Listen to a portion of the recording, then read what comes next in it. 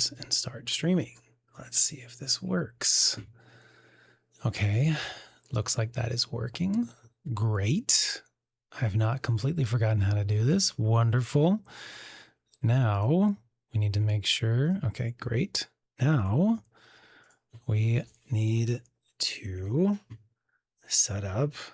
If you're watching this afterwards, hello. Thanks for checking this out later. First stream in the new apartment, and it's been like 4 months. And it's fine. Let's see. Trying to get the Twitch stream going as well. We have to do YouTube first. We have to do YouTube first and then Twitch. Because if I ever want to do like a YouTube unlisted stream, that has to be therefore that has to be the primary stream. So that's why. Now you know. Okay.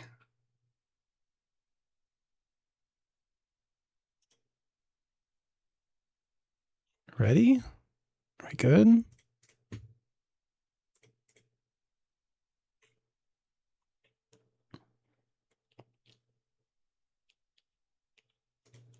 I think we're good. Okay. Now we've updated the Twitch.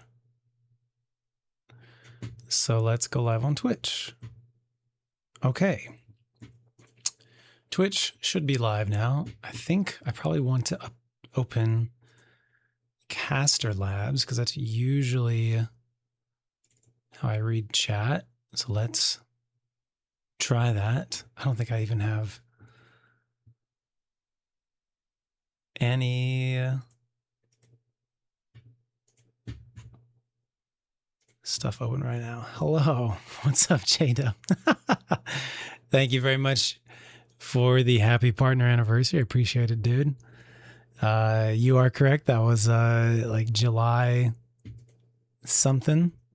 July 17th. What is Twitch saying to you? What is Twitch saying that it is? Because I think like Twitch sent me an email saying you're accepted into the partner program, and then I took like a week or two to like click accept.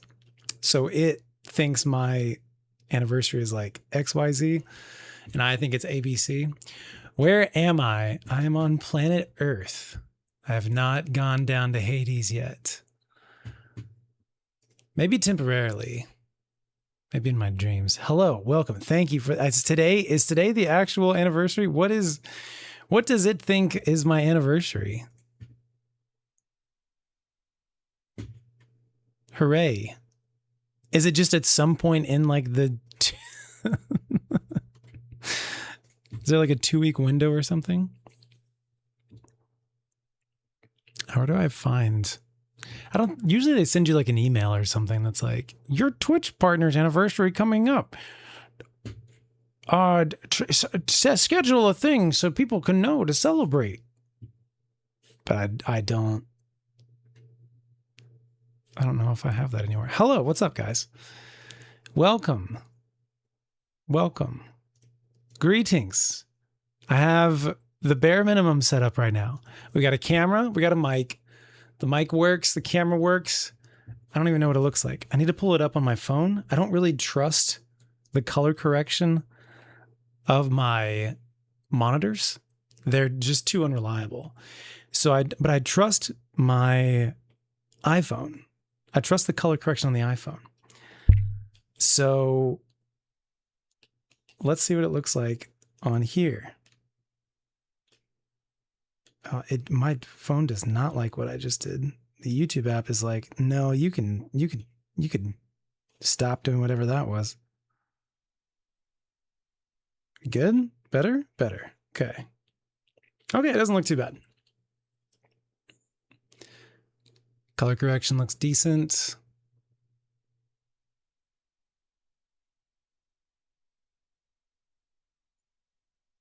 It's just dark.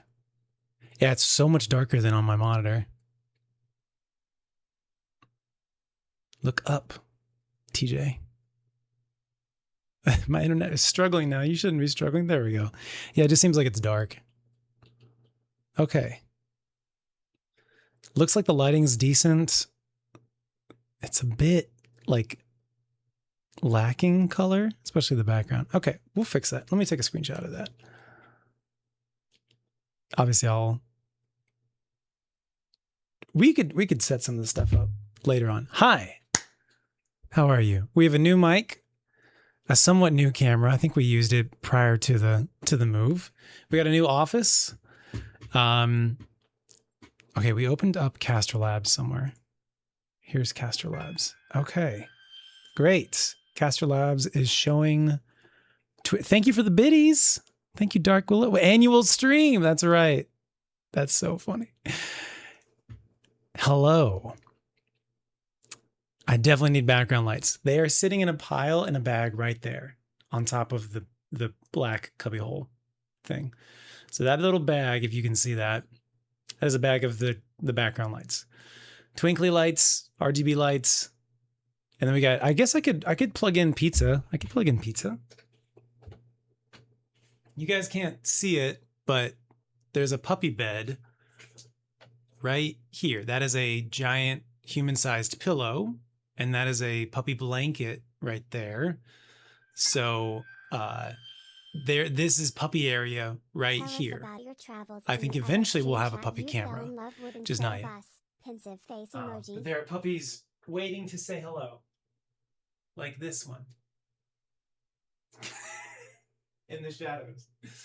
Okay, can we plug in pizza? I think we got an outlet right over here, so I think we can plug in pizza. For today, can you hear me? Can you still? Looks like you can. It's probably super echoey.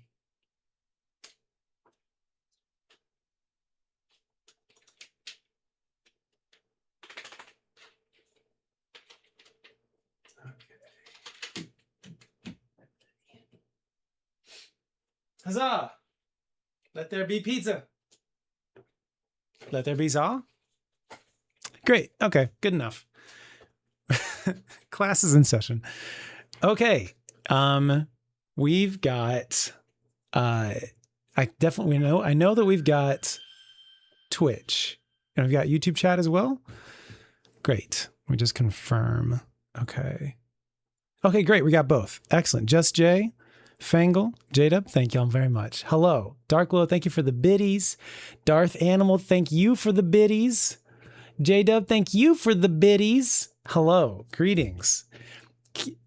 Are the alerts still working? I'm telling y'all, like, it's the bare minimum. Like, it took me so long just to get to this. I didn't want to like wait anymore. So okay. Hello. Great. Am I gaming today? Probably will later on. Just depends. I want to just like catch up with you guys and say hello. Lots of plans. Thank you, Crit. Wait. Hold on. I want to hear this. Wait. 77 quadrillion 777 trillion 777 billion 777 million 700. Perfect. Thank you, Crit. Thank you for the 101 months, bruh. This is the hair length now, by the way. You guys haven't seen me in like 4 months. It's significantly longer. I don't know what I'm doing with it. I just know that I'm not cutting it. I'm feeling pretty countercultural these days. Whatever that means. That's like a phrase that resonates with me right now. I think it's my small, subtle way, not really subtle, but it's my small way of like protesting not living in California. And now that there's a lot to update you on. We'll get there eventually, but I think that's what it is. I've spent time like analyzing like why do I feel like growing out my hair?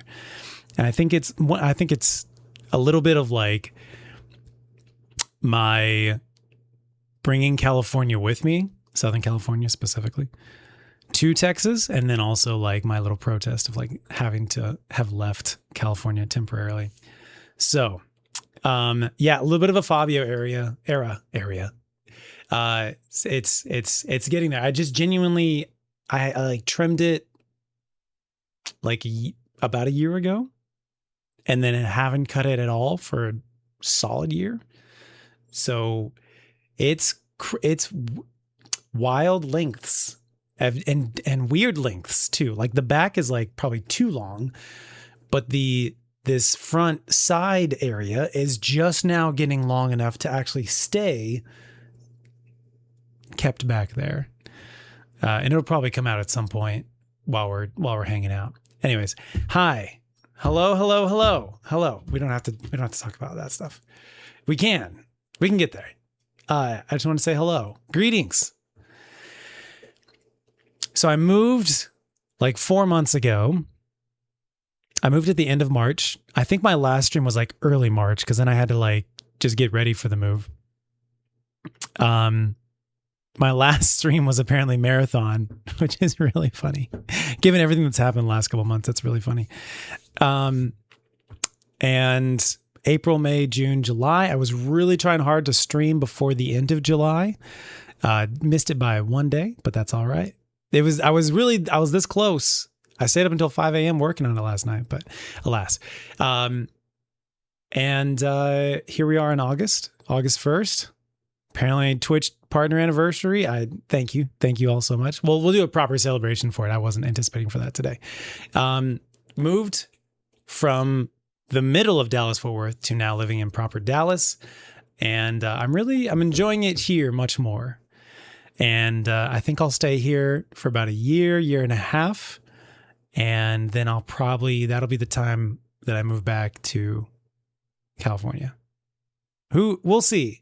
But like, I feel very solid about my current place.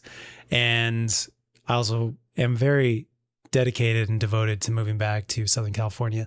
But in the meantime, it's been really good to be around family, reconnect, take care of family, spend a lot of time with family, grandfather, mom, other family around in the area. Went to like a funeral 2 weeks ago for my like great aunt out in Tyler, Texas, which is East Texas. And, it's been good. It's been good to like be with family, be around family, seeing my grandfather every month, helping take care of all that stuff. So, it's been good. I think it's been a really good decision.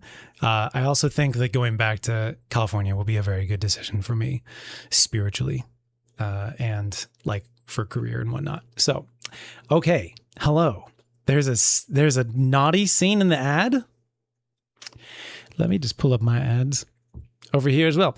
Hello to everybody who's here. By the way, Darth, Fangle, Cuckoo, KP, Squishy, J-Dub, Crit, some friend slop. Yes, sir. Emily, hello. Link in Tears of the Kingdom. Cosplay ideas. Thank you. Who else have I not said hello to? Thank you all for being here. Charity. She's late for something. Dark Willow, thank you again for the biddies. Much appreciated. Jay, what's up? Thank you. Okay. And Alfie Prime. Thank you all so much. Many good friend slop games these days, indeed. I fully agree, Crit. I fully agree. Angel Besitos, hello, welcome. Happy belated birthday, Darth. Happy belated birthday, J-Dub. That was like months ago. Apologize for missing y'all's birthdays. Ichabod Crane from Sleepy Hollow. Thank you. Perfect time for spooky season.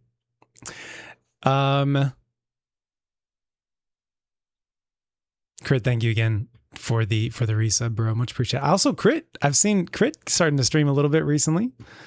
Got his seasonal quarter stream going on. Yeah, dark background will I'll definitely we'll get that lightened up. Thank you, Fangle. Great. Stage rated. Fabio voice. Probably not. He has like a deep voice, right? And then like a bit of an accent, if I recall. Yeah, we'll get some lights. So since we're talking about like the background lighting stuff, my Vision. So I really like having the PCs actually in frame now. I think that's pretty cool. Um, so, well, I'll probably play with like what colors are they? Because right now they're just kind of going through their rainbow loops. So I'll probably adjust that a little bit.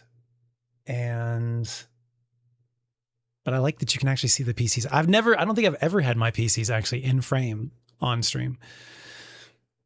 And it wasn't really a plan for this setup. It just kind of like happened that way originally. So right now I'm kind of like facing a corner. Originally I had the PC on this wall, and the camera was basically angled, instead of being angled at the flat wall, it was kind of angled at the corner where the tree is. And I just felt it kind of looked awkward to me. It was like the camera frame was like looking at a point. And I just felt like it felt awkward to me. So I like kept brainstorming. And I was like, what if I put the desk in the corner so the camera, and now it is like more of like the angle on the webcam is like much more of a side profile on me, rather than like normally I have it like, I don't know, like a 45-degree angle. But so far I'm liking it. I think it's decent. We'll see. I may adjust it. We'll see. You can also definitely see the outside windows, which is interesting. You'll be able to tell like what time of day it is here. You'll be able to see the sunlight coming in. It's rare that we usually stream during the day, but I think I am going to try and start streaming at like 12 noon. I feel like it'd probably be good to try and stream when most North Americans are awake, instead of like starting stream when most North Americans are going to sleep. Might be a good business decision. I'm just saying, something to consider. And when most Europeans are already in the middle of the night asleep. Just an idea. So I think that's something I'm leaning towards. But anyways, visual, to like tangent just a little bit more about the visual background. Backgrounds, RGB lights. Look, there's a puppy. Probably have a puppy cam someday. That's a plant. I would love for the plant to be like lit some way. Is it going to be backlit? If it's backlit, it would look like a silhouette plant. It's a fake plant, by the way. Even if I try to convince you later that it's real, it's not. Would that be kind of creepy if it's a backlit plant, or would it be cool? Don't know. We'll play around with it. The normal RGB lighting on the white cubbyhole, and we'll see. I don't think I'll go as much color as we've done in the past. Like it was usually like RGB strips and like a color LED bulb. I don't think I'm going to do that this time.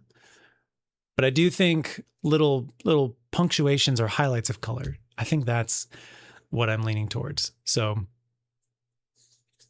we'll see. At least we have a key light, and I think I need something called like a hair light, because like my hair is dark and the background is dark.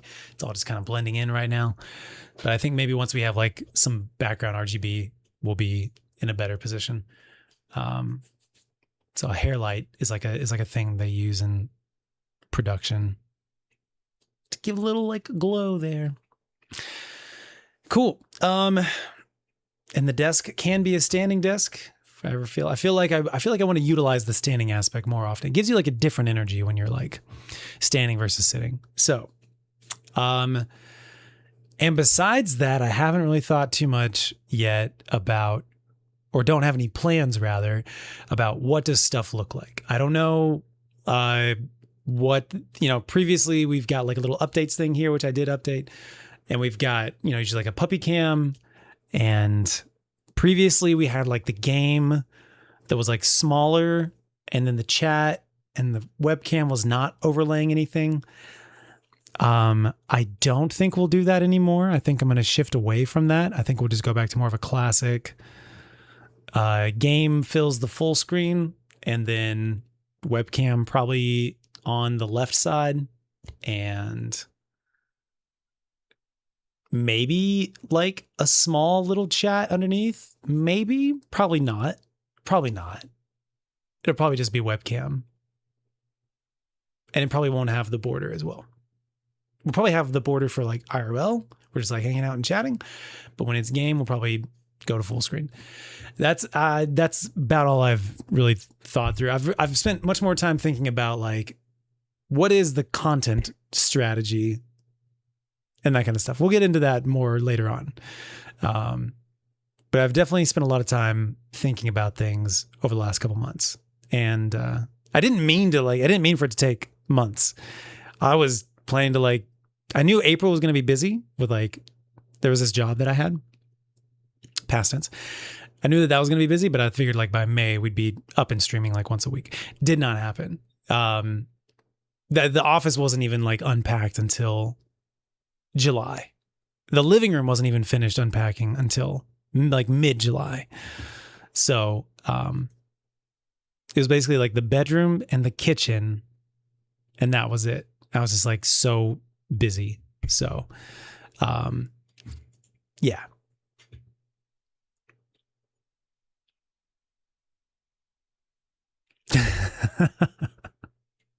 I did not do a shirtless stream for Pride Month. You're right. Color changing on the PCs are giving Windows Media Player visuals. I was just thinking about that. Like not specifically Windows Media Player, but what was that?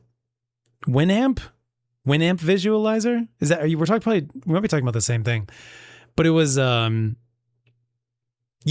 like early 2000s music visualizer. I was like, why don't we use that? Why? That seems like it's very similar to like the background that I have here. Why haven't I used that? I don't think I wrote that down, but I did have it in like the back of my mind. Let me jot that down real quick. Just like a visualizer that's like truly unique. Like this is a loop. The background here is a set loop, but something that is like truly unique or reacting to whatever is happening. I think that's cool. It's a cool idea. How do I want to do this? Ideas? Sure. By the way, I think I'm a changed man. Also, I'm sorry we don't have any music in the background. Let me know if we do need some music.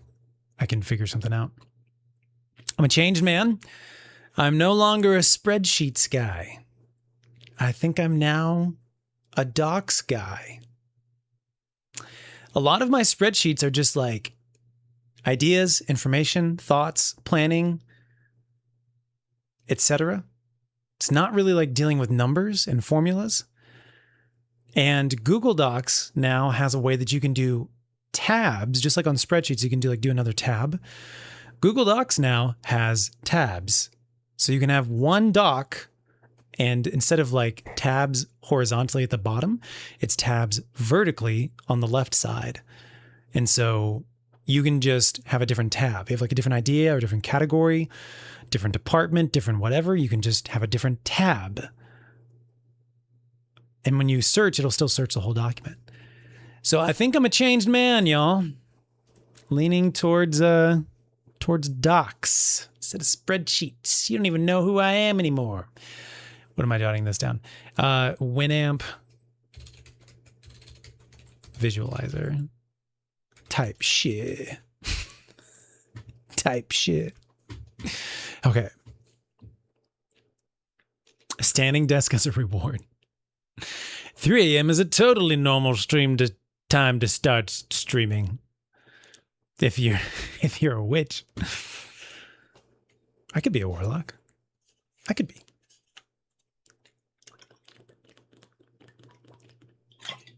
Could be.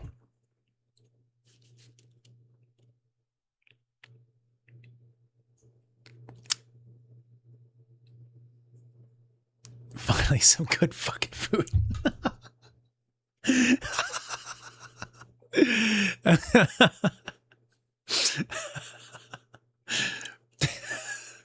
Thank you, Crit, for your honest feedback. Great memories disassociating while blasting Linkin Park and Avril Lavigne, watching the color pattern spin. That explains a lot about you. And also sounds very similar to my childhood experience as well.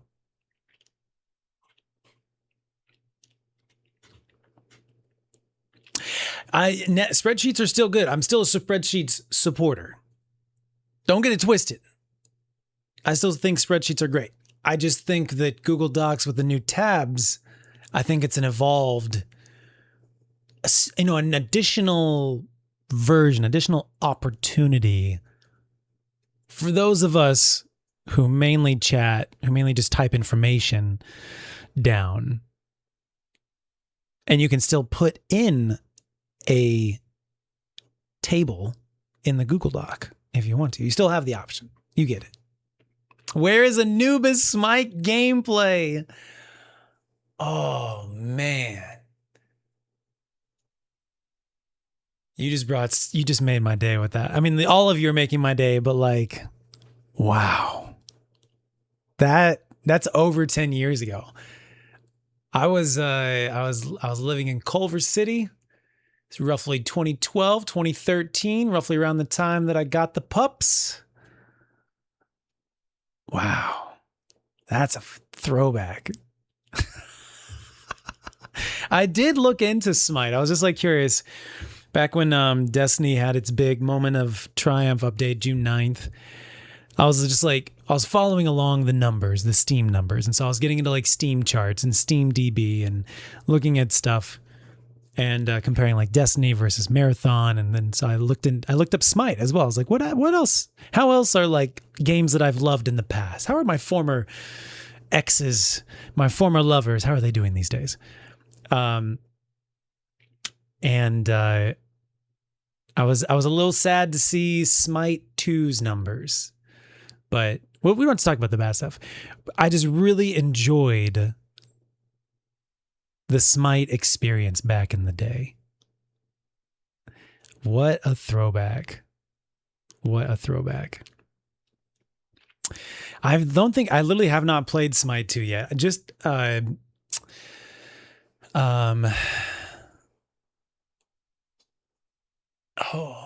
so out of practice. Someone gave me like a rundown of Smite 2, and it sounds like a bit of a departure from the formula. But I have not actually dipped my toes in. What's up, Blawwolf? Hello, welcome. Blawwolf also has been streaming, by the way. I may or may not have tuned in a little bit just to see what's up. Seems like Blawwolf is working his way through the Resident Evils. Gasp.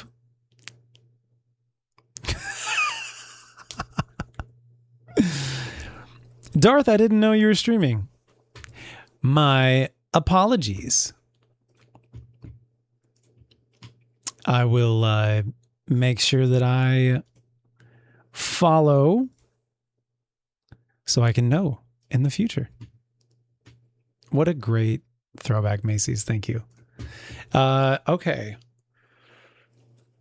A notes guy, or note, singular. Is that Microsoft Note? Who makes this? Because there's like Notes, there's Notes Plus, there's Notepad. And I've dipped my toes into the different notes apps, but I mainly just use those for like pure, like stuff that I don't care if it disappears, like just like scratch notes for myself, basically. Notes app on the iPhone. Yeah, I use that as well. However, since I can't really access it, I can, but I can't really access it on my desktop. That was my primary like notes taking thing before spreadsheets. So for a long time, for like 5-10 years. And then I became spreadsheets, and there was still a lot of notes app happening. But now like, but I want to be able to access all this stuff that I've been doing, like on dog walks. Like I just jot down ideas or revisit or whatever. So I'm becoming like a Google Docs main. This is so silly. Kevin is singing the song of his people.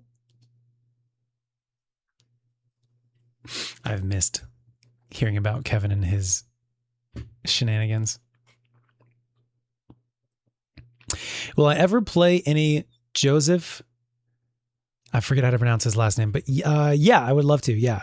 I didn't know he did Split Fiction. That's cool to know. Yes. The answer is yes, Emily.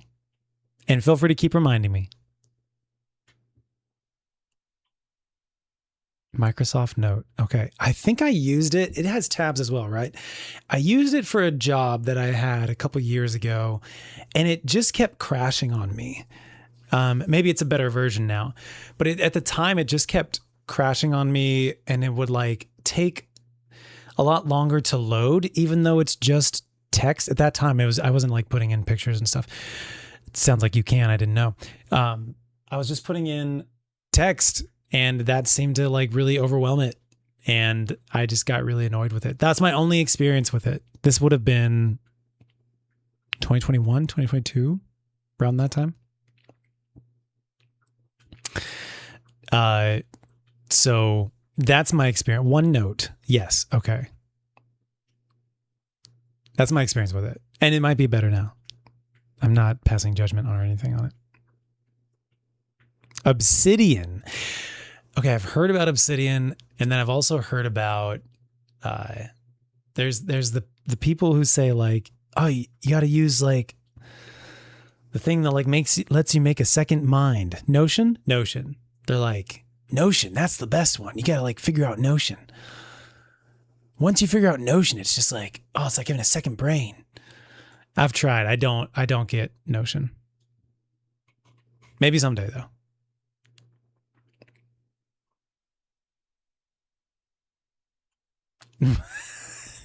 Ellipsis.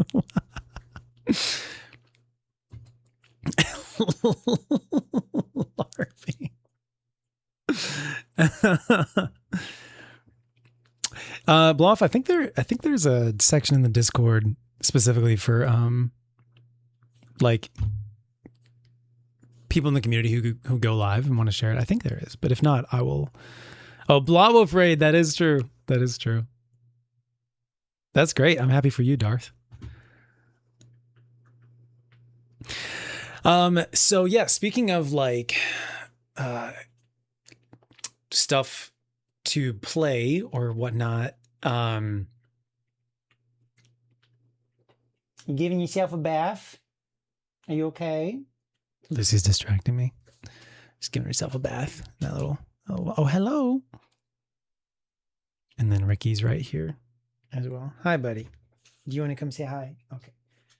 Puppy tangent. Hi, buddy. Hello. This is Ricky. I don't know if you guys remember. I want to tell you about the microphone too. I've been wanting a directional mic for a long time. This is a Maono microphone. It's the 200W. It's actually really cool in terms of like variety of capabilities. It can do wireless via, I think it's Bluetooth. No, it's wireless via its own receiver. It's not Bluetooth. Hi.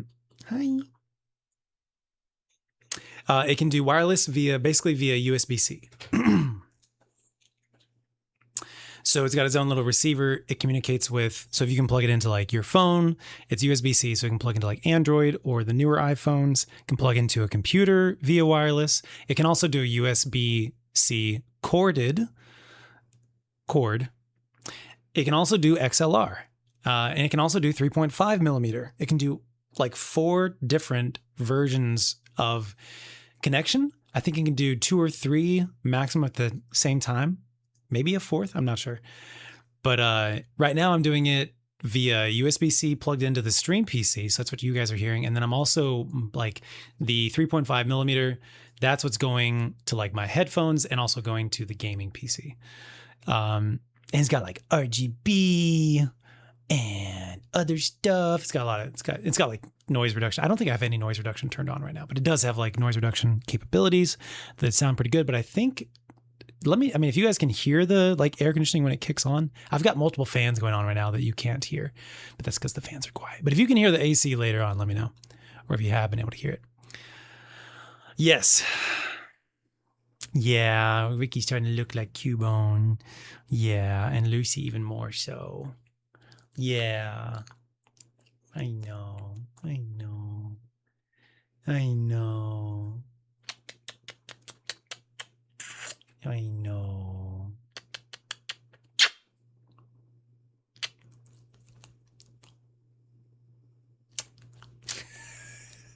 he's gonna try and go for the mouth lick. Hi, buddy. Dad, I feel awkward. Just let me sit down. Okay. There you go. So that's what this microphone is. I've really wanted a directional microphone. I think they sound better, at least on like masculine voices. I think they sound better. Anyways, I've been wanting one for a long time. I think it sounds good. Let me know what you think. Cool, great. It's got some cool capabilities.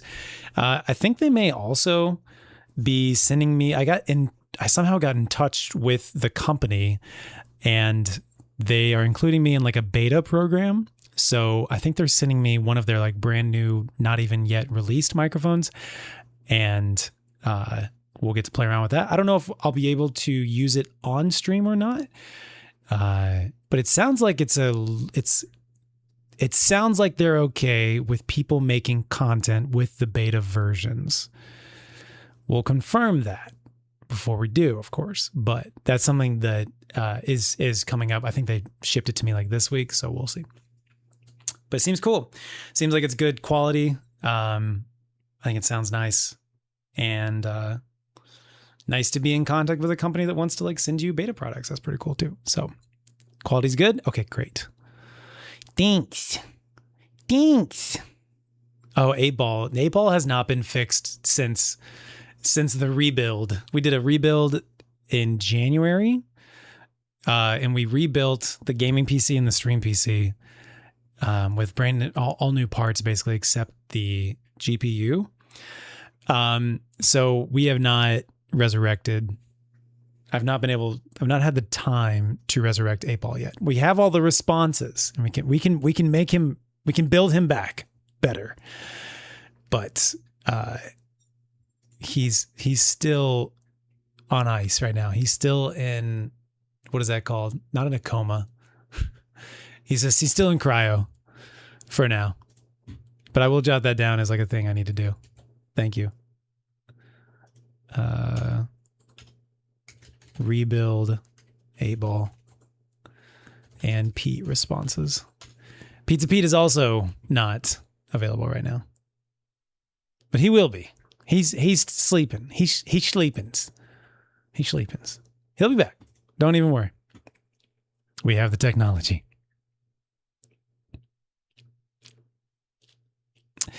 Yep. Agreed, Crit. Charity was here for a quick moment. I think she was on her way to something. She might be going to work or whatnot. You have enough for another command? Pizza Pete will return. Dude, I was searching so long, like multiple days of like, okay, I have like 10 minutes free. I'm going to try I was searching for so long, multiple days to find a GIF of like, you know, in like the meme of like, directed by Michael Bay. It's a character at the very end of the movie, and you think they're dead, and then they open their eyes or they twitch or whatever. I was looking for so long to try and find something that I could make to like do a little like hint that the content is coming back.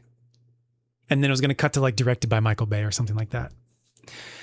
Could not find, I don't know, maybe I'm just using the wrong search terms, or like search, I just don't know where to search, or search has just been ruined. I could not find, like I could find things that were like similar, but like not quite the thing. And so I was like searching like characters not quite dead, directed by Michael Bay meme. I don't know. Anyways, point is I was trying really hard to try and find something like that, like Pizza Pete will return, or like something just to let you know that I was serious about content coming back. Couldn't find it, so I just went with like a simple peeking meme, but it, you know, got the point across. What I've done, erase myself, cast out the I forget the words. Anyways, searching for things in this economy. Is there a Mass Effect version of that? Okay, but I'm gonna put you down. I love you. I love you, little baby boy. They both got bones today. Can you believe it? I wanted them to be happy. Yeah, a nice, soft, delicious, not even a chew bone. It was just like a And it wasn't a bone. It was like a dental bone, but a big one. Usually you just give him halves. He got a whole one. You're going to have a big potty later tonight, aren't you? Aren't you? Yes. And Lucy, I thought she doesn't have too many teeth left. I thought she would just lick the bone, but no, she decided to chew on the bone. I'm worried we might find some teeth not in her mouth anymore, but she got a bone by herself too.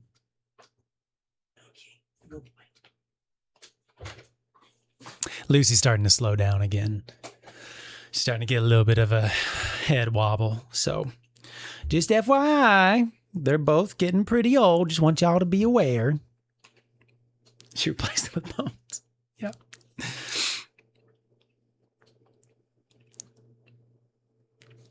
Yeah. Yeah. Yeah. I do need to get a bonnet for Lucy. You're right.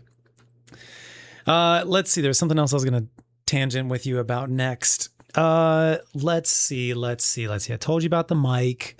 We talked about the visual. Audio. Let's go tangent to there real quick. I need to update the alerts. I need to update the alerts. We got to bring them forward into 2026. I feel like most of our alerts are still stuck in the late 2010s. We got to bring them forward into the 2020 second half of the 2020s. So I don't know what that means yet, but that is just something that's like on my mind. Like we need to do that.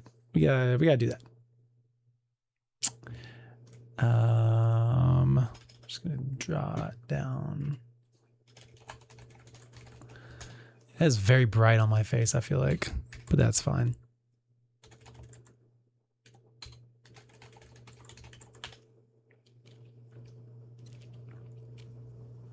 And we need to also update, the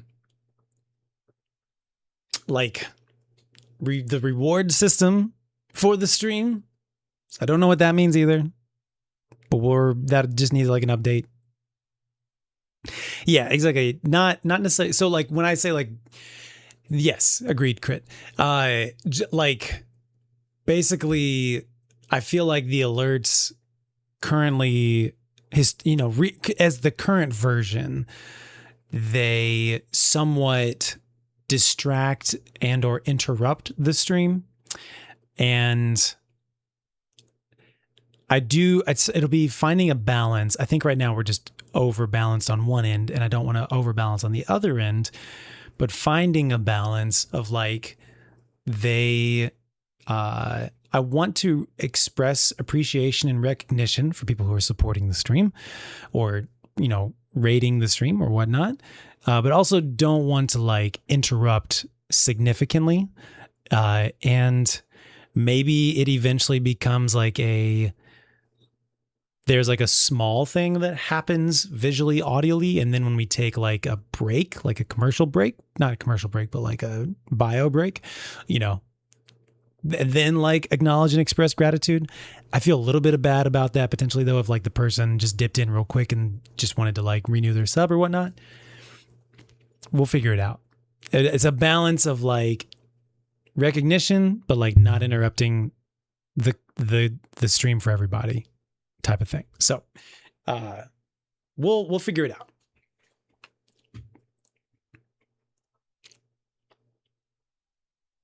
Word.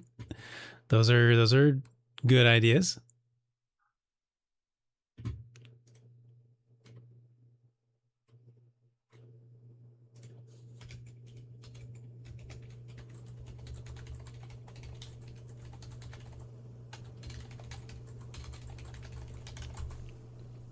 Amid credits. Most of the memes are now awful.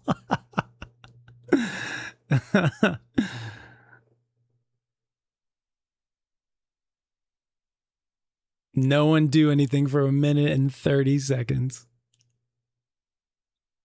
Even removing follower alerts. Word. Okay, so I can hear, tell me if you guys can hear this. I can hear like a little click. but it might just be in my headphones. Hopefully it is just in my headphones, but I think it's a tiny, almost imperceptible little click. I'm not seeing it here.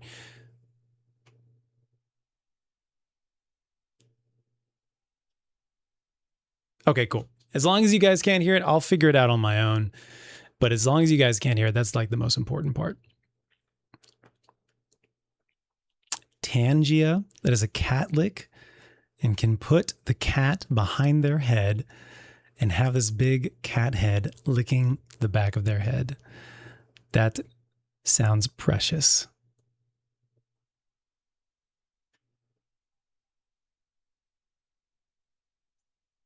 What's up, Heather? Hello, welcome. How are you doing? It's our first stream in like 4 months at the new place. New place is great. I'm much happier here than I was at the previous place. Previous place had a lot of issues. Previous place was west facing. So like from like 3 p.m. on for the next like 6 to 10 hours, it was just like cooking. Even after the sun had gone down, the building was still very hot. Even if you had like the curtains drawn and everything, it was still like the building itself was just hot. So like it's cooking unless it was like 30 degrees outside. It was like a sauna, more or less. And there was literally no air conditioning in the office room, the second bedroom. I had to close off like 90% of the vents in the rest of the apartment. This is a new build, like a new, not brand new, but like within like the last 5 years. I had to close the vents in 90% of the rest of the house in order to get like a medium amount of airflow in the office. It was very bad. There was like, I had multiple leaks from my upstairs neighbor down into my apartment through the ceiling. Had upstairs neighbors that like just had no self-awareness in terms of noise. Had to call security on them for like 6 months before I moved out. Management didn't do anything. It was very bad. Very bad. New place is great. New place is a little bit older, but as a result, it's like less cheap built. So it's really solid soundproofing basically between the apartments. I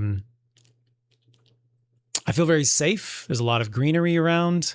I'm east facing, so I face the sunrise. It's very nice. I'm not really a morning person. I usually sleep till like 10, 11, 12. I'm going to try and become more of a morning person. I guess I can tell you guys a little bit like, I'm trying to decide what tangent to talk about or just write it down. I'll just write it down. I'm east facing now. It's great. Much happier, much happier. The place is also carpeted. The previous place was carpeted only in the bedroom. So the bedroom and the office. And otherwise the pups are just like sliding around. Oh, I guess, no, there wasn't carpet in the living room. Was there? I think I had a rug down. So this place is like entirely carpeted. So that's solid. What's up, Nikki? Good morning. Hello. Thank you. It has been a minute. Yes. Thank you so much for the resub. Thank you for 42 months. Much appreciated, Nikki. How are you? Good morning.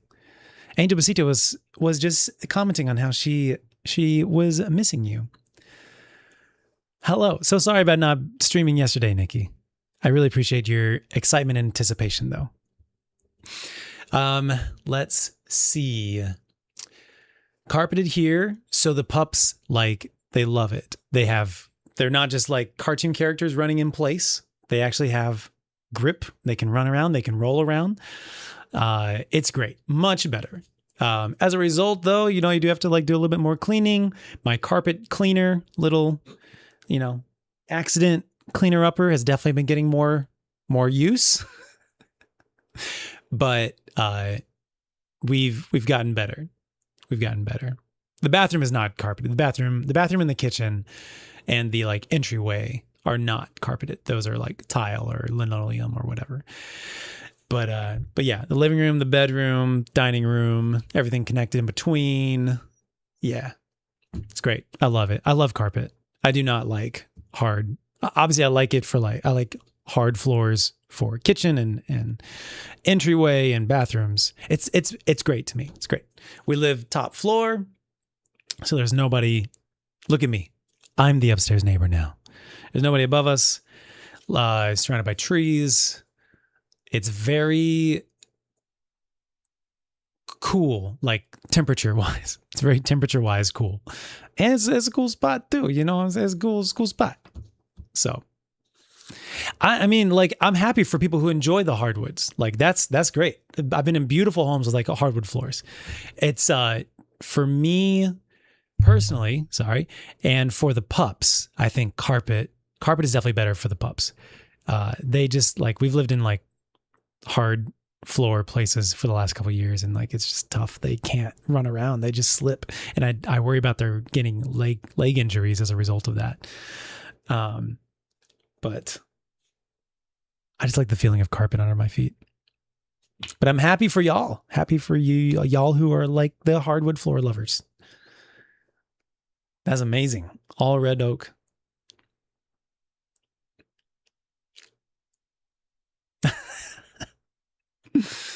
Carpet in the bathroom. See, that's a choice. That's a surprising choice. That's a surprising choice. Thank you, Heather. Much appreciated. Glad you're getting through. Good luck on the challenging things you got going on.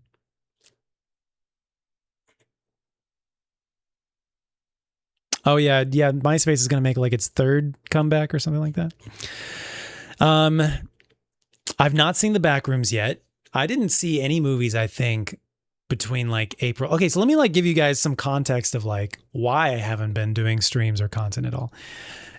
So first of all, we did the rebuild back in January, and I just have not had time to rebuild everything since the rebuild. And then we moved in March. So in March / start of April, I started a new job, and there was like miscommunication. I told them I needed to work part-time. The person that I was talking with was like, yep, part-time sounds good. 3 to 4 days a week. Got it. You got it. And then the HR person was like, so you're being hired full-time. I was like,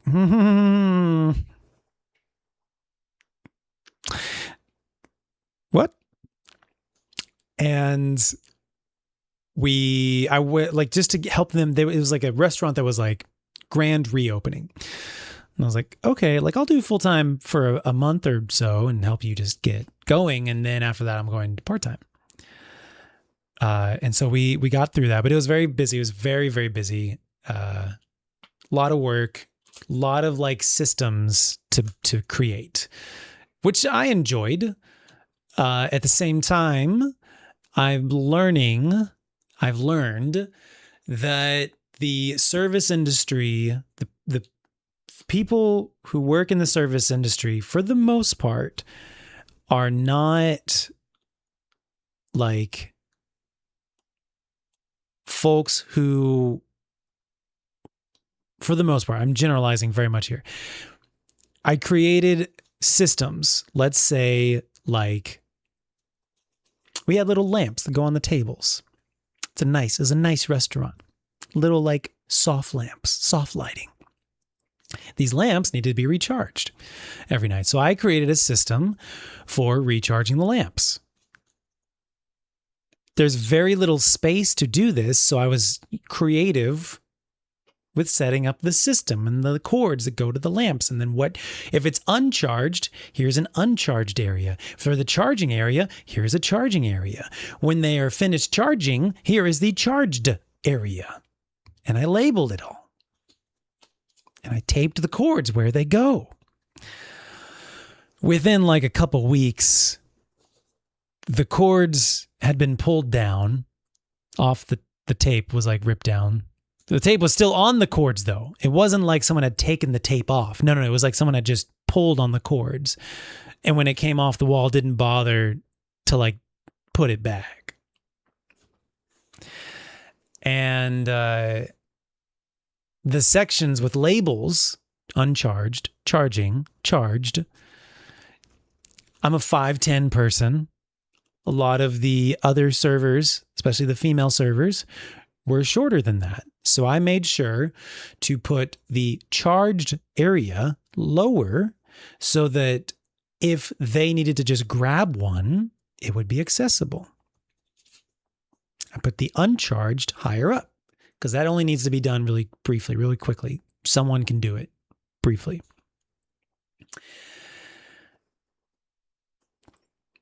The labeled areas did not matter after a certain point. It was just free for all. And it's just, that I came up with, I had to design I was assigned designing 3 systems, and that's one of them. And it's just like with all of them, it just like, maybe even 4 systems. It just all fell apart within like weeks. Like just sometimes it's the server, sometimes it was like the back of house, like the kitchen part. Just like people just don't care. People don't listen. People don't read. People don't follow instructions. And maybe this is just true everywhere. I don't know. But I feel even with labels, like I could understand if there weren't instructions, if there weren't labels, and it was like you had to remember or whatever. Like I could understand that for sure. Like that'd be tough. But if it's like right there in front of your face, all you got to do is like look 2 inches down to see, oh, this is that section. Oh, this is where that goes. Oh, this is how many go here. Talking about all the different systems I designed. So I've learned over the last couple months that even in like the higher end section of the service industry that, I think they're very good at doing what they do best. And if it doesn't fall into that purview, if it doesn't fall into that area, it's not sustained. But I do want to also say, like, there are some amazing people in the service industry who do exceptionally well and are better than me for sure. Absolutely 100% at doing service industry stuff, like chatting up people. I'm definitely an introvert. I have to perform. I have to put on my mask whenever I go talk. I don't know if I told you. I think I told you this. I started doing like working in restaurants as like the classic actor side gig when I moved to Texas. But if I hadn't told you that, now you know. But that's been mostly my job for like the last like couple years. So this particular one was like a very nice, very, very nice restaurant, upper end. My last 2 restaurants have been very like fine dining Italian, upper class, like dining, et cetera, et cetera, et cetera. But as an introvert, like you still have to like interact with people. You still have to perform. You still have to put on that mask of like social interaction and whatnot. And it's just, I'm just not built for that, man. I'm just not built for that.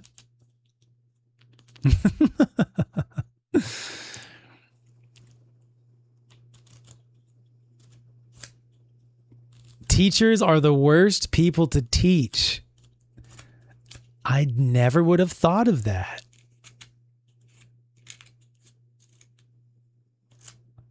Sometimes people don't know how to put in effort to maintain. That is the best way to put it. And it sounds like, from listening to you guys, it sounds like it's probably true across genres, across categories. It makes me feel like I have high standards, but is it me who has the high standards? No, it's the people who's wrong. It's everyone else who's wrong. Yes, we got a little mini pony going on.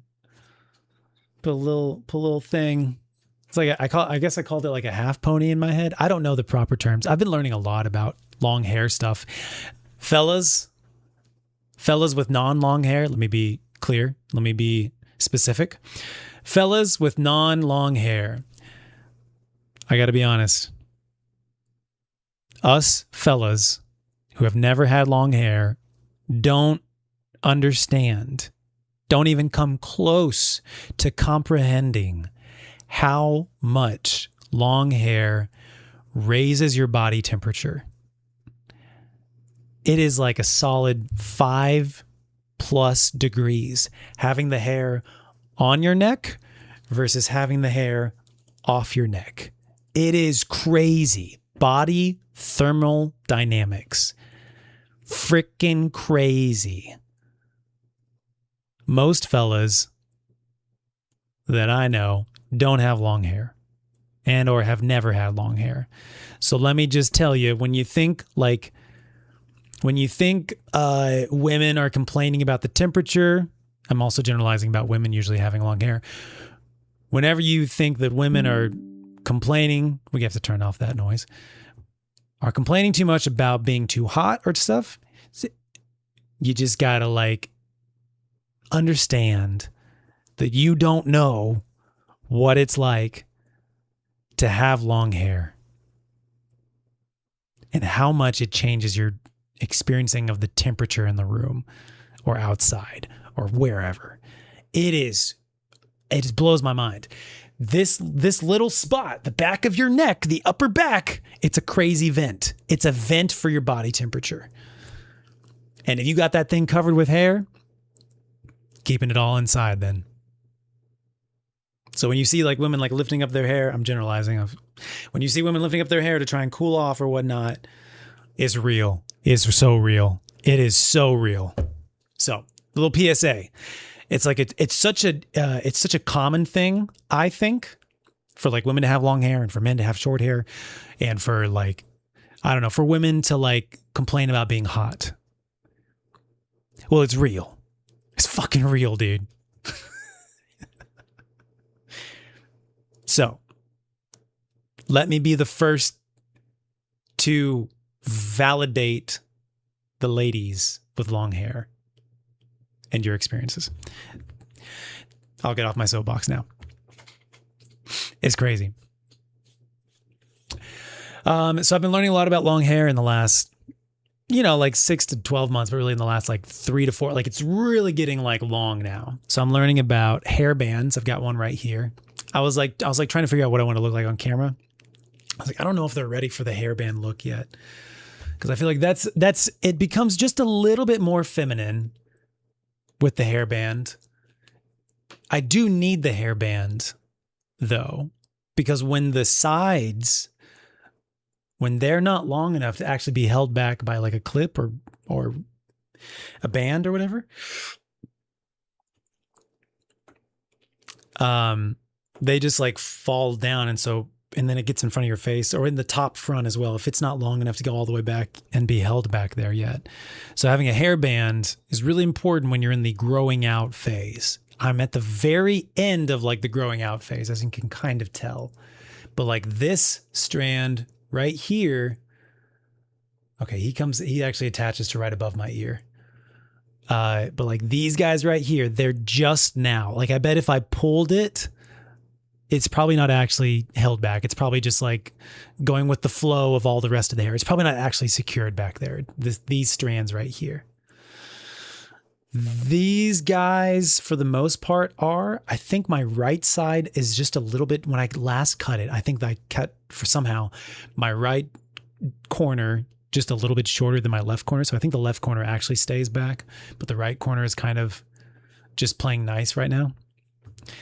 So, but yeah, I look like a freaking poodle when I have a hair. For the last couple months, when I wear a hairband, I look like a poodle. The hair is not cool and slicked back. It's flopping out. I'll show you guys someday. Today is not that day, but it's just flopping out right here. And I look like a poodle. It's hilarious. And I can't do the upper pony yet. I'm excited for the day that I can. That'll be Sekiro hair day when I can do an upper pony, and you can pull everything from the bottom all the way to go to the top as well. That'll be sick.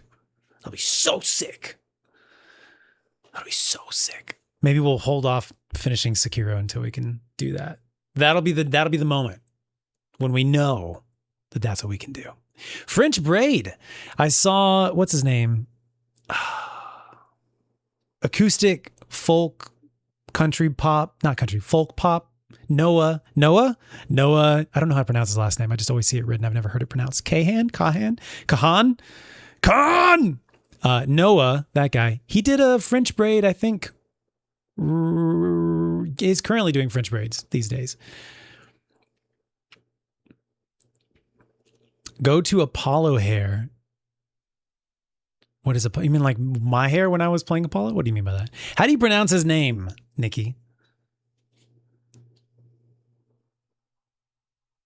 Can Blawolf buy me sparkly pink hair clips? You can buy them for me. I don't know if I'll wear them. We can make like a stream reward for you guys. Hair scrunchies. I've not used a scrunchie. I have used the little like hair bands. I don't like how they feel. So this is a little alligator clip. I'll take this out real quick just to show you. I love these things. I love these so much more than hair bands. Hair bands, like you got to like wrap it up and it's like so much more like, and then it's like much more taut and stuff. This thing, boom, done. Boom, done. If you don't get it right, like you don't get all the hairs or something, just take it out, regather it, boom, done. It's amazing.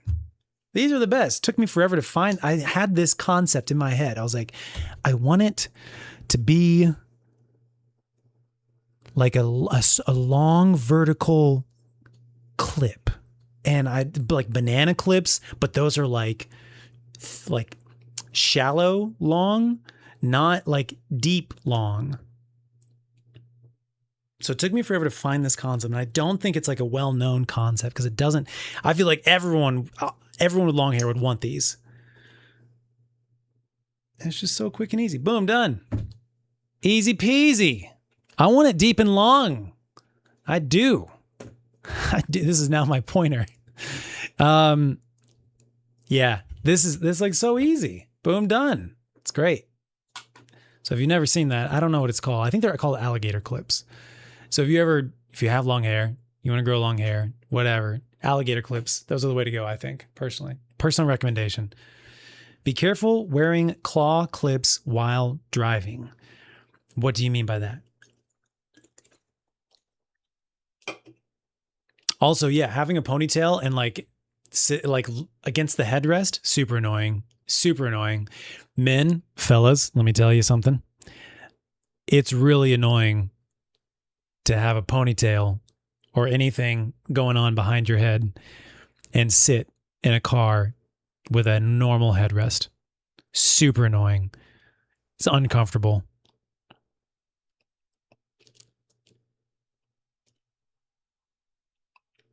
They should make a modification or something with like I don't know, like a hole or like a padded around, like built it up. I don't know. They should make a modification. Anyways. Good to know. Pop it off while driving and put it back. Well, I'm getting to the point where I can, but I previously was not at the point where I could do that. If I took it out, it would just be, it's never coming back.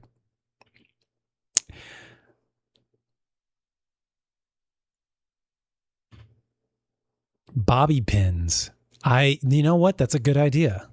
I hadn't thought of that yet. Again, I'm like learning everything. It's fascinating. I feel like I'm going through what most girls go through like pre-puberty. Like, as their hair is finally getting long enough that they can like style it themselves or like figure out what they like to do with it. And so I feel like I'm going through what most girls have gone through at like age 10 to 13 or some shit like that. And it's almost humbling. It's almost like I didn't realize how annoying, but yet awesome having long hair is. What the most annoying part is the growing it out phase. Like when it's not quite long enough to do what you want it to do, it's not quite long enough to stay, etc. There's a phase where it's like it's short and it's like right here. Like if you're just letting it loose, it's like right here. Cool, that's cool. But then from there to there, that's like 6 months or more to get it to go from here to there. And that's a long time. It's a long ass time to wait and like have not very good options for hairstyling. Yeah, and I'm learning about like how to take care of your hair in the shower, when to actually shampoo, when to actually condition. I barely shampoo anymore, just if I'm like super sweaty or I had to use like a lot of product. Mainly just letting the natural hair oils do its thing. But like living in Texas in the summer, you're just like sweat a ton. Pros and cons. Cool.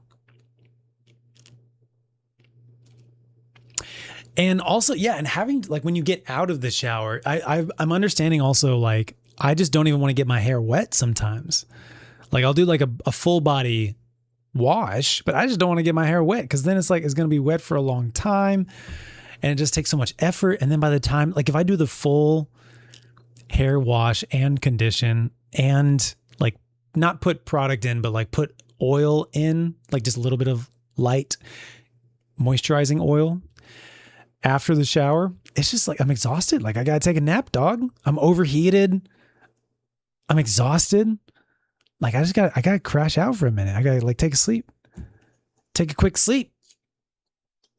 And then also in a good way, my hair looks better when I take a nap. I don't know what it is. If I think what it is I run very warm. When I get out of the shower, usually, it's usually a warmer shower. I do try and do like a cold, rinse or a cool rinse. But the heat is coming off your head and the heat is going through my hair. And I think the heat straightens. There's like a balance of temperature. If it's too hot, I think the hair gets straightened or it loses the oil or whatever it is, but it ends up being like more straight.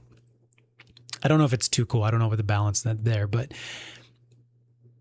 if I'm walking around, if I'm remaining vertical, if I'm remaining on my feet, my hair ends up more straight. But if I lay down and take a nap, like I lay down on my back, the heat is now coming out like my face, basically, not my hair. And the hair is compressed and it's not getting dried out.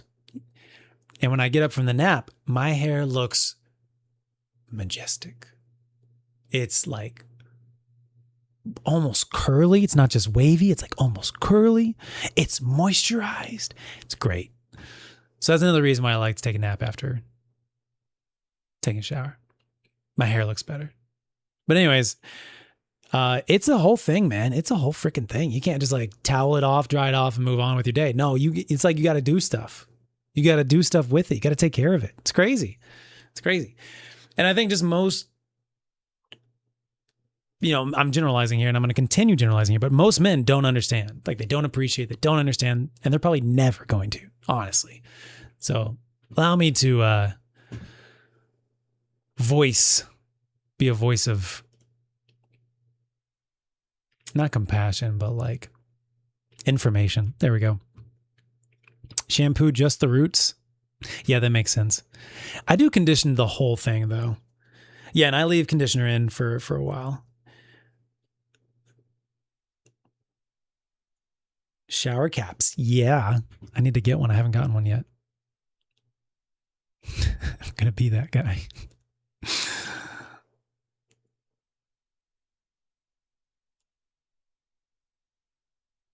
Let's see. Am I using herbal essence? I'm using a green one. Is that Fructis? I think I'm a Fructis main right now. And there was something else that I use as well. There's an oil that I think it's it's green. And I think it's is Fructis herbal essences? Garnier Fructis. Thank you. I'm a main of Garnier Fructis right now. There's an oil that you can buy, and I just like pop like 2 pumps in that and just kind of like squeeze it into the hair after the shower. I use their conditioner in the shower. I think I use their shampoo as well. I'm still trying to figure out which shampoo I like the best. But the best conditioner though, even though I use this Garnier Fructis, the best one is Dove. Hold up, let me look it up. I took notes. I write things down. Go into the notes app for this one because that's where I put my groceries. JK, it's not in the groceries one. Where's my hair care? There it is. Dove Ultra Care Intensive Repair. Now they might have changed. I think they might have changed Ultra Care to being something else. But it's Dove Ultra Care Intensive Repair. You're looking for Dove Intensive Repair. Whatever's in that really agrees with my hair. It makes my hair like really rich and moisturized. Get out of the shower, stays rich and moisturized. It's great. It's amazing. Highly recommend. Yo, Skylar, what up, dude? How's it going, bro?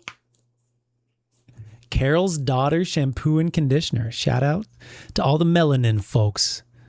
How's it going, bro? La Vida Loca, as always.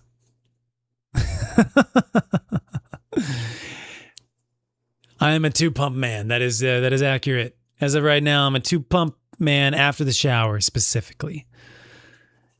Intense Repair. Yes, I think that might be the same product. Yeah, it's real good. It's real good. We know what's up. Even bleaching your hair. I use a little bit of like a lightening shampoo just to like maintain a little bit of something. There's a little bit of color. I don't know if it's even actually working or not. It's probably not, but you know. I've been doing well, bro. Skylar, I've been doing well. Finally got the office set up. There's going to be more lights and whatnot set up eventually. But for now, we got, you know, the PCs over here. We got a pizza lamp, courtesy of J-Dub in chat. And getting back into it. This feels like a good segue right here. Let us tangent. So what does the future hold for me? So basically, I'm returning to content full time, which I'm very excited about. What do I even have written down here? I don't know what I've been revealing to you guys. Okay, that's okay. That's a bunch of nonsense. Basically returning to, I would say, entertainment. So to me, that means like auditions, streams, videos, etc. I do still have another part-time job doing like social media for a company, but it's very flexible. It's work from home, remote. So I can basically do it whenever, wherever, which is great. And it pays pretty good. So fate has taken a turn recently such that I now have a lot more free time. I didn't intend for it to end up this way, but I'm taking, not advantage. I'm taking the opportunity presented to basically return to like what I actually want to do with my life, with my career, and where I feel like I truly belong, which is like doing entertainment stuff. So coming back and doing streams, videos, auditions. It'll be like acting auditions, voice acting auditions, commercial auditions. There's also like there's a really big agency here in town, in Dallas specifically, Kim Dawson Agency. So I might try and like go make some connections there and just say, what's up? I live here now. Would love to like get to know you guys. Maybe we can like develop a relationship together. Maybe you want to say what's up. But they do like a lot of local casting and they do international casting. There's a lot of opportunities here, basically, summarize. So when I say like returning to content full time, I really mean like entertainment, including the other stuff too, but we'll just simplify it to be just content. So what does that mean? Number one is Destiny streams. But it's not going to be the only thing. But definitely, one thing I've definitely concluded on for streams specifically. Let me specify, we're talking about streams right now. Fridays are going to be solo flawless Fridays. First of all, there was this big update that came out in like June. Destiny is now like not even on life support, really. It's just been sent out to sea. They haven't lit it on fire like a Viking funeral pyre yet, but they have like sent it out to sea.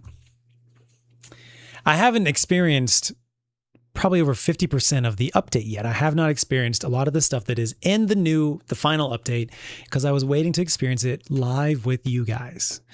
I have been doing some PvP. I have been like experiencing like like strikes, some really basic stuff, but I haven't gone to any of the planets yet to experience distortions. I haven't experienced Sparrow Racing League.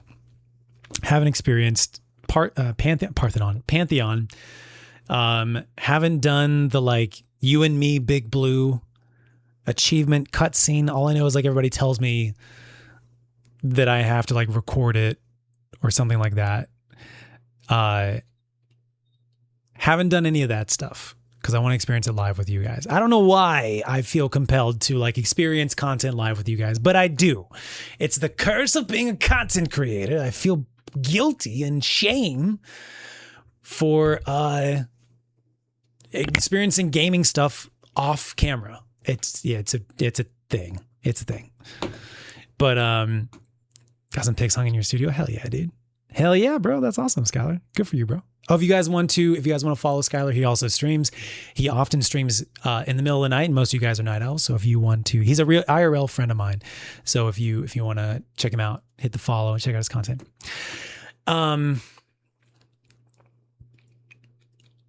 So I need to experience all of the June 9th update stuff in Destiny. There's something else major that I haven't experienced in Destiny yet that came with the June 9th update. Oh, the new exotic weapons, haven't done those. The new exotic mission, haven't done that. There's more. Doesn't matter. We'll get to it. So definitely Destiny on Fridays. There's also like, there's so much that I've always wanted to do in the game, like solo flawless dungeons. I still haven't done the newest dungeon. I haven't finished the newest campaign, Renegades. I haven't experienced the newest raid, Desert Perpetual and Epic Desert Perpetual. So far, I've been pretty good at being completely blind on all those. So we'll be doing some of those things on Fridays. We might even eventually do a blind raid with some old friends like Adrian. She started getting back into Destiny recently. And other stuff. So Fridays will be Destiny. I think I would like to do 3-ish streams per week. So what does that look like? Is that like a Wednesday, Friday, Sunday? Is that a Tuesday? No, I don't think we can do Tuesday. I have like other stuff that I need to do earlier in the week. So when I get that stuff finished, then I can do like social media posting for my part-time job. When I get that done, then we can have fun at the end of the week. You know what I'm saying?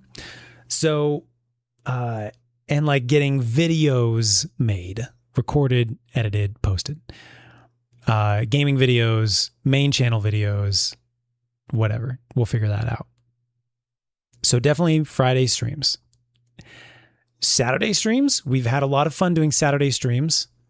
Maybe Sunday streams. Maybe Saturday is my like IRL go hang out with IRL friends day. Because like the normies do still work. You know, they still have the 9-to-5s. So maybe it's Sunday streams. Did we used to do indie games on Sundays? I can't recall. Or was it Indie Tuesday games?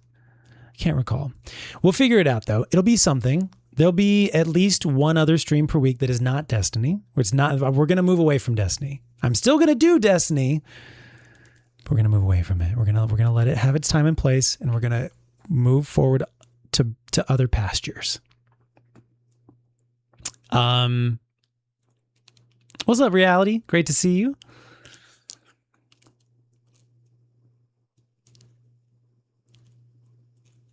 Thoughts and prayers mode. For real.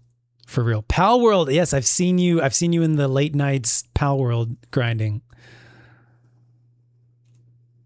Glad you're enjoying it, bro. Now that I have a face, do I have thoughts on the all digital game news for PlayStation stuff? I just think it's a terrible decision. I think PlayStation is making mistake after mistake after mistake after mistake right now over the last like 3 to 4 months. But that's their choice. I don't think Xbox is in a much better place, but I do think at least Xbox is like being transparent. Like, yo, we haven't been financially, profitable in years. We got to make some changes in order to like in order to keep the party going, we got to make some changes. And I respect the honesty and transparency. Like, there's no easy way out of a situation like that. So I respect the transparency and honesty. They're going to have to continue making decisions that people aren't happy with, but I respect Xbox's decisions right now much more than I respect PlayStation's decisions. Because PlayStation, their justification is really not landing well. The justification of like, we're gonna go all digital, and then a couple weeks later, after everybody gets upset, they're like, "We hear you. We're still gonna do this." Like you didn't explain why. There was no transparency. There's no explanation. There's no like. Currently, it costs us more to like print, to use. Hello, thank you so much for the biddies. What's up, Sparrow? Good to see you, friend. Thank you very much for the biddies. Etc. Like maybe it costs them too much to use. Maybe that requires chip stuff in order to read physical discs, and they just can't justify that price inclusion. Okay, well, tell us that. Like, say that's a thing. I don't know. I just don't. I think PlayStation's making some big mistakes, and I think it's going to really cost them support among their fan base in the future. So right now, being a PC gamer is looking at PC and Nintendo, and I guess a PS5. So I bought a PS5. I don't think I've told you guys. So back in March, PlayStation announced they were raising the prices on the PlayStation 5s or whatever, and it was going to go into effect in like April or something like that. And I was like, bruh, I really want to play Demon's Souls.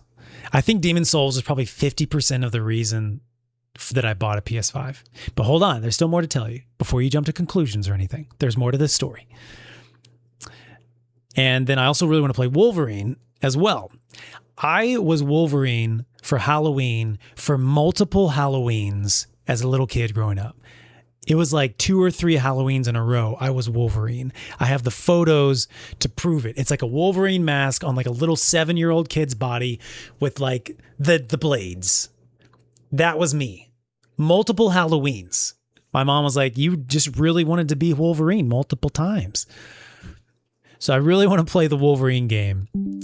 And we need to turn that off. How do I go to notifications? It's whenever my mouse like goes to sleep. Play a sound when a notification arrives. Disable. I wish I could just disable for that particular thing, but I guess we cannot do that. Nar. Okay. So Wolverine, what else is there? What else? There was most of the stuff was already like backwards compatible, for PlayStation 4. Another thing that I wanted to be able to do is like with PlayStation 4, I can have it set up in the living room and still play it here on my PC via. It's not, is it called Remote Play? Remote Play might be something for the PSP, but there's some version of a Remote Play concept where you can actually like you can play on a computer while streaming it live, like from your console basically. And on PlayStation 4, it's available for PS4 and PS5. On PS4, it's only 720p, and on PS5, it's 1080p. So that was like another like minor, like a 5% reason for buying it. Wolverine game was like 30 to 40% reason for buying it. But what I did is I bought it refurbished from official Sony. So I got it for like $350. And nowadays it's like over $500. And I know that like the PS5 is going to probably continue being decent. Oh, and here there's still more to the price as well. I'll tell you in just a second. It'll probably still be continued to being supported for like a number of years, like 5 years probably, even if the PS6 comes out before then. But the PS6 is going to cost like $1,000.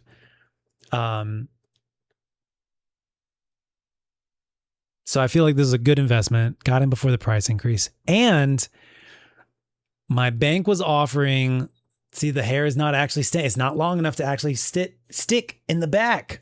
It was just playing nicely earlier. And then we took it out. And now it's like, haha, I'm free. Frick you. My bank was offering a 0% interest, pay over time type of thing. So I'm just paying like $40 a month for like however many months that is, to have a PlayStation 5. So I was like, bet, I'll do that. I will pay $40 a month, 0% interest. Like it's no more than what the price of the actual thing was. And they're like very rare when you get these kinds of offers. So I was like, all right, this is a sign. This is a sign from the universe that I should do this. So I got it for like $350 or whatever, plus tax and shipping and whatever else it costs.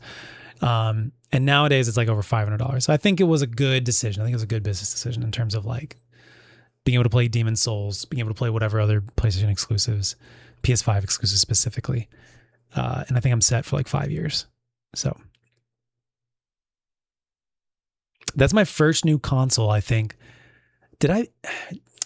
I bought, and also my PlayStation is the Destiny 1 PlayStation. It was the pre-order D1 PS4. It's a white PS4, which is funny now that the PlayStation 5 default is white. But like the default for PS3 was black. I think the default for PS4 was black as well. And the white version was like Destiny 1 only. I could be wrong on that. I might be misremembering, but I'm pretty sure that was the case. Came with a copy of D1, et cetera, et cetera, et cetera. And also just, I don't know, now it's like a perfect little bow tie. Yeah, I got one with disc player. Yeah, got just in case, you know. And I think that's important. I think that's an important decision. It depends, of course, your budget and all that jazz, but got a disc player as well. Yeah.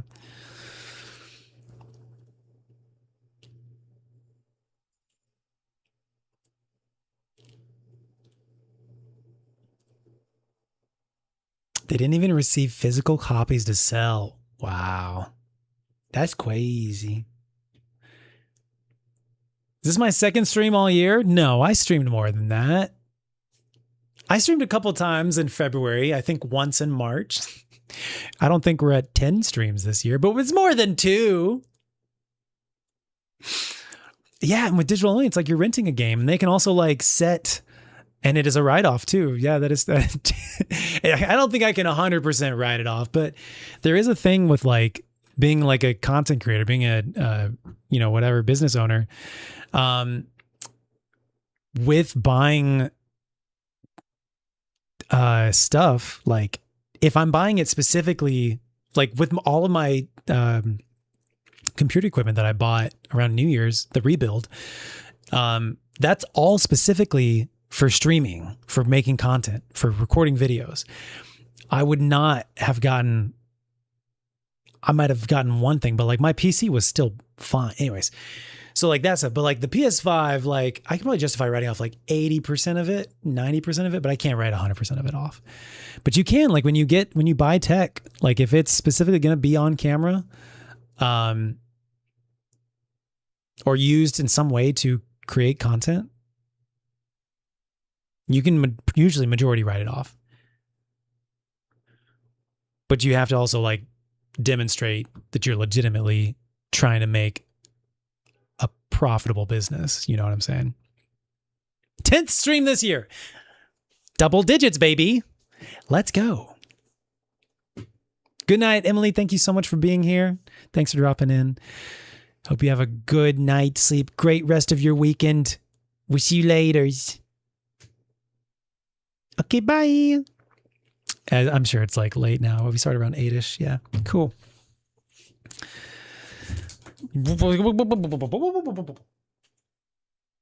Starting to throw things. Let's see.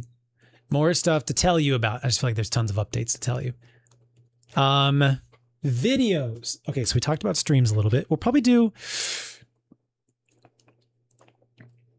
There's going to be a lot of time that, in the beginning, I just need to spend time like setting stuff up, finish setting up the office, finish setting up the software, finish setting up the hardware. There's you can't see it, of course, but there's like cords all over the floor over here. There's another table right here.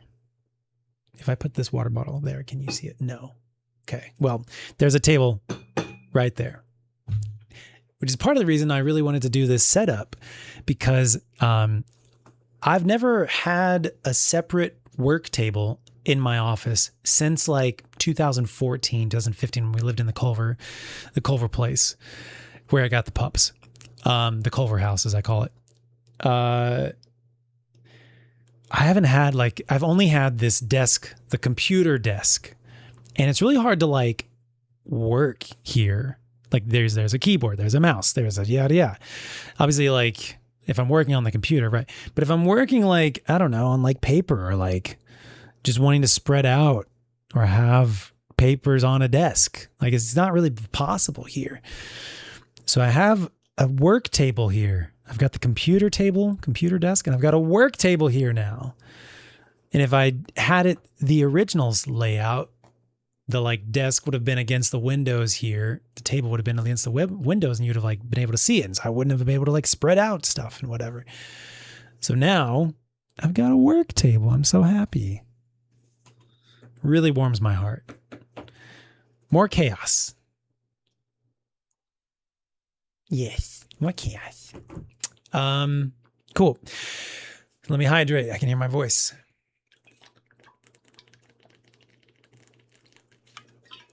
Starting to get a little dry. What else to tell you? So streams, consumer protection laws in place where we own the rights to a game regardless of platform. Indeed.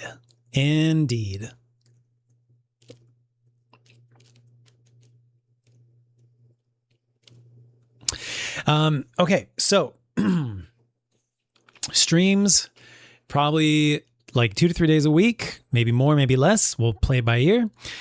Videos, as I've kind of mentioned to you guys before, I think videos are the more stable long-term content creator career. And that's what I think is best for me, my mental health, my physical health, my social health, my family health, future family. Being able to record videos in advance, batch record videos, batch edit videos, batch upload videos, then they release, versus I love live interaction. I love interacting with you guys, but being locked to a desk for hours a day, almost every day, is for me, it's unhealthy. Now, once a week, twice a week, once every other week, that feels great. I think that feels really good. Long term, I'm talking long term, not right now. I'm talking long term. I think that feels really good because I love interacting with you guys. But I do think that making videos, no one goes back and rewatches streams. You know what I'm saying? For rewatchability, for evergreen, for long term, for financial sustainability, for discovery, no new viewer is going to watch a 4-hour stream, and 4 hours is very short for us, as you guys know. So now we're getting some cool hair. Thanks, hair. Little 15-minute video, little 30-second montage of a funny moment, or maybe not a montage, maybe a little isolated 30-second funny moment from a thing. Little sketch, little 2-minute sketch. That's how we grow. That's how we grow the community, the business, the stuffs, the content. the community. Did I say community already? The channel. So that's what we got to get back to. That's what we got to get back to. I'm feeling really energized and really motivated about it, which is probably the best part. I feel very motivated. I feel like I have a vision. I feel like I have that. And that's what, like, I changed this whole office's layout. That was kind of all, that was not there though, to be honest. This was all just like boxes and like nothing, like the cubby holes had not been decorated and stuff. And this desk was not here. This desk was like over there. And this table was not even built, yada, yada. I changed all of that. I had the vision. I was like, oh, I'd put this in the corner and I can do that. And the angle will be like that. And then that can go there. I did all that in like one evening, like a matter of like 4 hours. I had the vision. When I have the vision, like I lock in, dude, and just like get it done. So I have a vision right now of like what the content looks like on the gaming channel for videos. And so I'm like, all right, just freaking do it, man. Just freaking go. So the way that I see it is like, and this is like a bit of like transparency, like for you guys to like know what to expect. You know what I'm saying? I like to keep you guys informed, so you just know what's up, what's coming forward. Basically, for like longer games, probably do them on streams. What are the longer games going to be? I don't know quite yet. I did just acquire Blueprints. I don't know where the emphasis goes. It's a pun in a sense. I did just acquire Blueprints, I think during the Steam Summer Sale. And we'll go through like game recommendations and requests and stuff eventually as well, so I can know what you guys want to see. Probably be Resident Evil stuff. Will be like newer games as well. But anyways, there'll be streams. Then there will be cut downs of streams. And those will be, I'll call them like longs or mediums. And then there will be a version that's like even shorter, but it's still horizontal. Either once I finish the game or once I like decide to abandon the game, or maybe I'll come back to it later, whatever it is. And then that'll be a 10 to 15 minute video. That'll be, I almost want to tell you like who I'm like, but I don't want to. We'll not go there. We won't reveal that much. But there are other, I think that's a successful formula, if you will, like a 10 to 15 minute, like to me, it's like summarized, but I think there's probably another creator online who already has a series called Summarized. So it probably won't be that, but something along those lines. It's like, that's the concept. It's a quick cut down version. It's like 10 to 15 minutes of the whole experience. And if people, if a new viewer finds that and they want to like dive in and watch the rest of it, cool. It'll be available as like a stream, or it'll be available as like longs or mediums, whatever I end up calling them. And then there will also be vertical things as well. Cause you gotta, those are the little samples for like people who don't know you, little funny moments or whatever, like little like 10 to 30 second or 2 minute little vertical moments. I don't know how that'll be, but like you just got to do it. You just got to do it. So it's like a thing that'll go on like YouTube Shorts, Instagram, maybe TikTok. I haven't used TikTok since it got acquired in January. Whatever else, the other platforms. I can't even think of the other platforms. That'll be the vertical short forms. What's up, little goose? Good. Yes, agreed. Consistently make content, not overwhelm. Agreed. And so that's why I said like also abandoning something, like feeling the pressure to finish a game. If it's like 30 hours, maybe we don't play it all the way through. Maybe we play it for the first like 5 to 10 hours and then we make the cut down version from that, or like the 10 to 15 minute version. Like maybe that's what happens. Maybe it's just like we just stream it for one day and then we just make a 10 to 15 minute summarized version. Like maybe that's what happens. I don't know. But that's like a real possibility, I feel like when I first got into making gaming YouTube videos, it was like this point of pride and a point of criticism. It was really, first it was a point of criticism. I would see people like viewers complaining in comments or criticizing in comments that creators wouldn't finish games. And so I took it as a point of pride that like, oh, I will finish games. And like, I never fucking did, but I like was so thorough about like, being so, I was afraid of being criticized, of being,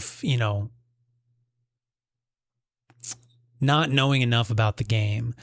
Like and this is how I've been for like, 10, this is how I was like for the first 10, probably more than 10 years of my gaming content creator career. Like and I'm probably still am, but I was afraid of like being criticized. I was afraid of like not being informed enough about stuff, not knowing enough about if there was a remake that came out, like not knowing what the original version was like. If there was a sequel that came out, not having played the first one. And so I always felt like I had to be, I guess, perfect. I had to like know everything. I had to whatever. And I think at this point in my career, I'm just like, I don't care anymore. I think the most important part is like having fun, having a good time, which I think translates to being entertaining. But I don't think it's like necessary as an entertainer to be perfect, to know everything, to have experienced everything already, etc. And so that's, I think I'm letting go of that, whatever that is, that perfectionism, fear of being criticized, fear of whatnot. So that is where I'm leaning towards. And yeah. So we'll see. Like if a game is like really gripping or like really entertaining or is like very successful or getting a lot of views, whatever it is, like, and then maybe like we'll rat it out for a little longer or whatnot, but maybe we don't. Maybe we just go with that. We shall see. We shall see. Yeah. See, Angel Besitos doesn't like it when I leave a game and not finish. I hear you, but like realistically, like that's just how it's going to probably have to be sometimes. I can guarantee you that not only have I done that so many times, but that is going to continue happening. There will be games that I do finish, but like the pressure that I have to finish anything that I start is unrealistic. It is too much. And it stops me from even trying it. I still want to, but like, I don't actually try. I want to be more nimble, and I think that'll be, now there will be games that I do finish, but I think that will be more enjoyable for me as like a creator.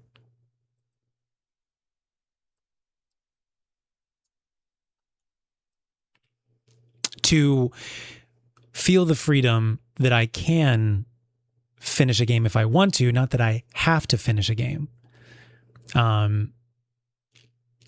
So I don't know, just wanted to be honest with you guys. And your feelings are valid too. Like if you don't like it that I don't finish games, that's totally valid and understandable. And I fully support your feelings on that. I don't want you to feel bad about that type of feeling. Like that's totally valid. I'm just letting you know that this is something that I just have to let go of. I have to, whatever. Just something that I have to do. Lo siento. That is that type of like, just FYI, this is not meant to like make you feel bad. That type of expectation is what leads me to like taking long breaks or like burning out, because it feels like there are expectations or demands that are really high that I can't meet. And therefore I feel shame and guilt and embarrassment. And I would rather just like, it just makes me like hide in a hole instead of like coming out and be like, well, sorry, dude, there's another one we're just going to have to move on from. Maybe we'll come back someday. Who knows? You never know what the future holds, dog. But yeah, I also feel like pressure, like right in this moment right now, I feel pressure to go back and finish games that we've already started and haven't finished. Part of that is like me and myself, like just me wanting to know, like, what is that game that's like you're like trapped in like the cabin and it's like slightly card based and whatnot. And it's like spooky and it's like the weird guy who like runs the game. Like I feel compelled to go Inscription. Thank you very much, Blawolf. I feel compelled to go back and still finish Inscription. But like at this point, I'm like, nah, dog, like we just probably got to move on. Like we just got to move on. There are other games that same game creator has made, like game dev has made that I really want to experience. And just move on. Like if you can come back someday, great. But like move on, dog. Like let it be in the past and like move on. That's where I'm at.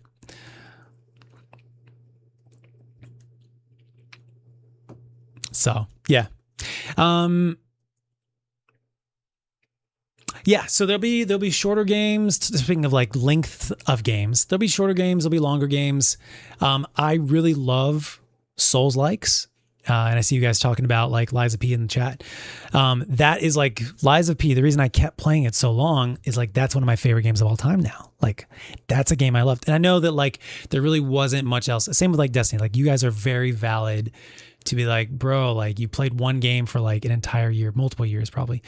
In Destiny, you played like 2 games and that's it. And you're totally right. Because I wasn't making videos, I was only doing streams for the most part. So there will be like certain days of the week, perhaps, where I do like particular like Souls-like Sunday. I think that was a thing that we did in the past. So like Destiny will probably only be on Fridays. Maybe there'll be a Souls-like that we do on Sundays. And then maybe there'll be like a rotating indie game, I don't know, Wednesdays or something like that. This is not saying for sure. It's just saying like spitballing ideas where like it changes every week. A friend slop Wednesday or some shit. Where it's like, it will be different no matter what. It'll be short. Well, not that the stream will be short, but it'll be a shorter game, etc. Because like I love Souls-likes. I love Souls-likes. And I love like interacting with you guys while working my way through Souls-like games. It's like such a rewarding experience. Now, on the video side, playing little indie games that are like 1 to 2 hours long, 3 to 4 hours long. Maybe those are just off-stream games that are just videos, just uploaded, edited down or whatnot. So I don't think that would have, well, it might. I think those would be like just, a handful of episodes. That's what I'm seeing. Maybe there's still a summarized version. If something is like, maybe there's still a summarized version. I don't know. We'll see. We'll figure it all out. Can't make perfect plans. But yeah. So we'll try and like mix it up. But they're like, so to me, like videos streams are a priority and videos are an equal priority. So like 3 videos a week or something like that. And doing like vertical edits, and the vertical edits are like not included in that 3 videos a week. Stuff like that. In order to like really make this a career and be able to actually like make this my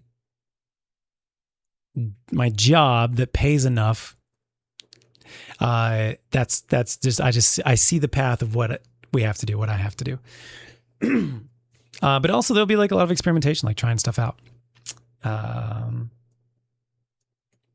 So yeah, that's I feel like that's like that's most of like vast majority of like my thoughts on the topics right now.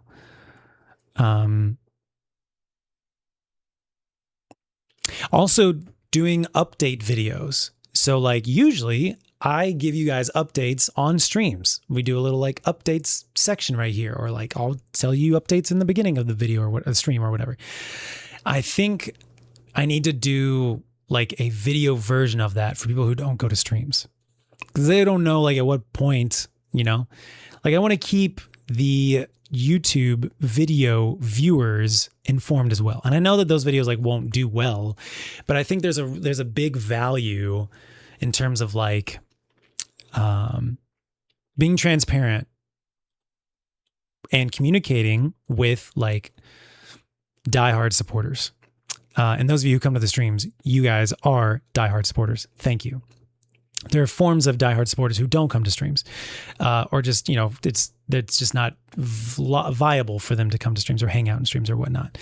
Or they don't vibe with that. So communicating through update videos, I think, is something that I need to do. Like, you know, once a month, like monthly update videos. Let me jot this down. This is a thought that I've had, but I haven't written it down yet.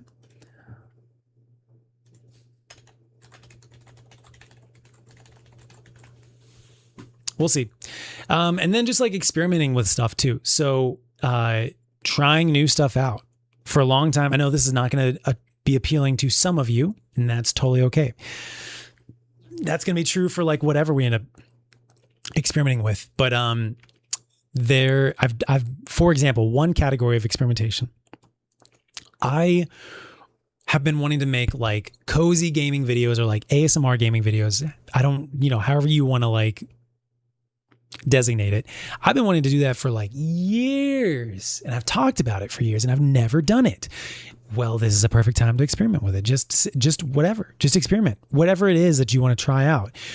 Doing like a 1 hour video of you're just hanging out in, I don't know, like for example, when Breath of the Wild came out, making like little 1 hour videos, 10-hour videos, whatever it is, of you just like in the ambiance of the game. And it's not like, you know, there's no face cam or anything. It's just you in the ambiance of the game, or you in the ambiance of the start menu. You know what I'm saying? Like, just like experiment and try new stuff. Like try new weird things, see what pops off, see what resonates with the greater viewership of the YouTubes. Etc. Oh, back in the Overwatch, I used to do like making parody songs. I used to do all my music stuff on Mac computers, and I do have a MacBook, but I don't like my Mac computer that I used to use for music stuff is like very old at this point. It's not really viable anymore. It's like over 13 years old, I think. But I also like made some other like weird creative videos, especially with Overwatch, like Overwatch sounds, using Overwatch sounds and voice lines to make songs. That was a thing that I really spent a lot of time on. I never released anything. I just released the parody videos and whatnot, but stuff like that. Anyways, just like experimenting. That's the whole point of this, is just to say like experimenting with new concepts and stuff that I've wanted to do, but just like never did. And I guess here's a tangent. I discovered I've really been dealing with like, and it still pops up from time to time, major like debilitating fatigue. First of all, I was dealing with like ADHD symptoms, undiagnosed whole life until like 2020, 2021, like a lot of people. Or did I get diagnosed before that? I can't remember. But just like finally getting a diagnosis and getting like some medication and like getting some therapy and talking about it, doing more research on it has really helped. I've been dealing with debilitating fatigue for a long time, and I still don't quite know what it is, but I think there's something in some food product, and it's inconsistent. Sometimes it happens with certain food. It might be that it's like a pre-diabetes type of thing. So I've been more aware of that, and that making that adjustment has helped. Stopping eating certain types of food has helped. Adjusting my diet has helped. But there is still also environmental stuff. I'm allergic to like all types of grasses. When I was living in my previous apartment, not this one, but the previous one, when I would walk the dogs without even having, like the morning walk without even having eaten anything, I would come back and just be like fatigued for like 3 to 4 hours. And I eventually figured out that it was inflammation. I was getting inflammation in my front sinuses, up the nose, into the nose, up into the forehead, up into the brain. That whole area was just getting massively inflamed, and bad news. Major fatigue, couldn't think, couldn't process, had to like just go lay down for like 3 to 4 hours every single day. Like ruins your freaking day. Started taking like anti-inflammation stuff. CBD works really well for me. So it is an environmental thing. It is also a food thing. There's probably other stuff that's triggering it as well. I still haven't figured out exactly what.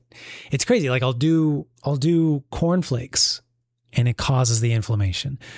So I don't eat cornflakes anymore, but like I would eat rice Chex, which is like the main ingredients is just rice. And that causes the inflammation on me as well. But rice itself does not. Oatmeal, which is like literally just oats,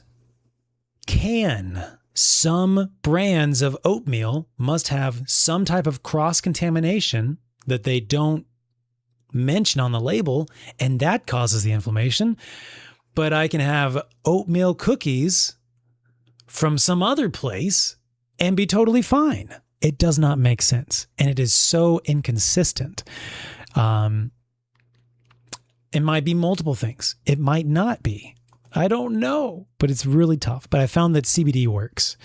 I do still have to, it takes 45 minutes for the CBD to like fully kick in and like have the beneficial effect. But it's, I just want you guys to know, like, the reason I'm telling you all this is so that you understand why I'm inconsistent sometimes. It is like having like a chronic disease. It's not, but it's very similar to having like a chronic disease that like debilitates me for like half the day. It's very frustrating and very tough. Plus there's like the ADHD stuff. I'm talking like for the last like 15 years, like why have I not just been super consistent with my whatever else? What's up, Charity? Welcome. How you doing?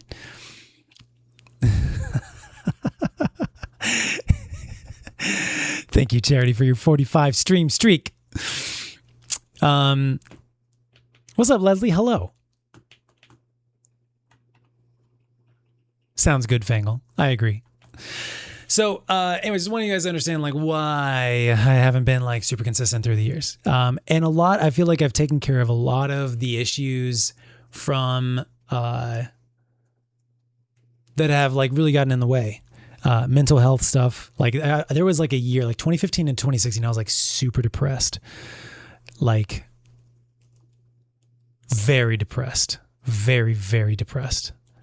And it was like over a year. And then things got better, but it was really bad. It's really bad for a while. Mental health stuff, physical health stuff,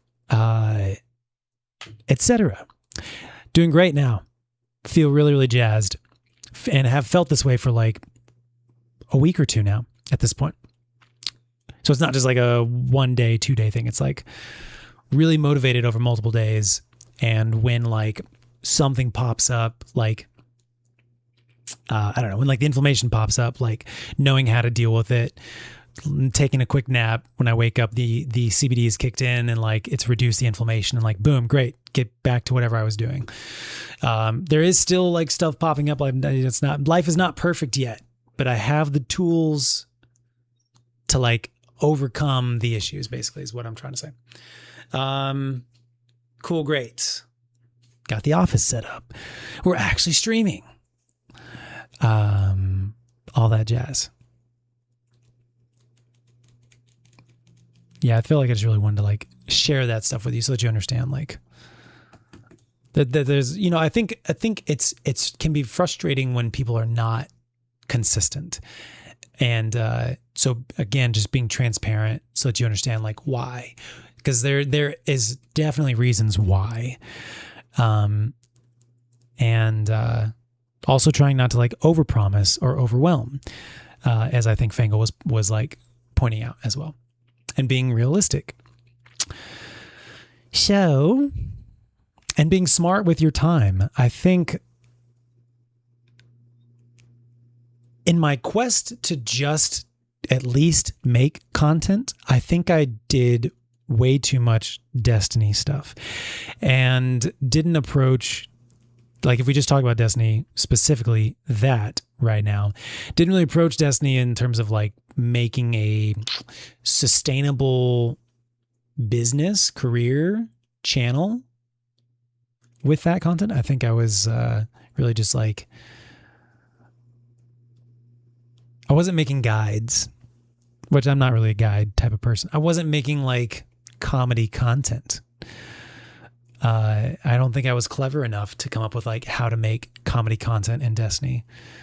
And I think I can like I can acknowledge that now that I know like the game is dead basically. And so like, what did I miss in the past? What did I not do in the past that I can do in the future? Like what are the lessons I can learn from myself about how I did or didn't handle things basically. And I think this is like, it's good for me to like think about that stuff. So, cause having worked in the service industry for 2 years now, I definitely know that I don't want to work in the service industry anymore. So that's also like a big motivator too. It's like, cool. What the fuck do I have to do to not have to go back to the service industry? No, it's not even that. Like I am not going back to the service industry. One, I'm not built for it. And two, I just don't. It's just not. This is not for me, man. It's just not for me.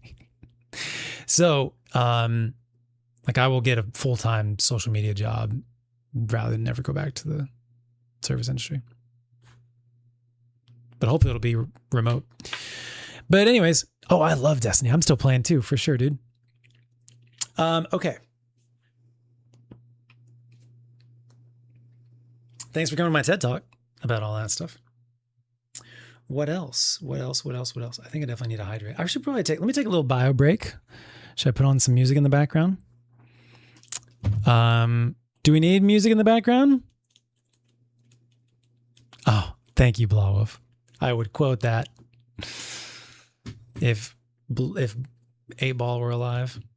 He's alive. He's just on cryo, in cryo.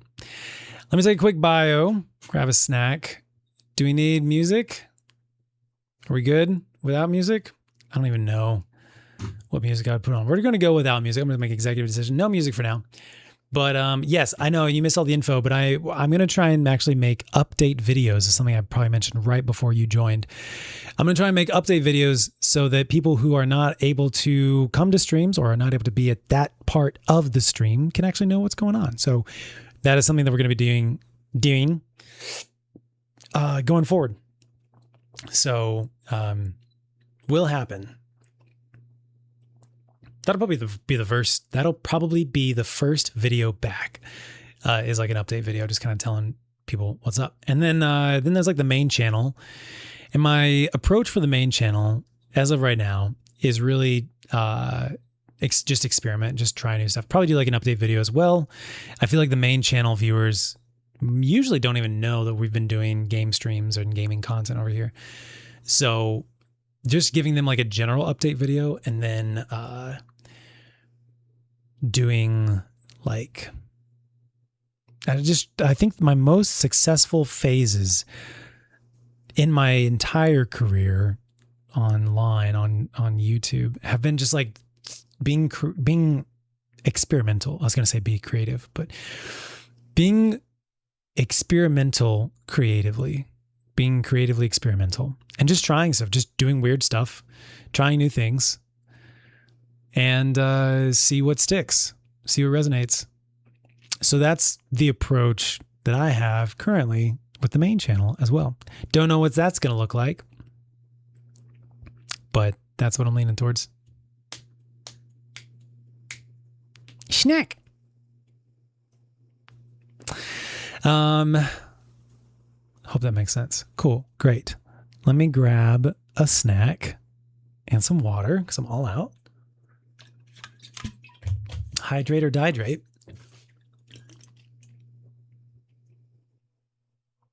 What just fell off? Don't know. BRB. Go somewhere if you must, but I shall see you in my dreams if you do have to leave.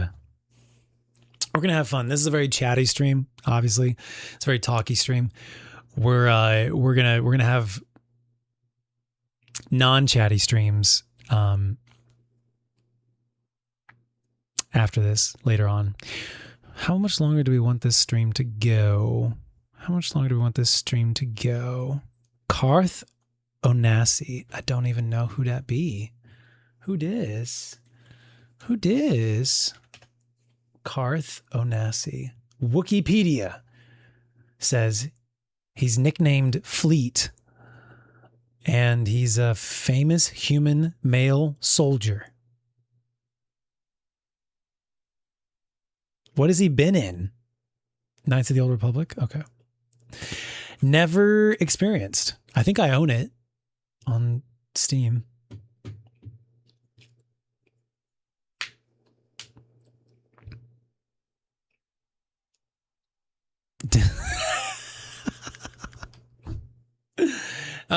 Cool. While I'm gone, let me know. This is your opportunity, is a moment if you want to let me know your thoughts on all that stuff. I know I've been rambling. I know some of us are just recently joining. But if you want to give me, this is your opportunity for questions or feedback, or whatnot, while I'm gone. And then when I get back, I'll work my way through it. Nothing's set in stone. Just wanted to share information. I love I know I'm a talky guy, and I also recognize that like maybe I need to like be a little less talky. I get that. I think that's valid feedback. I think my love of information, the hair is literally in my mouth, like on my tongue, below my lower lip.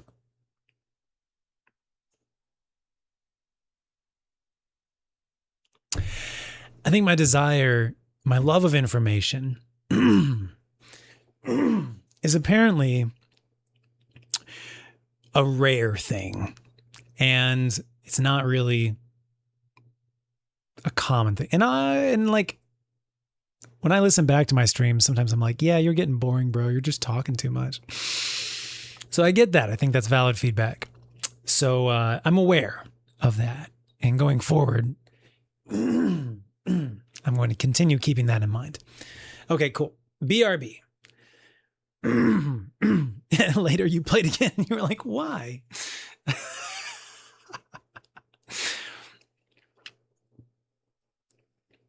Okay, sounds good. Sounds good. Sounds good, Charity. Sounds good, everybody. I'll be back. 1 second. Don't go nowhere, but if you must, I understand. Okay, bye. I do have a bagel here as well. Don't forget. Not that you knew it in the first place. I'm going to keep that bagel there. That's hilarious.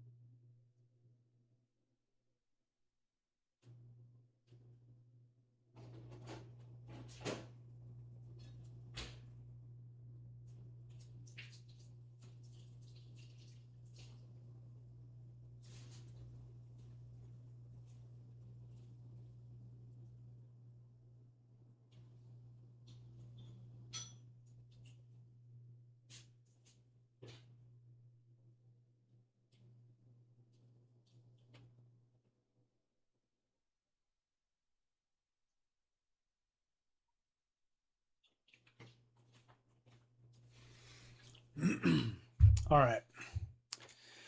I just took an Adderall, so we're gonna do fuck it, we ball night. We're just gonna keep rolling for tonight. Wait, you can hear me pee? Uh-oh. Now I don't know if you're telling the truth or not. Chat, can we get verification on that? Chicken sizzling in oil.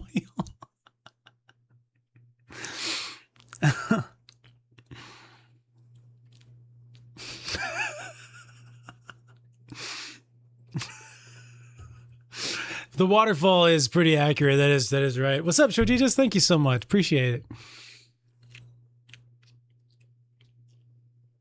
I'll tell you, I have a whole table over here. I can summon a bunch of things out of thin air. Here's a Dr. Pepper. Here's some HDMI cables. Here's my YouTube plaque. Here's a Magic Funhouse mug. Hello, good morning, boys and girls. I got a mother monitor over there on that table. Don't know if I'll ever use it, but Diet DP, man. I got a large pack of Dr. Pepper Zero, and I was like iffy on it. And then I just tried like a Diet DP at work, and I was like, it's only a little bit better, but it's really good. Like the DP Zero was good. There's nothing against it or anything like that. Crispy toast. TJ Smith live stream at this time of year. Sorry, is the alert still going off?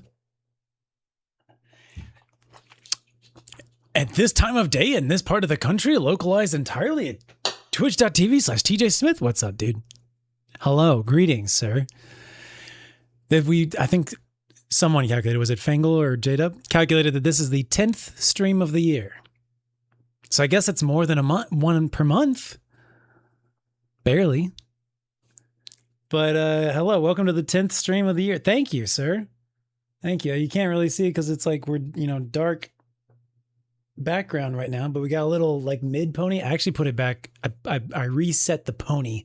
The hair is just not, as I've been telling chat earlier, the front and side, the very, front-ish locks are just not quite long enough to stick in, to be gathered in the back. So they play nicely for the most part, but you can kind of see that this guy's already fallen down. They play nicely for a little bit and then they kind of run wild, but I guess we could try the hairband. Let's try the hairband. See if you guys are okay with the hairband look. It's just like a smidge more, maybe just in North America, it's a smidge more feminine, but like to me, like if you saw a European dude Like it wouldn't even register.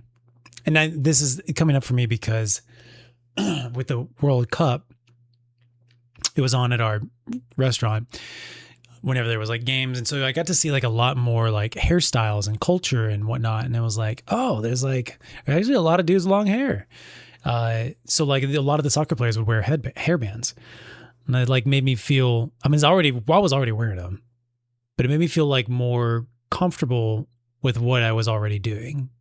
Even if like the standard Dallas Texan wouldn't, like, even if they would still think it was weird that I was wearing a hairband, because I did get like some strange looks from people with my longer hair. And also like when it flips out on the side and I look like a poodle, I probably do look weird, but it just made me feel more comfortable. Like this is a normal thing. Maybe it's not normal in America for dudes to have long hair, but like this is a normal thing, and this is a normal way to like control it, style it. I'm just gonna keep rolling with it. So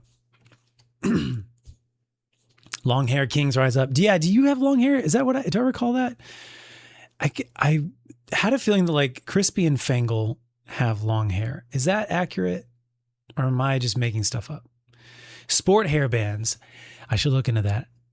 Yours is longer than mine? Okay, Fangle, what is your current hair length? And then what is your longest you've ever had, Fangle? And Crispy, how long is yours? What? Tell me more. Is that an icy? What up, dude?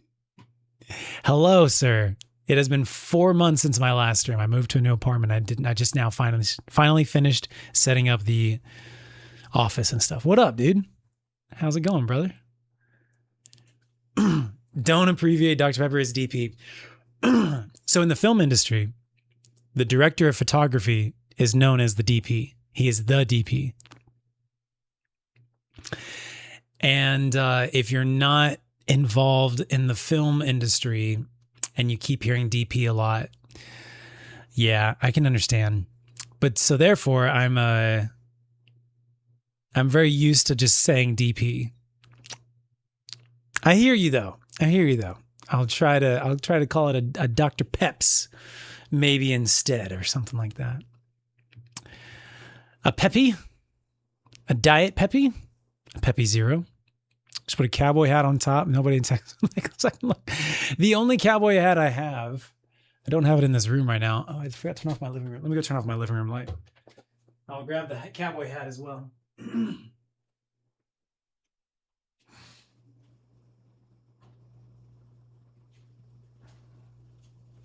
Can you see it? No. Okay. You know what we could do? I do have.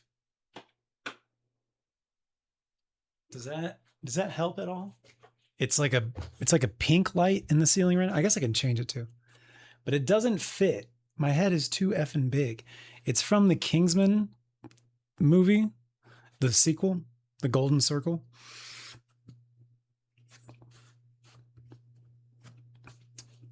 I got a little ponytail sticking out. I look like such a LARPer right now. Nothing quite looks right. The hat is like made not quite out of cardboard, but like almost out of cardboard. Should this go in the back? Should we put this on Pikachu? Oh my god, we should put it on Pikachu. Excuse me. We can put it either on Pikachu or on the Fall Guys, the Destiny 2 Hunter Fall Guys. Fall Guy, singular. Let's try Pikachu. I think that'd be better.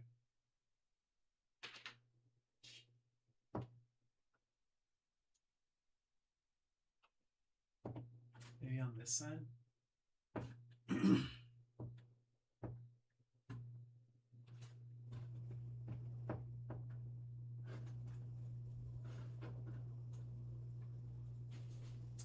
How does that look?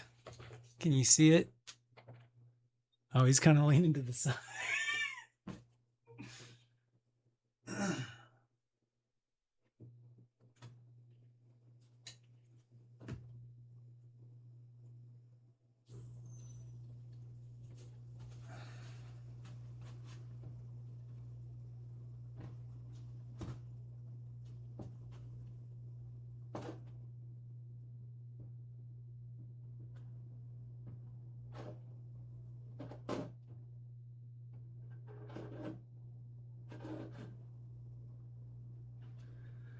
Something like that. It's kind of cute. Doesn't quite work, but it's kind of cute.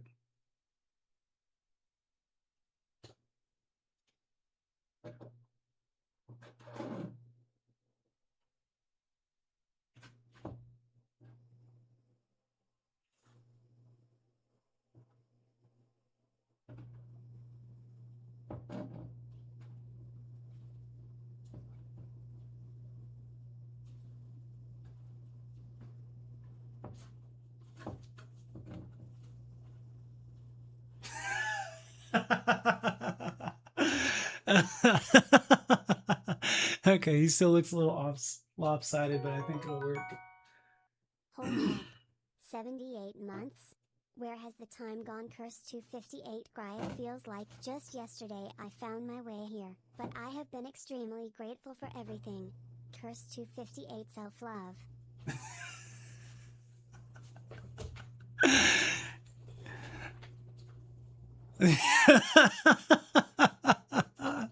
Okay, I think that'll work. Excuse me. Watch out. Watch out. That's so funny. Cursed Duality, what up? What up?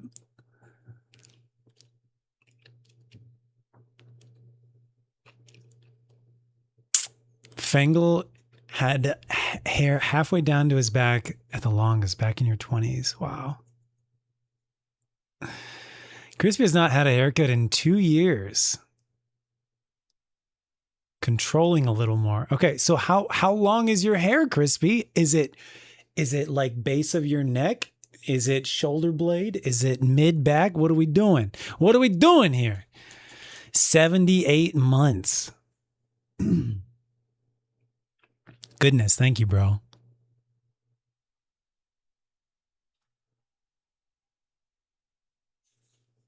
Thank you, bro. Thanks for being here, man.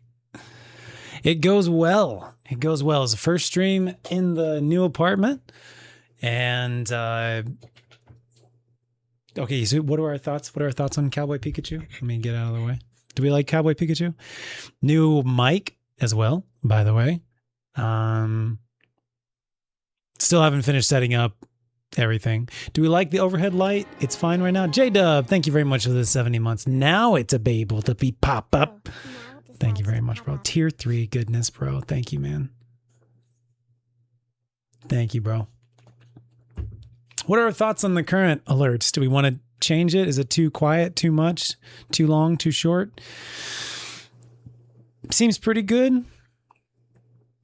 We could make it smaller. We could change it up. If you have any feedback, let me know. I'm going to nibble on my, what are these called?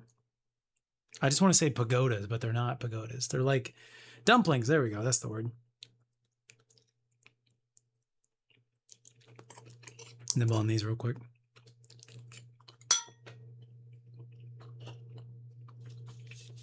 You guys want some DP?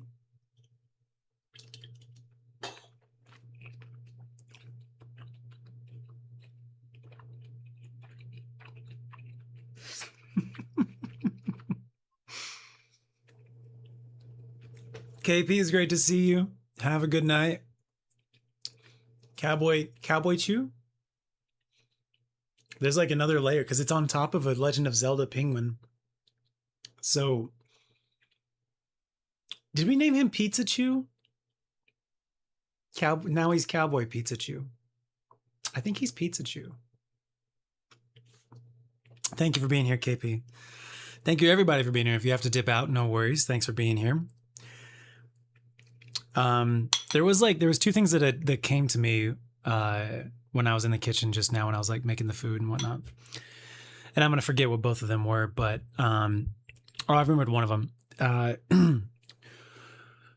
The reason I shared like the inflammation or whatever is it's and I think I briefly touched on this, but I feel like I didn't like make enough of like because I don't know if I ever shared it with you. So it's like the first time of me really talking about it. It's like having like and I briefly talked about it. It's kind of like having like a chronic illness, but it would be specifically like brain inflammation plus fatigue. So I couldn't think and I had like no energy to do anything. And it like would like reduce my brain power by like 40% is what it felt like. And, TJS love. imagine having that pretty much every single day for like 4 to 6 hours per day. Blurgvay, what's up? Hello. Thank you so much for the Twitch Prime. Greetings. Just clarifying on like why one of the things that's been affecting me over the last, 5+ years. And so I finally like clued in, like, this is not normal. It's not normal to like need to like sleep 3 extra hours a day. It's not normal to like feel like you're in a fog every single day. It's not normal to like have these things, have these symptoms. So what is causing them? And then looking into all that. But it's just like, imagine like having brain inflammation for like 4 to 6 and like severe fatigue, seemingly randomly, sporadically, every single day for like 4 to 6 hours a day in the first half of your day. And then by nighttime, I'm like, good. I don't know why. Is it the nap helps me feel better, or it's just a morning thing, or a morning food that I only eat in the morning? Don't know, but I was always I was always fine at night. And so I could be productive at night. I could think at night. I could be creative at night. But I only had like, half a day. I only had like 6-ish hours that my brain was working normal. I had normal energy levels. I had normal brain power. I had normal everything.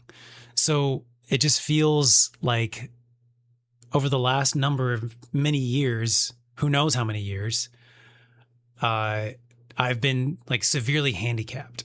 And it's only since like starting a year ago that I started being like, what is going on with my brain? And like putting in the research and doing experiments on myself and being like, does this cause the inflammation? Yep. Down for 3 to 4 hours now, and then learning like, oh, CBD actually does a really good job of like counteracting and like fixing me. But it's not a perfect thing. It's just it's good, but it's not perfect, etc. So it feels like only in the last like 6 to 8 months have I actually been like somewhat living a somewhat normal life. And then really, it was also environmental. So it was where I was living too. And now that I've moved away from that spot, it feels like only since like April have I really had like a normal brain for the first time in years. So I'm very grateful now, but it also feels like I have a lot of time to make up. And anyways, I just wanted to like make a more of an emphasis on like what was happening to me on like a daily basis and how it was like significantly affecting me, my content output in my life. So, yeah, could be a long form of COVID, but it was not that it hasn't fully stopped. That's the thing, man. I can't like, it is so freaking weird. What's up, Husky? Holy smokes. What is up, bro? Much appreciated, dude. Everybody, please give a warm welcome to Husky StarCraft in chat.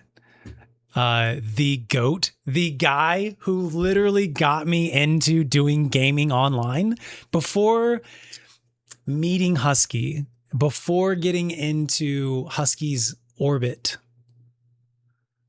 I was just doing like music. And like maybe vlogs on YouTube. And then I was very lucky enough to meet Husky like 2010, 2011. And my life trajectory has been changed ever since for the better, for the best. And it's literally due to Husky.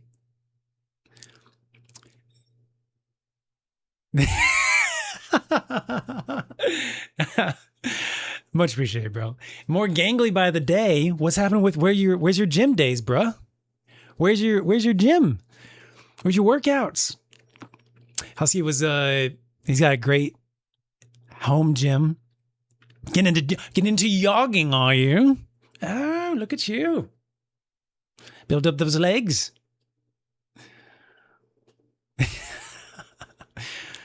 That's amazing, bro. Good for you. Getting outdoors? Are you going to actually get some sunshine?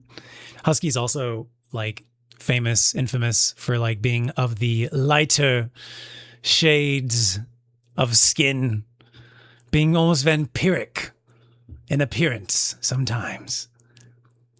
Yeah. Hey, burn in less than 10 minutes. Yeah, for sure, bro. Do you want me to do that right now? When Husky comes into your chat and asks you to do something. Also, are we sure this is the real Husky? I'm pretty sure it's the real Husky. I'll DM the real Husky on Instagram. How's that? Trying to be more active. Okay, word, bro. Hell yeah. Fark is what up, bro? Thank you, sir. I saw a picture recently of you, sir. You are also rocking the long hair. I'm getting there. I'm having to learn a whole lot about long hair. Husky's had some long locks as well. Okay, I need to find my Discord. There it is. Pardon the moment. I guess I could just type it. I'm trying to like actually legitimately copy it so I don't get it wrong. Husky, it's great to see you, bro.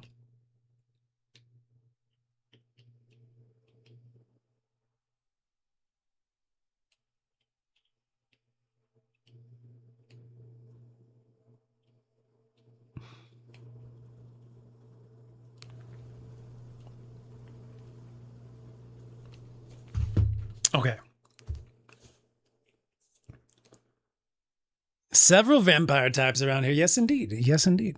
Also, if you're just joining the stream, we're a bit of a lo-fi stream here. I literally just got everything plugged in the last 24 hours.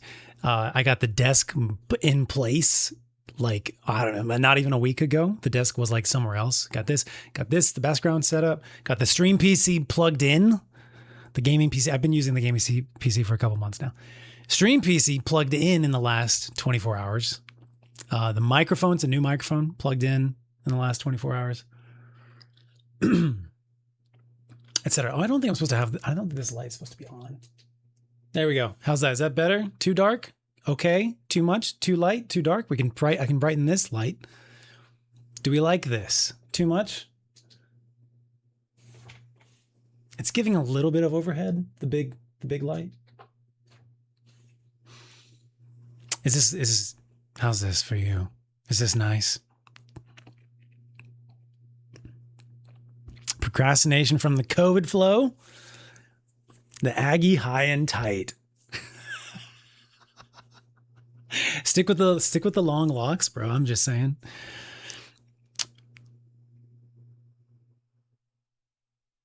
Let's see. We were chatting about something prior to this. What was I forget. What were we saying? Oh, I just wanted to like give you guys like a better idea of like what was going on behind the stream and all that stuff. You guys get the idea. What if we turn this? I feel like it's too dark now. What if we turn this on, but then we darken it? What if we do something like that? Little mood. I think that's quite. It looks almost like exactly the same, TJ. Yes, but it's actually on now. See if we turn it off. I think it's adding a little bit. We'll keep it. Okay. It's very much like moodier now in a good way, like vibier, we should say. Vibier. I'm like, I got a little bit of the jitters from Husky coming in. That was so fun. I haven't seen him in a long time. I'm going to like brag about him for a minute. I don't know if he's still in the stream or not, but I just want to tell you guys, I'm going to get a little, man, I felt like almost a little bit of a emotional coming up there. Husky is he is simultaneously, and I feel similarly about like Kurt as well, Kurt Schneider, who I'm sure you guys, well, if you're a new viewer, you may not know. Husky is simultaneously one of the most intelligent people. He's like gigabrain, dude, like freaking gigabrain. He's one of the most intelligent people and also one of the most kind-hearted people. I'm getting emotional. One of the most kind-hearted people that I've ever met in my time in the like content creator sphere in Los Angeles. I lived in LA for like 13 years, and Husky would always invite me, no matter like how long it had been since we had seen each other. Because like he was in the upper echelon of like YouTube very quickly. And he would always invite me to like their holiday parties or whatnot. They would usually have like a Halloween event, maybe like a holiday party, maybe like a birthday party. And homie would like always, as far as I know, like always invite me. And he's just such a genuine, like I know the types of people that they were like friends with, hanging out with. Like upper echelon, like dozens of millions of subscribers, or like famous Hollywood people. And like homie still like drops me invites, like sends physical cards, not just a little like text like, oh, hey, by the way, if you're free, we're doing, no, like actually like sent me physical invites to their events. He's like, will always be like one of the realest, smartest, kindest people I've ever known. And that also goes true for like the Warp Zone people as well. So just want to like sing. And I feel like a lot of what he did for various creators, he really did it in the background, or does it in the background really. What I know that he has done, he does it in the background. He's not like talking about it, bragging about it, posting it online, like, I don't know, making sure he gets tagged in things. He's not like that. He's just like this freaking giga brain. He's still here. Oh, you were at Brian's birthday today? I'm jelly you were there, bro. How was it? Brian from the Warp Zone had a little birthday thing. Brian, the Warp Zone guys still send me invites too, even though they know I'm not going to be able to make it, of course. But like, yeah, Brian sent me little invites then. I did not. Thank you for the sub. Oh, it was, did Icy? Icy gifted it. Icy, thank you for gifting a sub to Husky. Odom is yoked. Nice. That's great, man. I'm going to come back to Los Angeles. I'm coming back to Southern California. Today's like day one of, so I don't know if I really told you guys this. I wasn't really public. I don't even think I told my friends this. When I made the decision to leave Los Angeles in like spring of 2023, I was like, it's probably going to be like, I was like, this is going to be like an odyssey. It's going to be like a reverse odyssey. Because I was going back home to Texas, where I actually am from, and eventually get back to Southern California where I want to be. But I knew when I was making that decision, I was like telling myself like, this is probably going to be like the hardest shit you've ever done. You're gonna have to leave Los Angeles. Like everything inside of me was like yelling at me to not leave Los Angeles. I cannot tell you like how much I broke my own heart leaving. Like I didn't want to leave Los Angeles. More like I need to do this to go spend time with my family. I've got a grandfather who was in his late 90s. He just turned 99 in May. Still kicking, still telling stories, still telling jokes. I still talk to him every week on the phone, go see him every month. I got a grandfather in his late 90s who was a big part of like helping raise me. I got other family here in Texas. I want to reconnect with my mom. I want to be here in Texas for a couple years, and then I'm going to go back to Southern California, which is where I feel like I'm meant to be. Anywhere from like Malibu to like Tijuana, just anywhere but like between LA and San Diego. But I feel like in the Odyssey, it's like 10 years of like the Trojan War and then 10 years of like getting back home for him. And for me, I feel like, okay, I now feel like I'm on the road home. This is day one for me of like getting back to SoCal. And so I'm going to get back to Southern California. I'm going to be there someday. Probably won't be for another year and a half. I'm planning like a year and a half, might be like 2 years, who knows. But this is like day one of that for me. This is day one, step one of this second half of the journey. And yeah, so that's what's going to happen. I'm just telling you guys now, it's gonna happen. Why do I have my headphones around? Anyways, Husky, thank you so much for being here, brother. Yeah, I think I just want like the rest of the audience to know, you guys to know that like Husky's the real fucking deal, FYI. And he's like the things that he has accomplished. He's just he's gigabrain, gigaheart. Dude's great. Dude's fucking great. Okay, anyways, I'll stop. We'll move on. And the Warp Zone, same all that goes for Warp Zone. I'm gonna be back there, probably back in like South Bay area. That's where I'm gonna land. And it's gonna happen within the next 5 years, preferably within the next 2 years. It's gonna take a while, but we can get there. Okay, cool. Just like revealing my whole heart to you guys right now tonight, like all my plans, everything that I want to make happen, whatever, my thoughts on myself. Chatterbox. Thanks for being here, chat. Okay.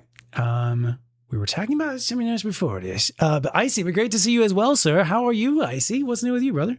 Vision board stream, pretty much. I think that's a great, I think that's a great term. If I do a cut down of this stream, which I probably won't because it's very long and windy, but if I did, it would be vision board stream. I'm going to write that down. That's perfect.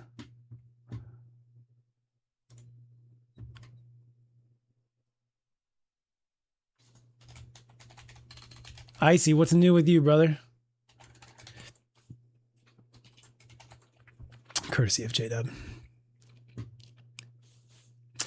The Warp Zone. Yeah, I miss the Warp Zone guys so much. So today, apparently, here's like something. So Warp Zone makes me think of like Marvel, movies and shows and stuff. And so Doomsday movie's coming out. And apparently, like the countdown to Doomsday, if you want to like rewatch all the shows and movies that lead up to like Doomsday specifically, which is like coming out in December, you would start today and you would need to like watch one movie or 2 episodes of a show every day between now and then. And we have some like friends, me, Husky, the Warp Zone, etc., our little like nerd group, who would do this type of stuff and like rewatch everything leading up to the, whatever the new thing is. And I thought it would be like a fun little thing. So Husky, if you're interested, I don't think anybody has time to do the full rewatch or whatever, but like there's stuff that I still haven't seen. Like there's a lot of the shows that I haven't seen, and there's definitely movies that I haven't seen as well. So I'm trying to get like a small like chat group chat together for like rewatching or watching, whatever you want to do. The countdown to Doomsday. And that includes, Vision Quest. Speaking of Vision Board, there's a Vision Quest show coming out in October that I think is about Vision. It's like sequel or spinoff from the WandaVision, I think. So anyways, if you guys want to do this countdown thing, you got to start now. And then also Husky, if I was like, this is weird, like public talking, but talking to if he's still here.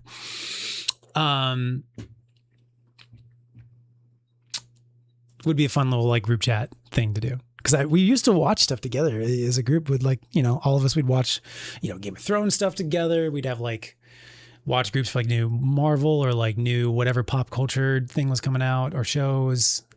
So it would be like asynchronous and atemporal, but it'd be like somewhat like on the same page. So anyways, I think I'm going to reach out to like get some more friends potentially involved. Shro's like moderately interested. He's like, I can't do a full rewatch, but I could do a partial. I'm like, okay, so you're saying there's a chance.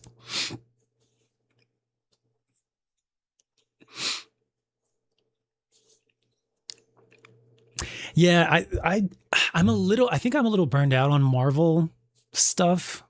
I think the last big Marvel thing that I saw was Wolverine and Deadpool Wolverine. I really don't think I've seen anything since then. And I have like mixed feelings about Deadpool. I think being in Doomsday. I do really like that Ryan Reynolds, if you didn't know, Ryan Reynolds went to Comic-Con this past like week or two in costume, and like no one knew it was him. I think that's great. Like I'm so happy for celebrities when they get to do that. They like to get to like be around, you know, if they're in disguise, they get to be around people. I think didn't Robert Downey Jr. do that too? I think.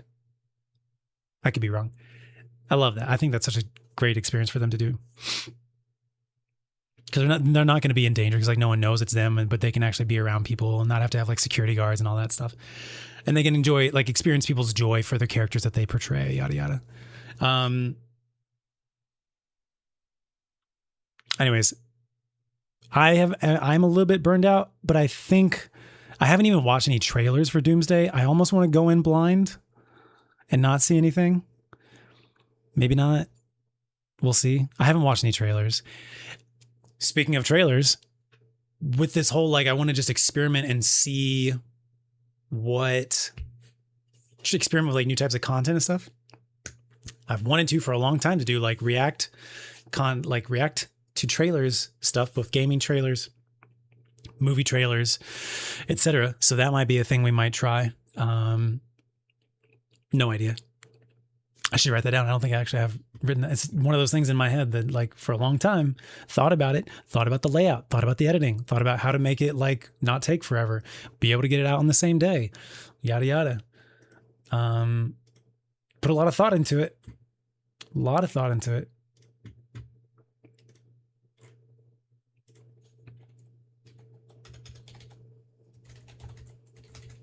And I know that it's like not super deep stuff, but it helps potentially bring in new audience. I'm strongly of the opinion that like you have to do different types of content to reach different types of viewers, and then they may like other types of content that you do. So if they're mainly a shorts watcher, but they really like you or your content or whatever, or what you look like, then maybe they'll like branch out and watch your other stuff, you know? Or if they're mainly a long episode viewer, then they might actually branch out and watch more of your shorter stuff. Who knows? You get the idea. But I'm a big believer in like you have to make different types of content to reach different types of audiences. Okay, I just need to jot that down as well.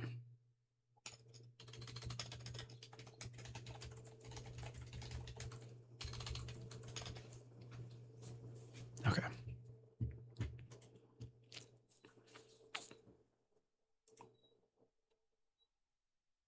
There's still like so much Marvel stuff I need to watch for the first time. I don't think I watched any. No, I watched a little bit. I never finished any single Netflix Marvel series. Not a single one. I think I made it through a couple episodes of Daredevil, the first one. And I enjoyed it. And nothing, like no criticism.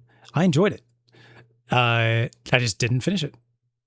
I'm currently working my way through Nick Cage's Spider-Man Noir. I love it so much. If you haven't heard it, if you haven't seen it yet, it's so good. It is. I'm watching the black and white version. I just remembered that you can watch it in black and white or you can watch it in color. I love the black and white version. And the writing is really funny. It's like that perfect balance of like cheesy, but fits perfectly with the noir vibe. The acting is great. The storyline is fun. I just think it's like excellent. It's on Amazon. So if you haven't seen it, you want to check it out. It's great. Okay, can I also skip the Agents of S.H.I.E.L.D. series? I've seen online that like most people are like, you can fully skip that. But yeah, I'd like to watch the Netflix shows. I just have to figure out like the best way for me to watch stuff is eating a meal, which only takes like 15 to 20 minutes for me. So like, it's not even a full episode. And if I watch too much, then I get into like seated mode and then I don't want to get up and like do life, you know? But if I only do 15 to 20 minutes, then it's like, it's hard to make progress on it. Another way to make progress for me for watching shows is at the gym, not while working out, but while doing cardio. I do seated recline bike. And so I'll watch like a good 30, 40 minutes of a show or movie or episode while I'm biking. So maybe there's just more cardio awaiting me in my future. Everyday cardio.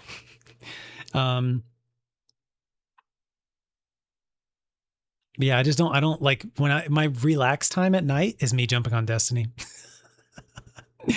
It is not watching TV. It is playing games. And usually that game is Destiny. So it's just hard for me to like make progress through show, unless it's like, watching a movie or a show like with someone, like on a date, or long-term partner, or like with friends going out to watch a movie, or like coming over to watch an episode of Game of Thrones, whatever it is.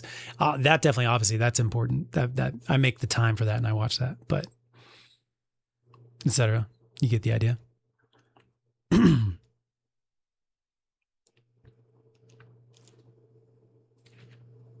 But yeah, I really haven't seen any like more.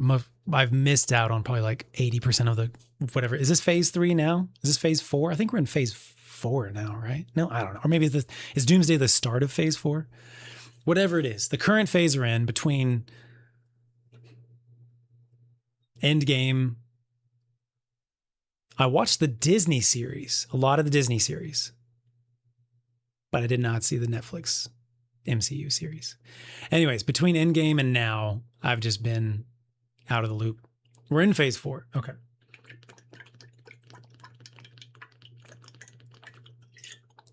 The black and white is great, Angel Besitos. I hope you love it. I think it's great. It feels so authentic. It feels like a very authentic representation of, I know a little bit about Spider-Man. Is it Spider-Man Noir or Spider Noir? I forget. It's Spider Noir. Cool. I randomly came across this Spider-Man game way back in the day. Like was it Spider 2099? Or is that the actual character? And that's an actual character. It was a game. And you could play as different Spider-Men. Shattered Dimensions? Must be Shattered Dimensions. Spider-Man Shattered Dimensions. 2010 game. I played it on PlayStation 3. I wonder if it's available on Steam. I would buy that shit, dude. Hold on. I'm going to pull up Steam real quick and just see if it's there. I never finished it. You get to swap between different Spider-Man. There's like normal Spider-Man, Spider Noir,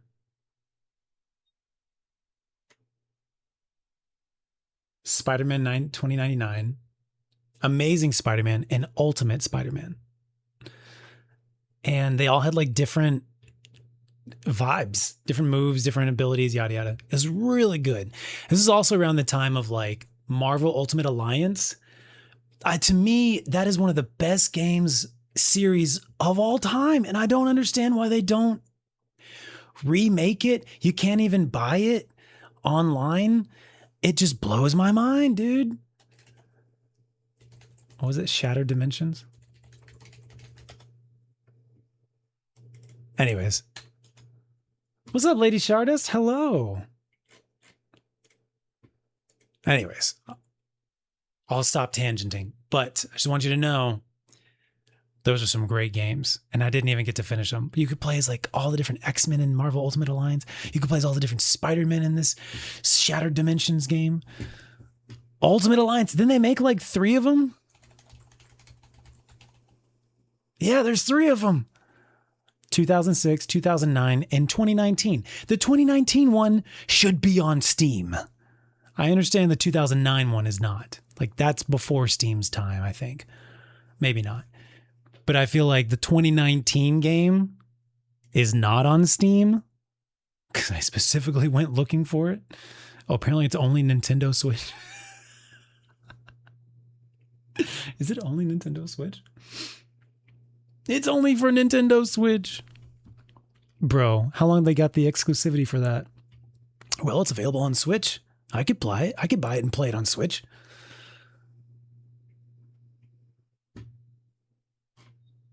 I just loved, there was so many great, like I didn't grow up, I don't know why this is a really long tangent here. I didn't grow up reading comic books.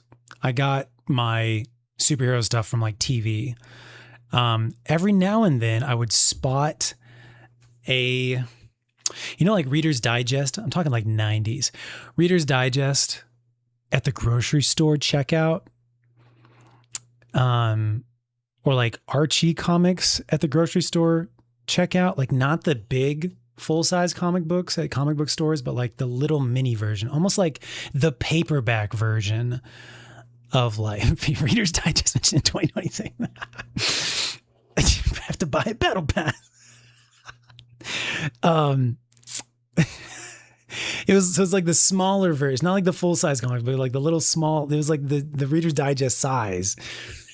Every now and then I would spot a comic book version like that. And so I bought a handful of like TMNT. I would get my mom, obviously I didn't have money.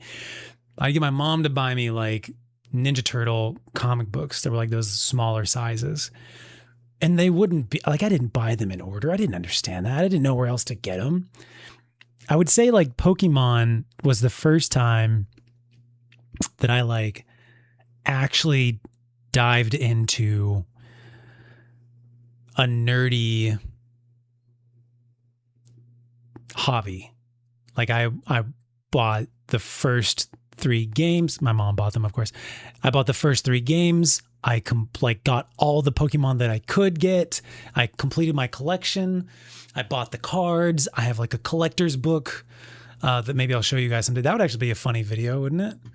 Jot that down as a video concept. My Pokemon collection.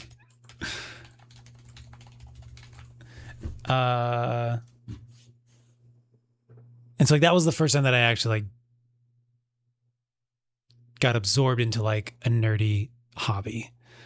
Because otherwise I did like a lot of sports. I played football for like 10 years, played soccer for like 4 years, baseball for like 10 years, etc. So we're like we're like layers. We're like Inception, like tangenting here.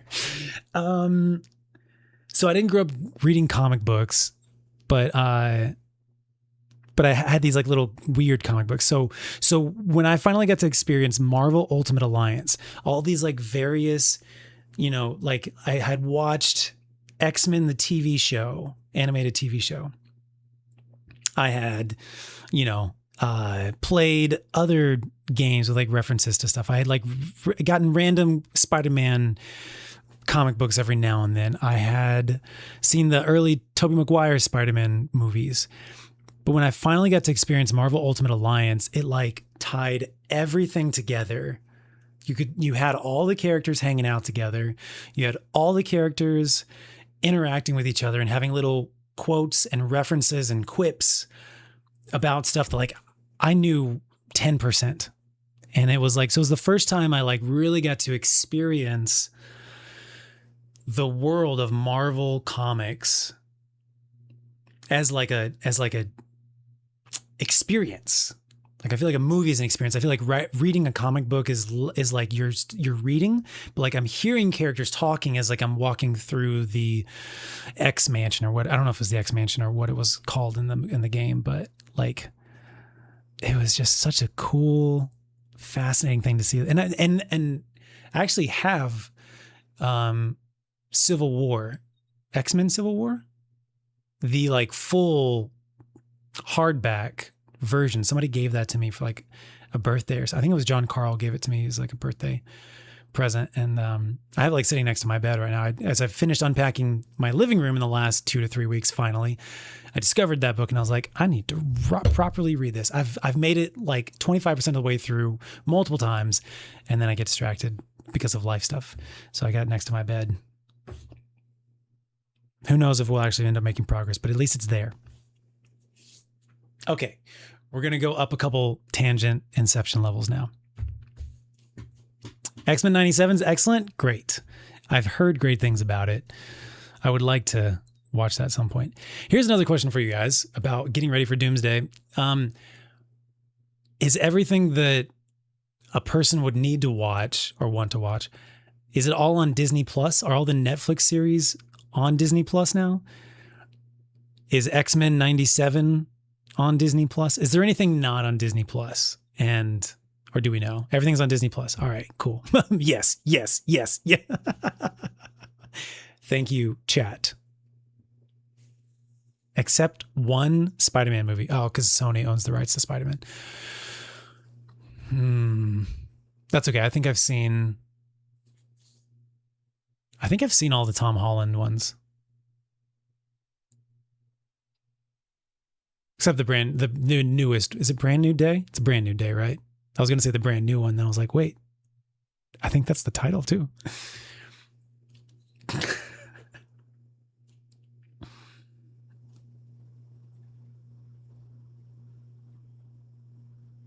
And they have a dedicated section for watching Marvel stuff in order. Okay. I'm going to write that down as well. I sent myself like a little image of like, here's the order to watch stuff in. But if they actually have it, apparently,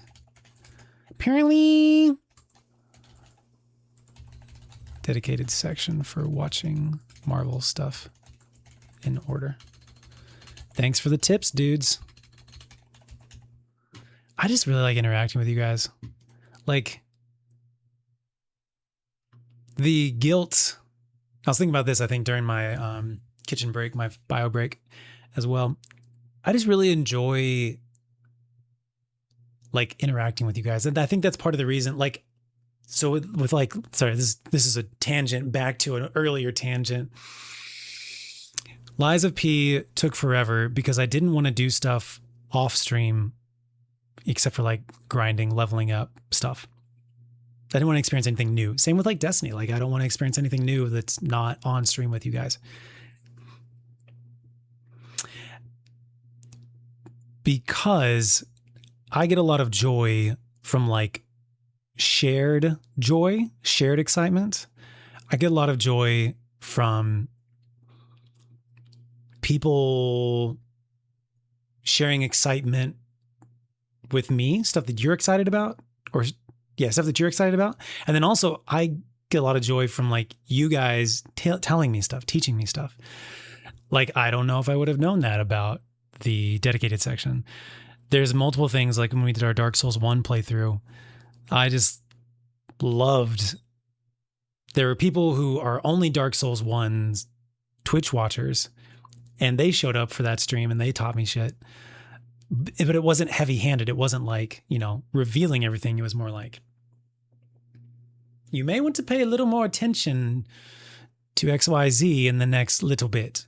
Or you can continue that way if you want to. You may find it challenging. You may be underleveled for that, but do your thing first. And it was, it was like, the way that they phrased it, the way that you guys phrased it was like options or light hints for me to figure things out. And it's just such a fucking, all of those things combined is just such a wonderful experience. I think for me, that's my favorite part about streaming. Shared joy, shared experiences, sharing information, all that stuff. Because there's like a different element. The element of like being entertaining to me is like a slightly different element. And I feel like I'm best at that element when it's just me, when like there's no live audience, etc. When I can just like be almost like gremlin mode, like just being weird. And I don't have to worry about reading chat in a good way. Like I don't have to be worried about missing people's subscriptions donations, raids. I don't have to worry about paying attention to that stuff. I don't have to worry about, missing someone's hello, that kind of stuff. Because when I'm live, I'm just very aware of potentially missing something and therefore hurting someone's feelings. And I don't want to do that, clearly. So when I'm off stream and recording or whatever, I can like be gremlin mode and just like fully in a character, in a moment, whatever. So it's different. It's different. I hope that makes sense.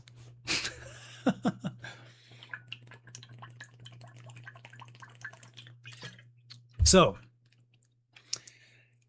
point of that was just like saying that, like, I really love experiencing things with you guys. You guys are so fucking funny. You're so informed. It's just like you're just a solid crew. But I also recognize that like taking a year to play one game is is less interesting or less entertaining than it could be. And I get that. And I that's totally valid. That's totally valid.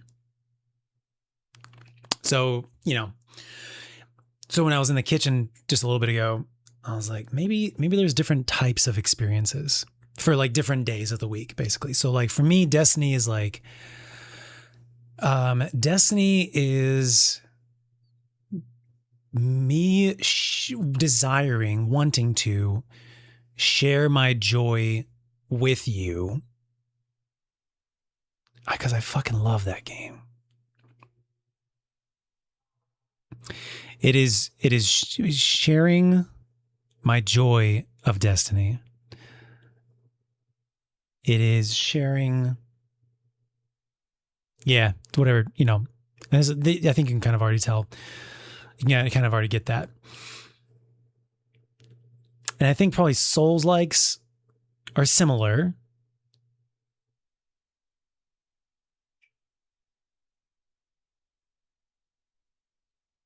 Sharing the triumph over the Souls-like bosses, it's very exciting. You almost get like I remember like when I was like scrolling on like TikTok, again, I haven't used TikTok since January, but like when a gaming stream would come up and it's like if it's like a boss, like a Souls-like boss or something, like you almost get invested. You almost like I stick around for a little bit just to like, even if I don't know what the game is, if I don't know whatever, but it's like, you almost like want to just like see. It's like when like when I pass by a TV with like a sports game on, there's something exciting happening. Like, I'll stick around for like, I don't know, like 30 seconds to 2 minutes just to like see how it's going, what's happening, and then I move on with my day. But it's like, you're almost interested. You almost get, it's like a human brain thing. I think you're invested in the drama, perhaps, of like, is this going to be the run? Is this going to be it? Something like that. But then also I just like love the experience of like going through the whole game. Same thing as like Dark Souls 1, that experience. And then, I do recognize, and I am going to make it a thing about a different type of experience that will be shorter games, flavor of the week days. So like, if we go along with the metaphor that we were doing earlier, Wednesdays being like indie game Wednesdays or friend slop Wednesdays or whatever. And it's always different, or whatever day of the week it ends up being. Something where it's like, it's different. So like back in the day, it would have been like Fall Guys. We did a lot of Fall Guys, and like Among Us, stuff like that. During the pandemic, Fall Guys, Among Us, Phasmo, etc. More trending as well. Yeah, let me jot this down.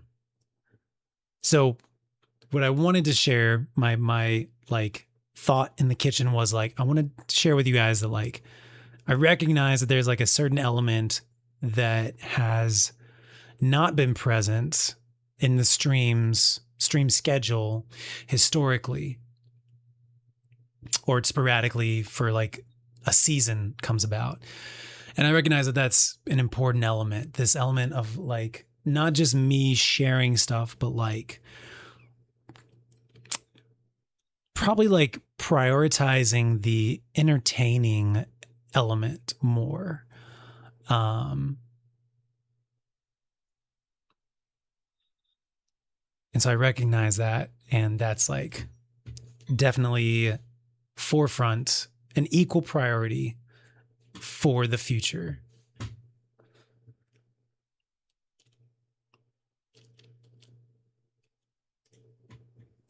Does that make sense? I hope that makes sense. What am I jotting down? Twitch ideas.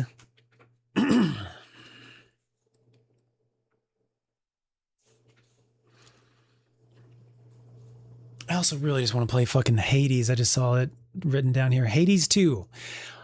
I think Hades 1 is one of my top 10 games of all time.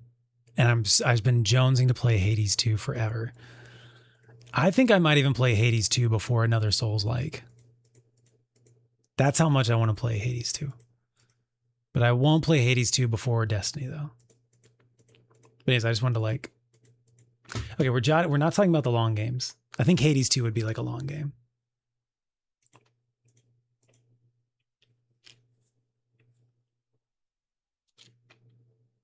Freedom! Okay, what are we jotting down? We're jotting down, what, like a Wednesdays, question mark, equals friends slop / in rotating indie / trending game day changes week to week.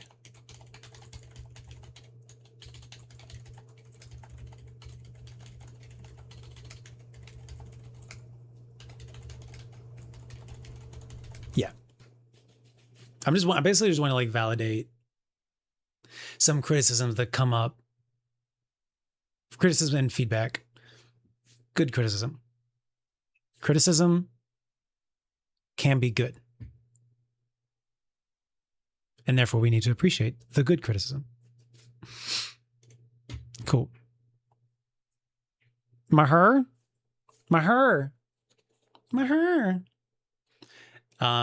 Yeah, is long.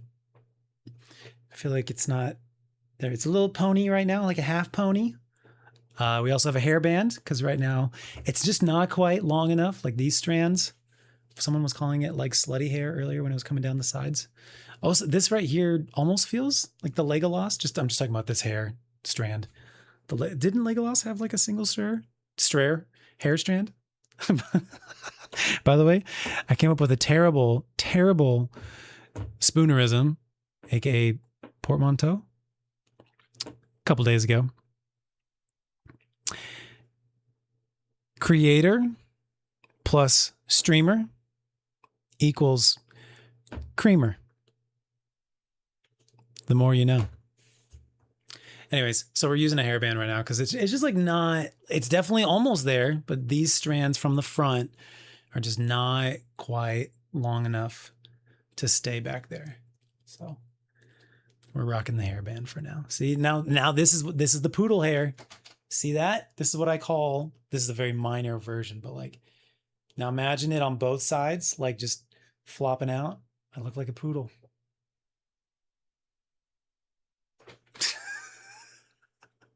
Gotta tuck that shit in. Now I've cursed everyone to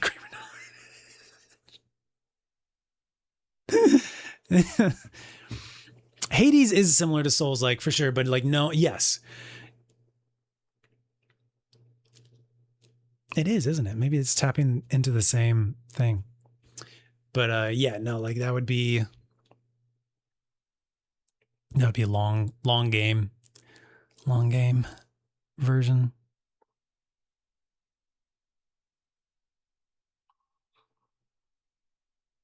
Thinking too much. I love thinking, by the way. Phasmo had some major updates.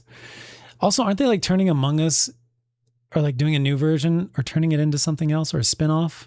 Among Us had like a big announcement. What was it at like the Summer Game Awards?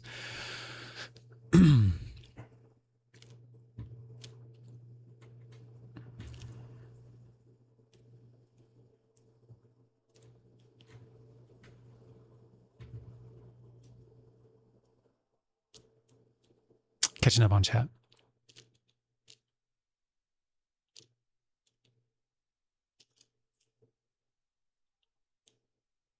Ending credits are weird because they're not at the end of credits. Since they're in order, they don't make sense for the next movie. Oh, if you do it in like a different order? Okay, gotcha. That makes... Gotcha.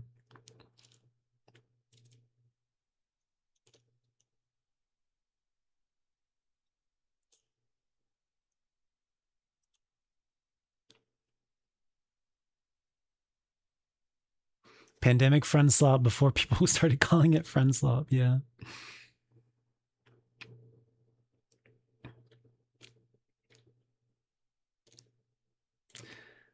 Kai from Lex. Ellie's hair from Last of Us 2. That's true. When Beast turns human. Did you know that I was Beast in Beauty and the Beast, my high school production? That was like my peak of high school acting, basically. So I wasn't really doing acting, or I got into acting in high school, basically. I was like a music. When I applied to colleges, I was 99% certain I was wanting to, because I knew that it would change once I got into college. But at the time, I was wanting to major in music production because I'd played cello for 10 years already. I had gotten into producing electronic music. Like I was producing electronic music in like 2004. That's think about that. That's crazy. With a program called Magix, Magix Music Maker. And should I make a video on that? I feel like I'm at the point I can do some retrospectives of my past stuff now. So I could show you guys the music I was making in high school and in college at this point. Would that be an interesting main channel video? I'm gonna jot it down.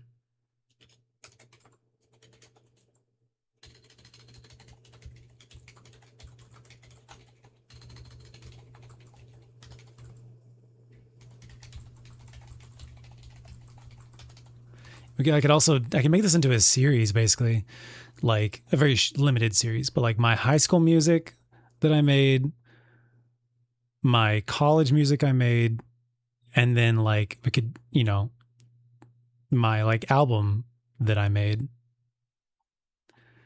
Could do like a retrospective on this stuff. I don't know who's gonna watch these videos or find them, but I think you guys would like them. Thanks.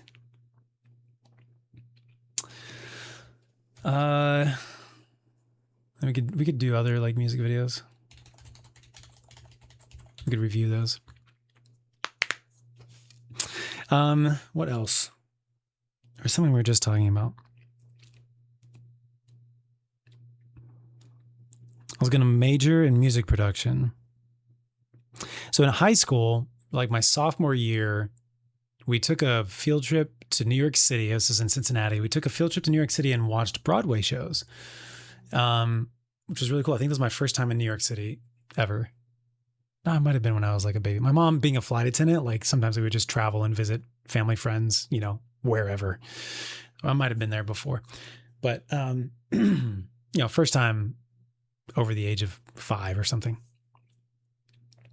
And the theater director was the one guy who like planned and, carried out this trip and all that stuff. And so he just started talking to me, convinced me to audition for like the spring musical.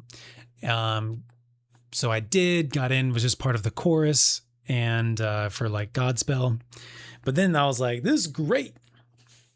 started doing, I think did some summer plays, either that summer or the next summer. I can't remember which one. Did Hair, did Fame, was like a male lead in both of those. Did Once on This Island, which I think is a rare known one, but that was like the next spring musical, got the lead in that one. And then the like final one was we did Beauty and the Beast. And so it was my senior year and I got Beast. And so that was like the pinnacle of my high school musical career, was portraying Beast in Beauty and the Beast. And having to do a quick turnaround and like getting all that fur and stuff off my face in order to get back up and on stage. We had a stand-in for me. So I think there's a song before the transition, and then he appears as Beast, and then there's a like smoke and whatever magic, and then he's human. And so when I leave before the song is, I think, Ms. Potts' song or something. That's when I leave and go like get the makeup off and everything and turn into human. And there's a way to stand in as the Beast pre-transition guy. And then I showed up as like human. So that was fun. My life I've definitely lived a number of lives. Yeah. Among Us TV show. Maybe that's what it was. I feel like it was something else. Standalone. I think it was a standalone single player. Yeah. I don't know if I knew there was an Among Us show on Paramount, actually. Why was I telling you guys this? Oh, Beast. Yeah, that's what it was. Human Beast. Okay, let me finish my dumplings here.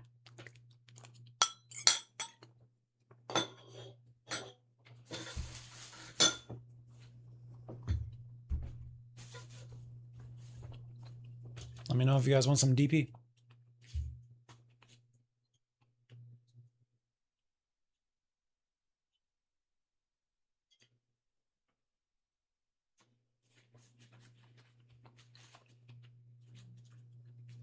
How wide is this camera? Can you still see me? You can still see me. Okay.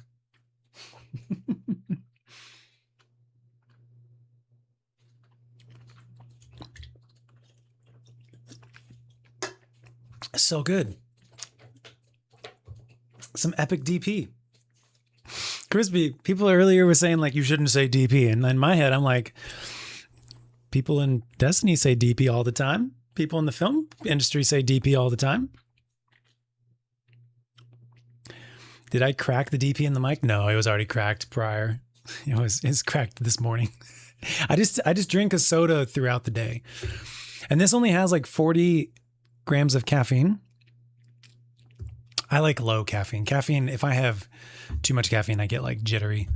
I don't know if it means I'm sensitive to caffeine or what. In fact, I think that maybe I might be allergic to caffeine. I think it might be one of the things causing inflammation.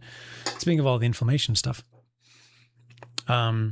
I really don't know like what causes the inflammation. I know that removing certain things has made it appear less, but I still haven't been able to like nail down what it is specifically. Okay, for those of you who don't play Destiny, DP in Destiny means Desert Perpetual. It's a raid. So the EDP is a mirrorverse version, Epic Desert Perpetual, that apparently is more or less a completely different raid, even though it takes place in the same exact raid? ? I don't even know. I haven't played it yet. I don't know. Looking for 2 more for Epic DP. Know what to do.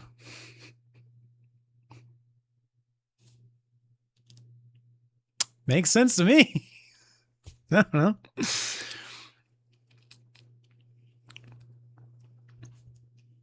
Repo. I've never played Repo.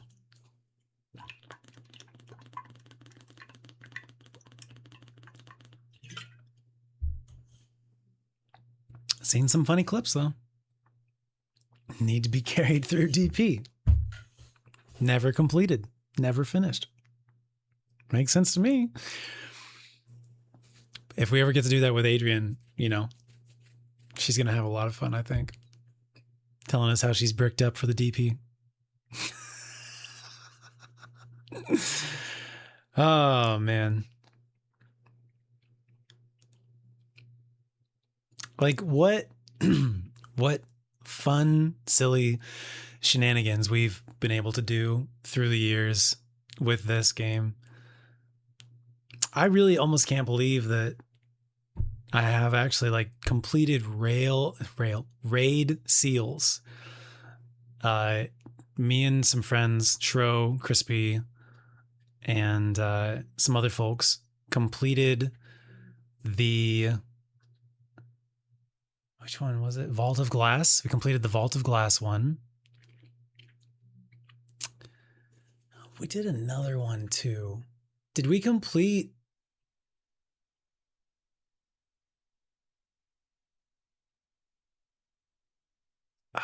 What's it called? Can't remember the name of it. I think there's like one or two raids, other raids that me and Crispy have completed the seals for. And it's just wild to me. So like me personally, I'm not ready to give up Destiny until I've completed all the seals that I can. To me, that's like the end game. Not PvP stuff, but like, although PvP is seductive to me, it's very hypnotic. It's very like addictive. Addictive is the best terminology for it. PvP is very addictive for me.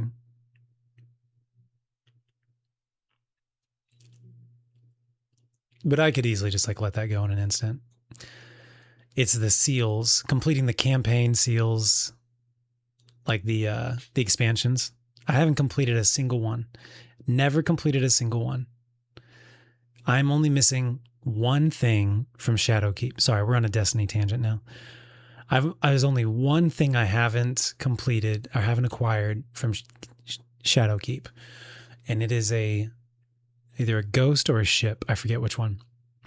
That you can only get from Altars of Sorrow. And so I'm trying to make it like a weekly, if not daily thing where when I log on after I like sort through stuff and I want to like warm up or like test out a build that I came up with on the most recent dog walk, I will go to Altars of Sorrow and run a full, cycle of it. I've completed over 100 total runs of Altars of Sorrow, which is supposed to have already gotten me the ghost or ship. But I think they added the 100. It only takes, you gain 1% chance to get it every time type of thing. I think they only added that after I'd already run it like 30 to 50 times. So I have another 30 to 50 that I have to run it, and eventually I'll get it. But it will happen. It is a random chance, but every time I complete a full cycle, I get another 1% chance of having it drop until you reach 100%. And then that will be my first campaign seal that I will have completed. I have literally everything else for it though. I've never, like, there's so much I haven't done for Witch Queen, Beyond Light, etc., etc. But there, you can do it. So to me, that's like, I want to do solo flawless dungeons, experience the new raids,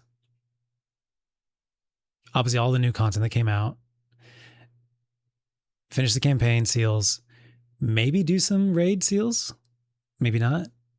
Maybe that's on stream, maybe that's off stream. And then I'll be good to lay Destiny 2 to rest. But you haven't seen it yet, but I have a little shrine back here to all my Destiny stuff. Maybe we'll save it for a reveal for later on.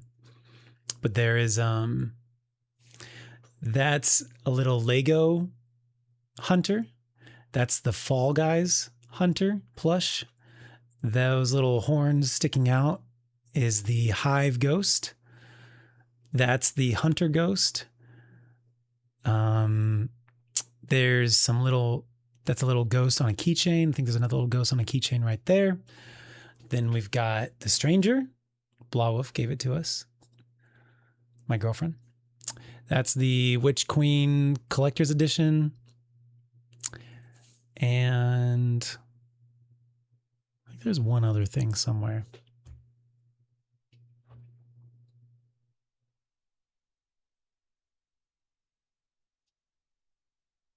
Don't know where it is. Something else. Crown of Sorrow. Yes. And that's the, I should have known that one because that's the seal I never take off. That's the title. I always keep Shadow on. That is the hardest shit I've ever done in Destiny. Doing a flawless raid? Are you kidding me? All of us? A flawless raid? Zell was, both Zells, Zella and Zell were both part of that. God, that was the hardest fucking thing. I think that's the hardest thing I've ever done in gaming ever, is the Crown of Sorrow seal. Genuinely.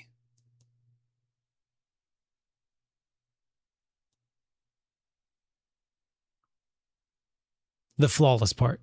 The rest of it, not that challenging. Or like doing the mechanics in a certain way.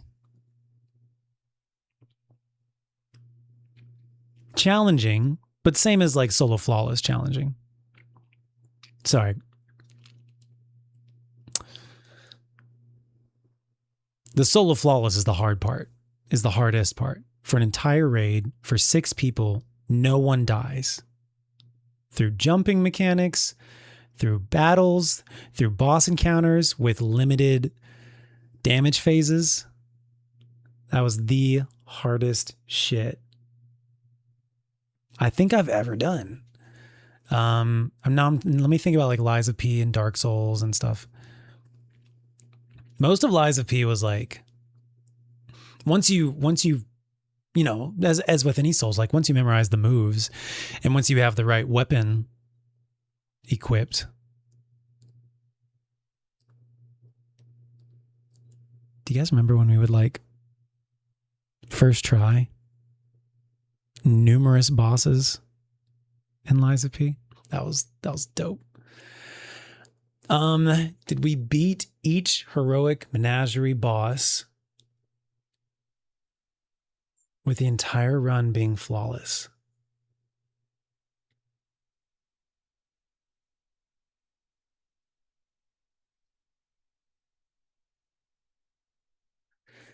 I don't know. I can't remember. I think our flawless run was normal, not heroic. Because I don't think it had to be. But we did have to beat them all in a hard mode or whatever it was. I'm pretty sure. I could be wrong. I might be conflating different things.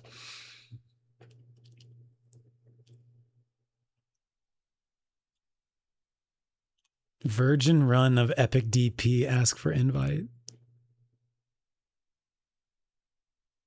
You like Repo over Lethal Company? I think I do too. But I haven't played either of them, so I can't really say. But just from the clips, I think I would like Repo better. King's Fall. That's the one I was like King something. I couldn't quite place it. Yeah. Baggy's group is insane. And I think they've all like moved on from Destiny. I don't see them playing Destiny anymore. Or I haven't, but I haven't been on much in the last week or two. But I think they're all, I've seen most of them playing Pal World now. Pal World seems to be the cool thing. Happy for you guys.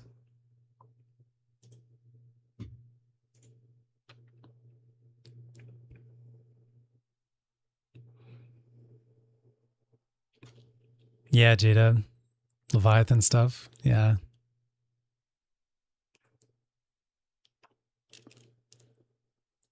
Oh, did we have to do Menagerie? I can't remember. I mean, it's all, archived at this point, sunset. So it's like you can't even get that one anymore. Alas. Anyways, that's what I want to do with Destinies. The Destinies. I want to do the sealies.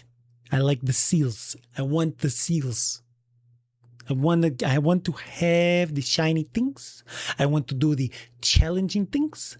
I don't think that I want to do the solo raid stuff, the low man raid stuff. I don't think that is for me. Who knows though? Maybe once I solo flawless every single dungeon. Maybe. Maybe.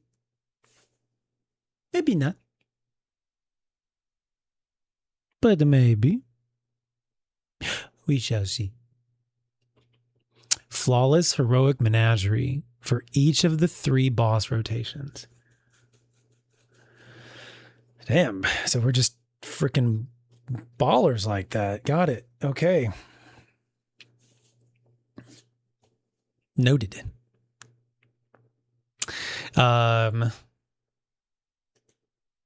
right. What else? What else should we talk about? What else should I tell you? What else other information should I share with you? I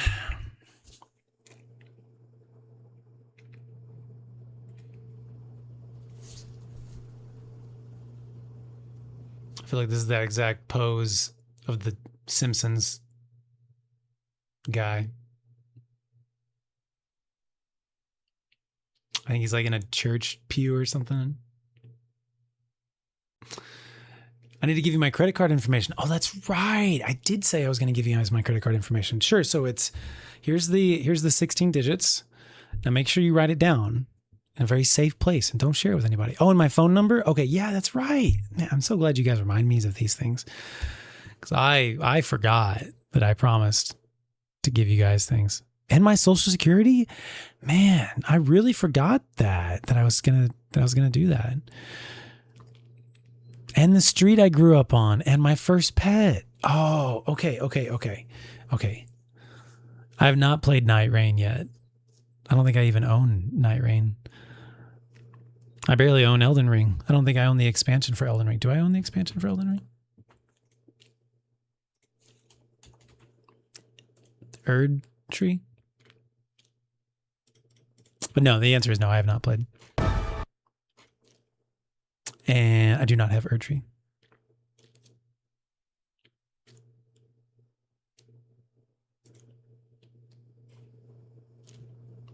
$40.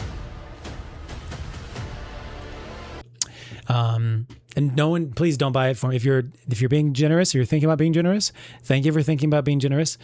Don't buy it for me yet, because I don't know when I'm going to get to it. It's the expansion. I'd have to get through the main game first. Much appreciated. I've played Elden Ring for almost 20 hours. Well, it's going to need to be another 20-hour starter version. And my birthday and my favorite dessert, mother's maiden name, favorite color. You're hearing what? What are you hearing? Got like another 100 hours of games first? Yes. Specifically 100 hours of Hades. No, you mean Elden Ring specifically. They wrapped Elden Ring the movie, right? 2028 release, is that what I saw? This is in the last like 24 hours news, right? Oh, thank you. I see. Yeah. I don't have my headphones in. Thank you. I will mute the gaming PC. Thank you. Thank you, Fingal. Whenever I don't have my headphones in, please feel free to tell me, FYI, we can hear something you may not know is happening. Appreciate it. I do have to finish The Last of Us. And so games that I would return to, since we've talked about games being abandoned lovingly, maybe not lovingly, necessarily.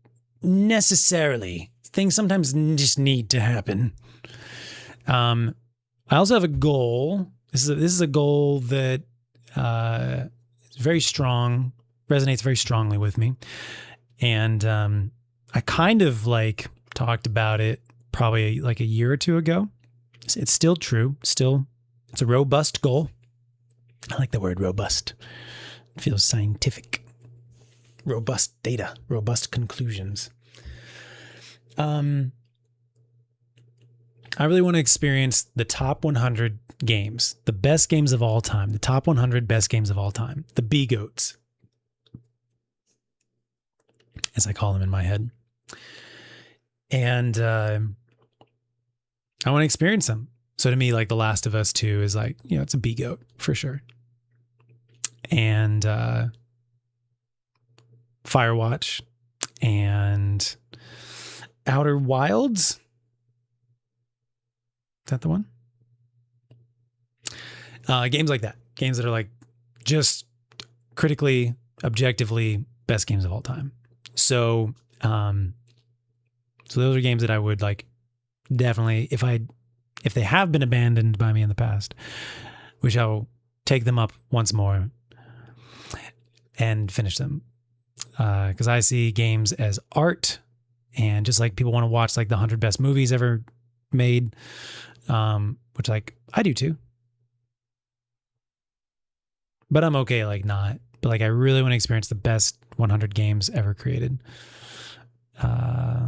So that's on my list of, and I want to do that on my gaming channel specifically. So, and so like to me, Expedition 33 is on that list as well. Et cetera, et cetera. And it's not going to be like exactly 100 games or whatever. It's just, games that are like S+ tier. You get the idea. Chrono Trigger, exactly. Yeah, I played Secret of Mana. I've played Secret of Mana through multiple times. There's only a handful of games in my entire life that I've ever played multiple times, that I've replayed. And Super Metroid and Secret of Mana are two of those games. And Secret of Mana is like, freaking love that game, man. It's made by the same people who made Chrono Trigger. Is the point, is the connecting thought to that. So I'm excited to experience Chrono Trigger and all that jazz. But yeah, some Final Fantasies are on that list. And of course a number of other games. But yeah. I need to finish Destiny. Destiny is like a top 5 game for me of all time. You just got the soundtrack for Outer Wilds. Nice. Pokemon Red and Blue. I've completed those. Did I ever replay those? Probably. Yeah, because I needed to get all the starters. So I definitely did. Yeah. I don't know if yeah, because you had to get the different Vaporeon and all that stuff too. So yeah, I've definitely played those games multiple times.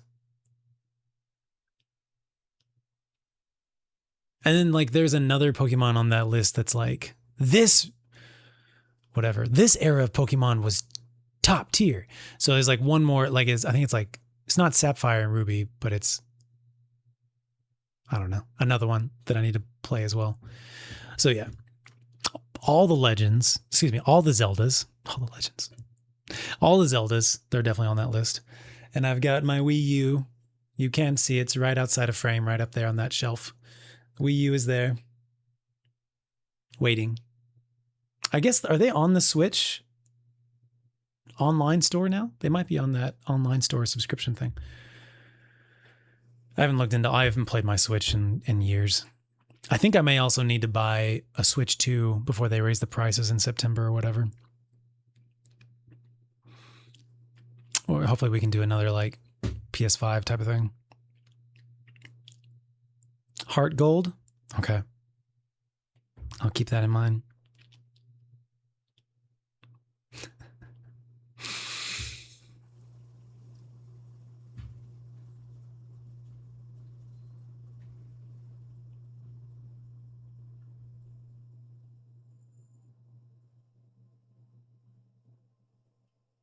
There's rumors of a new DLC coming to Elden Ring. That would probably be smart. I could see him going either way. New full game or new DLC. It'll be a success either way. Watch the expansion be an extraction version. I'm seeing so many more like extraction games coming out, extraction ARPGs. And I'm like, bro, why? But there's no Zelda's left locked on the Wii U? Okay. So I should be good on Switch then, is what you're saying. I mean, I do own it, so like but playing it on the Wii U versus playing it on the Switch with the Switch Pro. I have a Switch Pro controller. Be a vastly different experience. I shall think. Yeah, the new Switch exclusive FromSoft. Yeah, is that one out yet? Duskbloods. And like, what is the difference between Night Rain and Duskbloods? Like, aren't they extremely similar? Night Rain, cooperative, squad-based, PvE roguelite. Okay, so no PvP, only PvE. Okay, and Duskbloods is PvPvE. It just sure sounds like it's close. But you're saying Night Rain does not have PvP.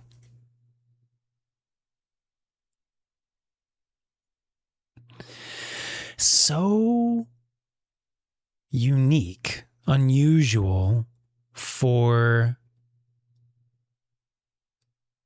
Nintendo to have a PvP oriented game. Of course, there's Mario Kart. And of course, there is Smash Bros. And I'm sure, and Splatoon as well. But still, don't you feel like it's unique and unusual for a PvP game to be Nintendo exclusive? Mario Tennis. Mario Party to me is like Mario is like LAN, like local, like couch PvP. But Mario Tennis, yeah, no, I mean, as you guys may remember, I not that trophy, but a trophy. Oh, it is that trophy, not the big one. The big one is for Streamer Camp, but that small one, that is a tennis ball, plastic. That is my trophy from Mario Tennis content creator tournament, where I won, in case you don't know the lore, I won the first tournament. And then for the second tournament, they had me be a surprise final boss for whoever won that second tournament. And I won the second tournament as well. But they didn't give me a trophy for that one. They just gave me a trophy for the first one.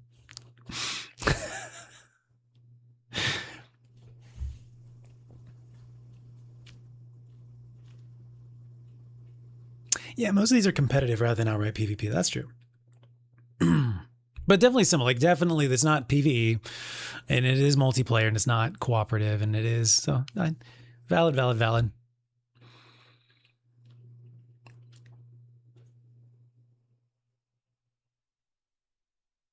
1 second, I'm gonna comfort Ricky. He's having a nightmare where he's chasing something. You okay, buddy? Yeah. I heard you breathing heavy. You all right?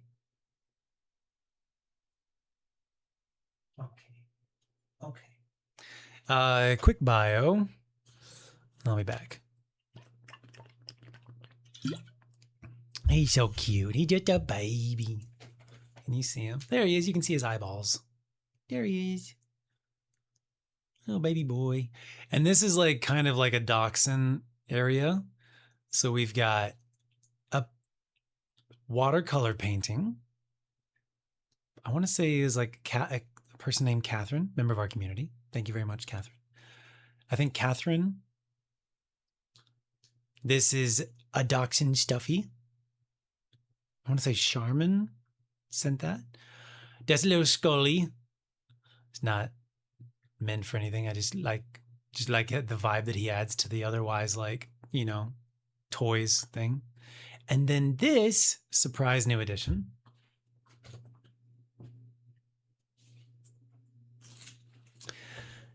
This is Remus. This is Brizzy Voices Remus. She had a little Remus stuffy through YouTube's limited time only.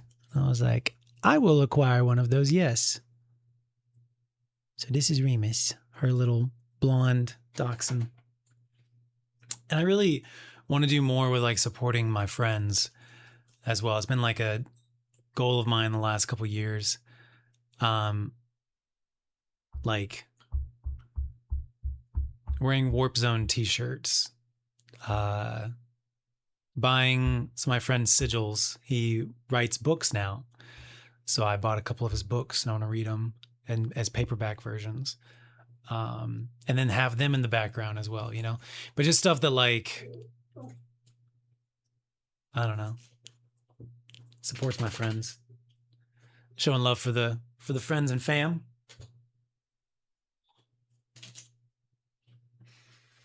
Stuff like that. So, Ricky thinks it's a toy. No, you literally have a lamb chop right here. Look at this. Yeah, you literally have a lamb chop right here. Yeah, you do. You do. You know you do. He just wants to destroy the new toy, not play with the old toy. But it's not his toy. That's why it's on the top shelf. Cool. I guess it is kind of getting late. I don't really want to end stream, but it is like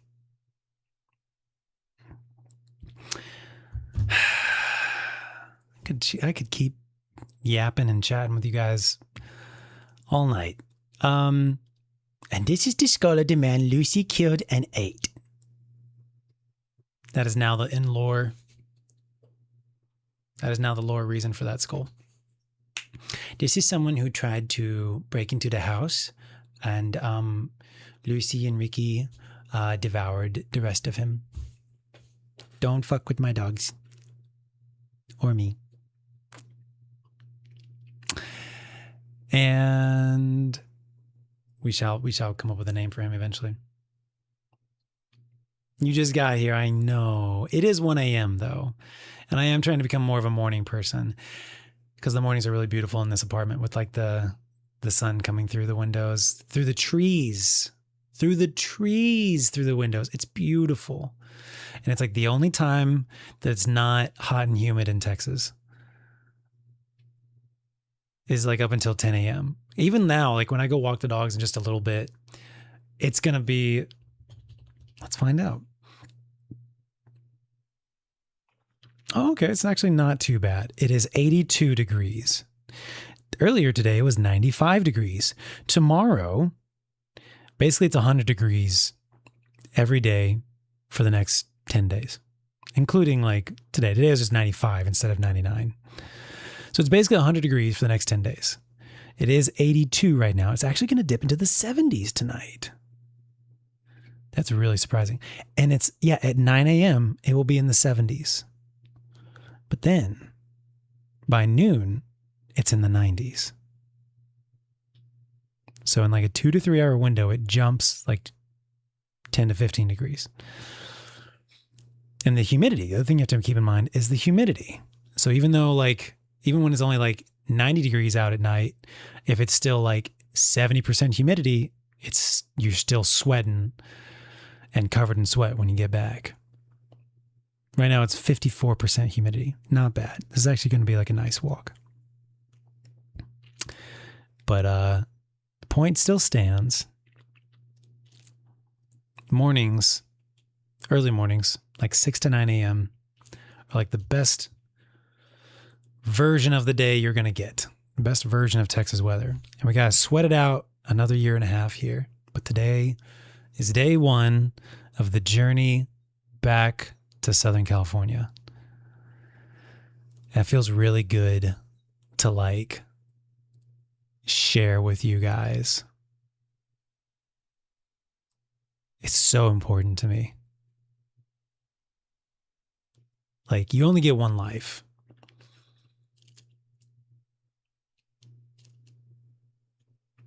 things that I've learned over the last like 2 years, basically, things that like, you kind of like already know, but you don't fully understand or fully appreciate.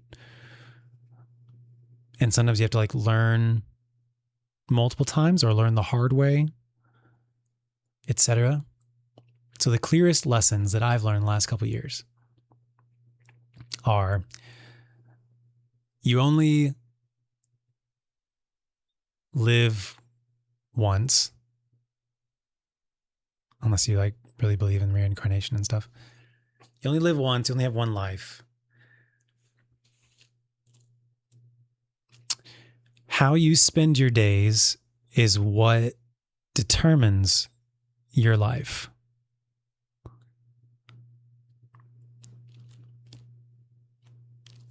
Each day is like a little Lego, tiny little Lego that creates a brick, that creates a wall, that creates the house that you build with your life, how you spend your days. If you only have so much room on your plate.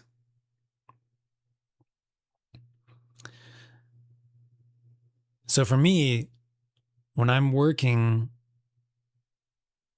at these other places, they take up so much room on my plate to where I have very little time to do what I actually truly want to do. Entertainment. Entertain the folks. And I feel very like confident that I can be creative, that I can be entertaining, dramatic, comedy, insightful, whatever, like all the different types of that. And so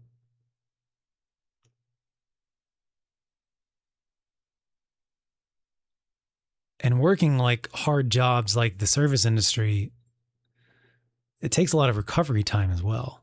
Like you get home and you're exhausted and you have to like cool down mentally, physically for like a couple hours before you go to sleep. But you're too exhausted to like do anything productive. So it's like, it's rough. It's rough. I guess if you can just like immediately shower and immediately go to bed, but like you just spend like 8 hours like straight, like just stressing out. It doesn't like you can't, it's just not possible for me to just go to sleep. You have to like have some type of enjoyment for a couple hours, some type of relaxation. But in that time, I can't be productive. I can't. And it's tough. I resonate with Southern California culture. I think I have like a Texas type core in terms of like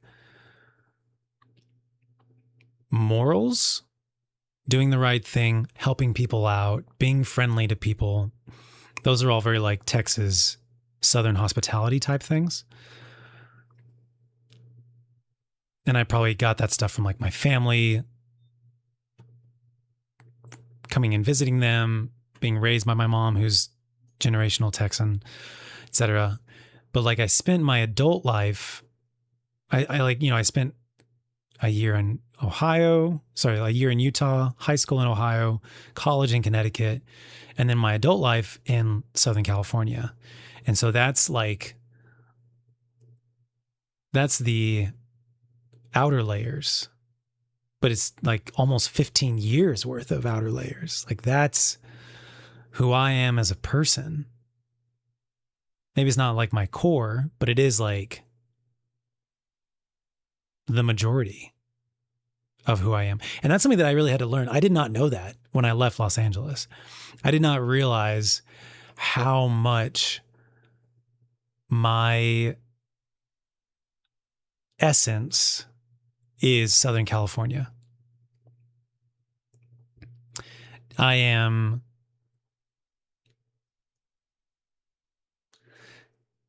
creative. I am coming up with ideas. I am creating characters. I'm creating songs. I am I feel free to like express myself. I feel like self-expression, visually, personality is like very like Southern California culture. I don't see people for the most part. Like it's little hints of stuff here in Dallas Fort Worth. I think Austin is a different story entirely, but like the most of Texas is like, or maybe it's just like maybe I'm wrong, and maybe it's just that those types of so when I'm self-expressing my own personality or my own culture, my own internal whatever, and just maybe that type of stuff that I'm expressing just doesn't like those people just aren't here for whatever reason. So they are self-expressing, just we're talking different languages, I don't know. Like I'm trying to allow for the possibility that like I'm wrong and like just misinterpreting the situation.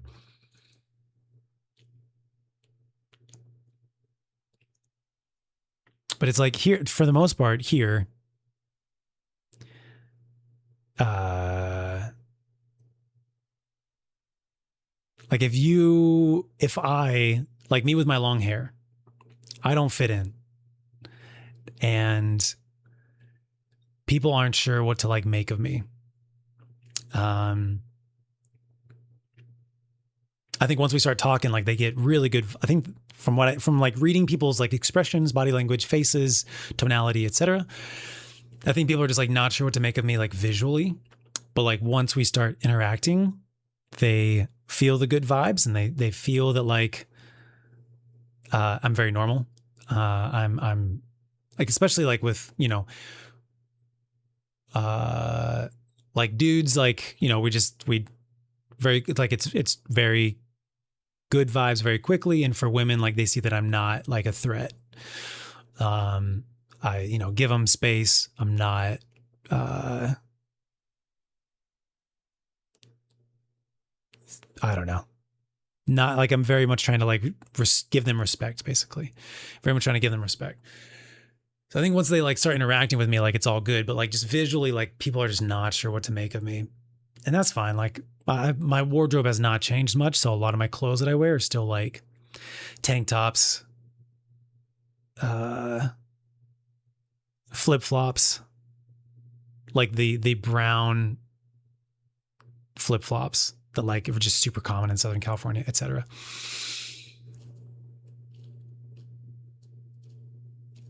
And so I think what I've learned from living here and like working in multiple different restaurants and meeting a lot of people is like, Texas is not my culture. Southern California is my culture. But what also worries me is that like Southern California culture evolves pretty quickly. Like I think at an elevated pace, along with like New York City culture, probably Miami culture. And so I'm concerned, like what if in 2 years I get back to Southern California and it's completely different. I will have been gone 4 or 5 years. And what if I don't vibe with it anymore? What happens then? I don't know. But I do know that like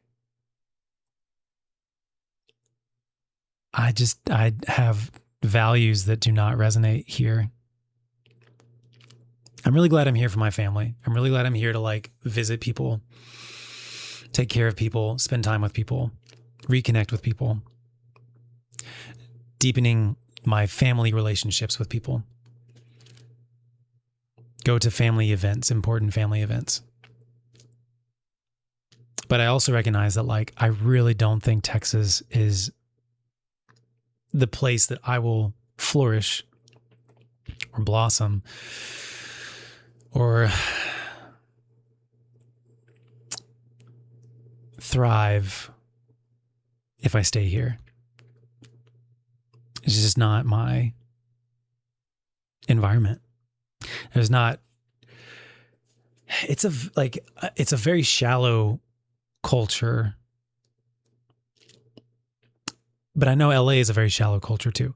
I would say parts of LA are very shallow, and I've not found a non-shallow part of DFW yet. People are very quick to judge you politically.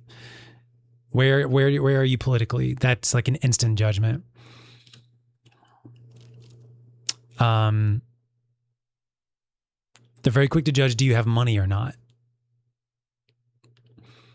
And I feel like in LA, because people can come into money very quickly if they're creative, talented, successful, whatever. The money aspect, like, it is a factor, but it's also like a smaller factor.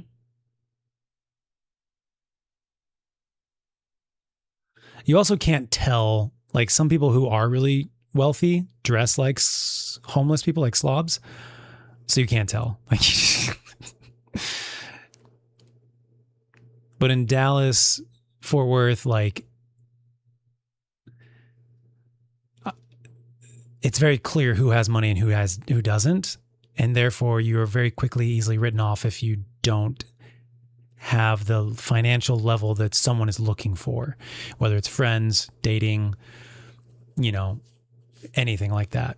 It's very rare that people, it does happen, but it's very rare that people are looking for or waiting to see what you are like, what your personality is like, who you are, before like coming to conclusions about you. It does happen, but like it's just rare. And it feels like it's more rare here than it is in Los Angeles.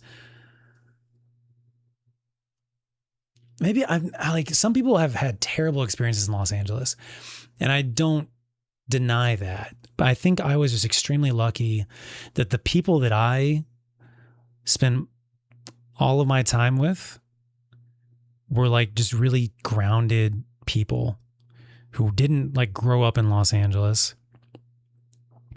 who were all creative types, who were all collaborative creative types, not competitive creative types.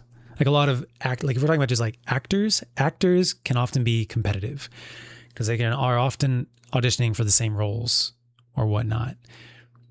But creators, content creators, YouTubers, they're very collaborative. They're like, if we collaborate, we're going to get to share audience and have shared exposure, and like we both benefit. So it's like a very collaborative mentality.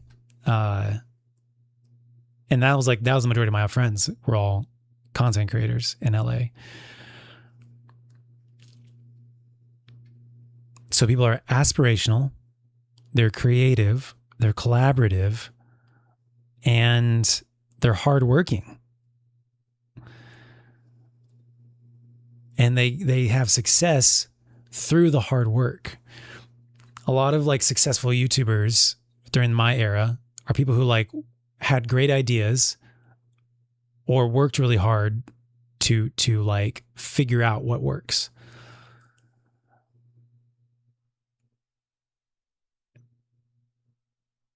So you don't like, I don't know, it's just a different mentality.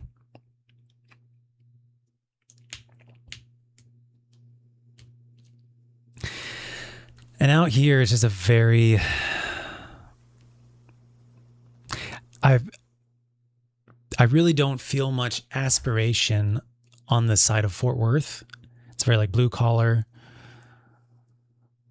It's like my biggest aspirations are like where I'm, and this is okay. It's just not for me. That's all I'm saying. Like where are we going to drink this weekend? And I'm like, there's a lot more to life than like drinking. But that's like majority, not everybody, but the majority of everybody that like I met in the Fort Worth side, like that was like their main focus. People in Dallas have more aspiration, but they're also more shallow as a result. So I don't know. Drinking in bars, yeah. Transstatual, physically in Texas, but spiritually in LA. Yeah. So anyways, I'm sure a part of me is like yearning for the past. Like I know, like it identifies, a lot of me identifies as like those feelings as being in Southern California. And it could be, not only could be, it certainly is, that there is at least a percentage of what I yearn for is just what the past was. I know that for sure. But I do truly believe that like, so here's another thing I did. In the last like week or two, I started following subreddits of various Southern California neighborhoods. So like people who live there and they're like making a community out of their subreddit. So like Long Beach, Culver City. I think I'd followed one in Burbank, and then one for like South Bay in general, which is like a broad area of Los Angeles. And it's just, and I've already for like a year or two now been following the subreddits for the different DFW areas, the Dallas one, the Fort Worth one, the Arlington one, a couple others. And like the only things that are popping up in the Texas ones are like crimes or politics, which I think politics is important because politics is life. Politics affects all areas of life. But it's like, that's the vast majority of it. And meanwhile, over in just like the last couple of weeks of following this LA ones, it's so broad. There's a huge variety. People like, talking about like creative meetups, people looking to hang out and meet new friends, people who are organizing like, I don't know, like a beach day, people who, so there's like this kid who's like, he's trying to make money over the summer, and he's like offering to like wash people's like power wash people's driveways and whatever else. Or people like looking for like dog sitters or something like that. And it just feels like a community. Like it feels like a wide variety of types of community posts. Or like asking each other, if like making posts like, did you hear this sound? What does that sound? Or like, heads up, FYI, there's this thing happening this weekend, so don't take these roads. There's like an event that's going to be blocking these roads. So if you're going to be driving this weekend, it just feels very much like a community. And it feels like collaborative, going back to like that terminology. I just miss that feel. I just miss that feel of like Los Angeles. And I think it's because, I don't know. I was going to say, I think it's because a lot of the people move there from out of state, and therefore the vibe is like, I want to get to know who I live around, or I want to get to know this area. And some people do and some people don't, of course. So, but I think that's too broad of a conclusion or a reach. I think that's too much of a reach to really say. So, but anyways, I just think Southern California is very like community mentality oriented and creativity oriented and hard work oriented and I don't know, other things. And I just miss that vibe, man. I just really miss that vibe. I miss the weather, of course, too. I miss the ocean. I miss the weather. I don't want to sweat my life away 6 months of the year every year.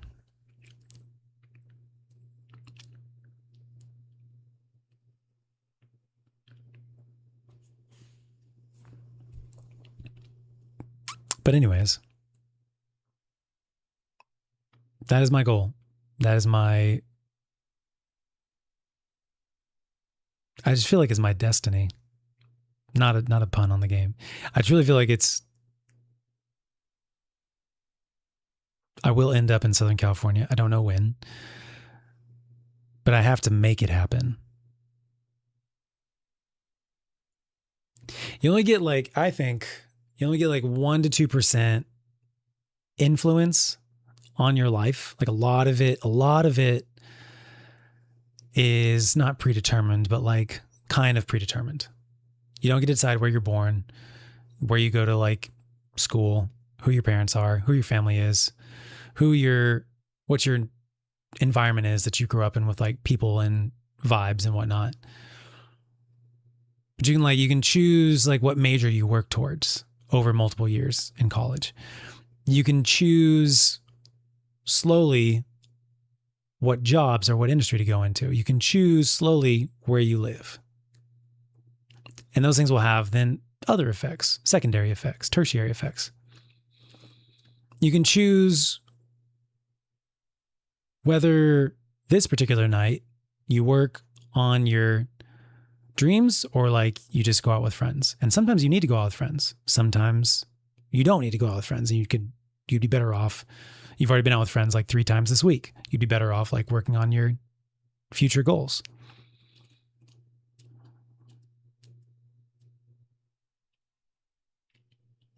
But for my whole life, like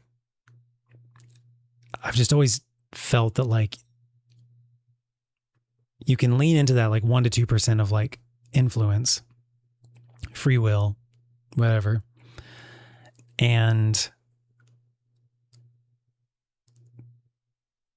that's how you get, it's like putting away money in an investment account that, grows percent interest over time. It's like the more you do it, even if it's a small amount, the more you do it, the greater the effects will be.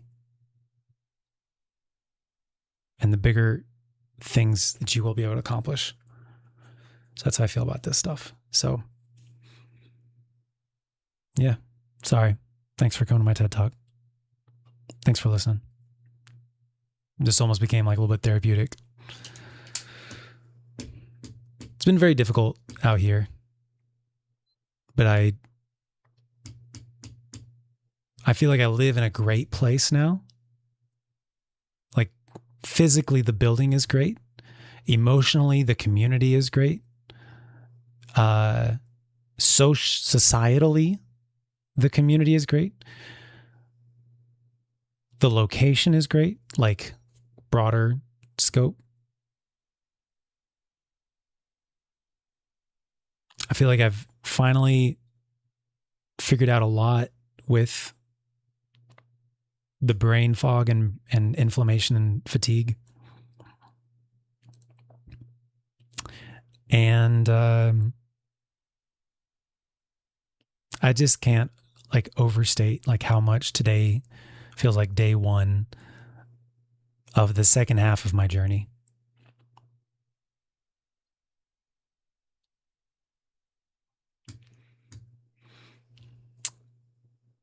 So I felt really bad yesterday when like I in the days leading up, I was like, I'm gonna try and stream on Friday.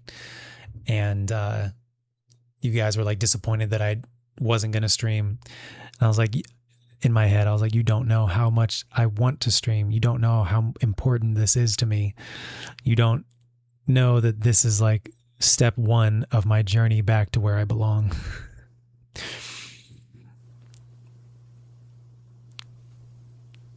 But I also like understood, what you guys were saying too. So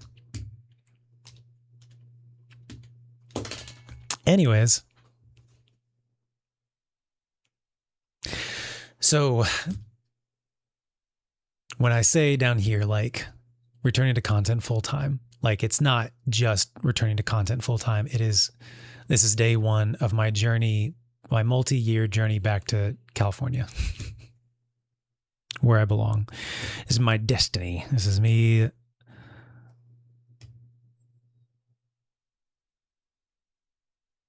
returning to where I feel at home.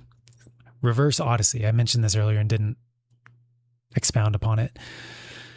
Going from California to Texas feels like it should be the second half of an Odyssey because I'm from here, but in fact, it's a reverse Odyssey. I'm going back to Texas and then eventually getting back to Southern California, which is what I feel like is my home. I just love, like, there's so many areas of Los Angeles that I love. And I love San Diego too. Haven't spent enough time there. Anyways, okay, this is more tangent. This is more ramble now. This is the second half of my reverse Odyssey begins today. Thanks for listening.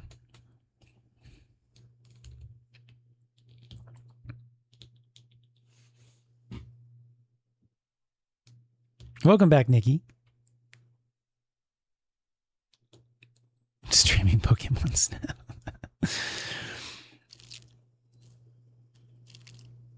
Yeah, you went to San Antonio a couple months ago and you were just wet the whole time. I assume that's sweat. Yeah, it's the dry heat is much better. It's the humidity. It truly is. Over here in East Texas and down in Houston, it's the humidity. Like it's, I don't know, 70, 80% on average or something every day. Like when it's low humidity and hot, I'm like, this almost feels good. Like this almost feels in 95 degrees, 50% humidity or less, almost feels good. Being out in Arizona so those days do happen here in DFW. They're very rare, but they do happen. When I was out in Arizona for a couple weeks one summer, dry heat, and it's still hot. 100 degrees, still hot. You touch anything metal, burn your hand. But it's not the same type of sweltering. Like you just feel gross. It's just not. And cold, a dry cold is different as well. A dry cold, it'll be like 10, 20 degrees. But if it's dry, it feels different. Yeah. The humidity really makes a big difference in the perception of weather, which is wild.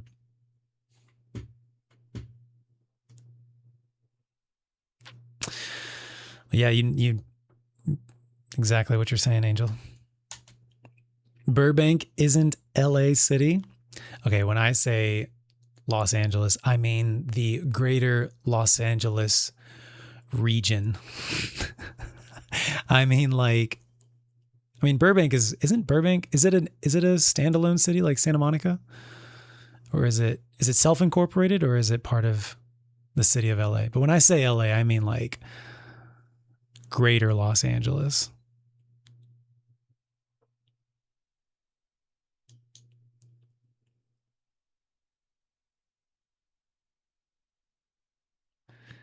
Kevin agrees and has additional words. We don't know what his take is, but he has a hot take. Thank you, Kevin. We are thankful for your input.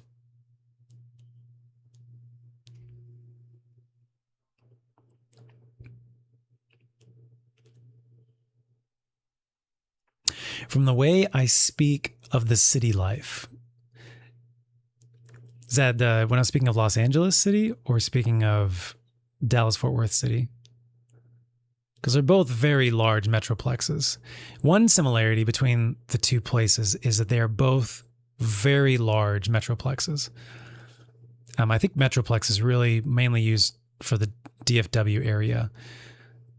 But that's what Los Angeles is as well, even if they don't use it to explain it. Just very big, fully developed between each other city, widespread.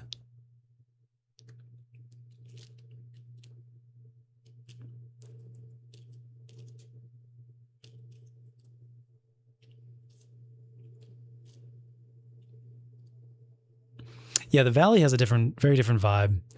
And there's different parts of the valley has a different vibe than the rest of Los Angeles. And South Bay has a different vibe. And Long Beach has it's tough because when you say the words LA or Los Angeles, many different people will have different concepts. Like to someone who's never been there but seen pictures of it, they might think of Santa Monica, which is a very different vibe. Somebody, who is mainly an actor probably thinks of Hollywood and or the studios, which is a very different vibe. Someone who is a rock and roll head may think of Sunset mainly, which is a very different vibe. Someone who's mainly into rap music and thinks of LA be a very different vibe. They're going to think of Compton or Long Beach.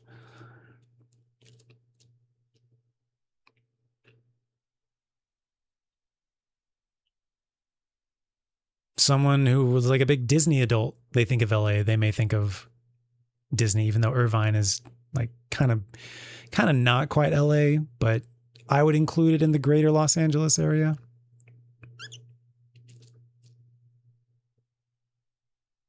Etc.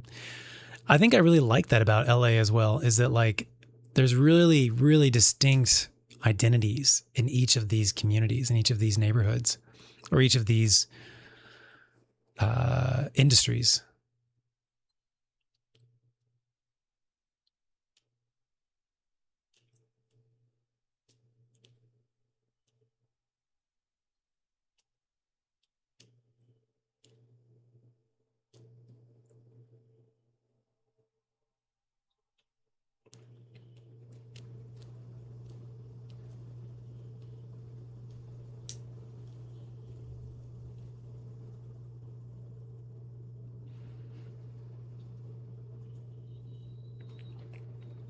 Blow off. What is like the average humidity for you in Arizona?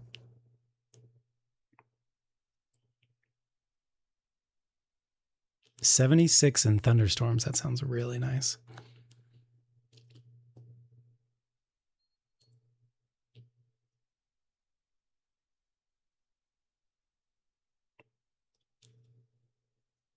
What's up, Crit? Yeah, apparently it is my partner anniversary, but we'll make a proper stream to celebrate that stuff. This is just the first stream in the new office, and it didn't like give me a heads up that was apparently the thing it was going to be doing. So we'll, but yeah, I guess I think it's like they have like a 2-week window on either side of when it is, and I don't know.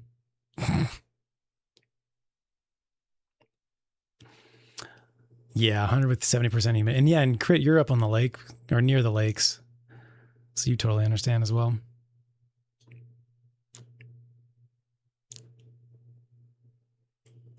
Yeah. Humidity, heat waves in the UK. Yeah. Burbank has this. Okay, Beverly Hills, San Fernando. I think Culver City, Santa Monica, Long Beach is not. Palos Verdes is separate.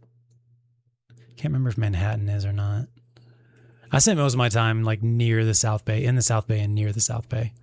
I took a little temporary, like 1 year, I kind of made my way up north into the valley. I would spend a couple months in Koreatown and then lived a year like in North Hollywood. And then I was like, why am I paying LA prices and experiencing Texas heat? I might as well just like move back to the ocean if I'm going to be paying these prices. So then I moved back to like the South Bay area. You sensed it.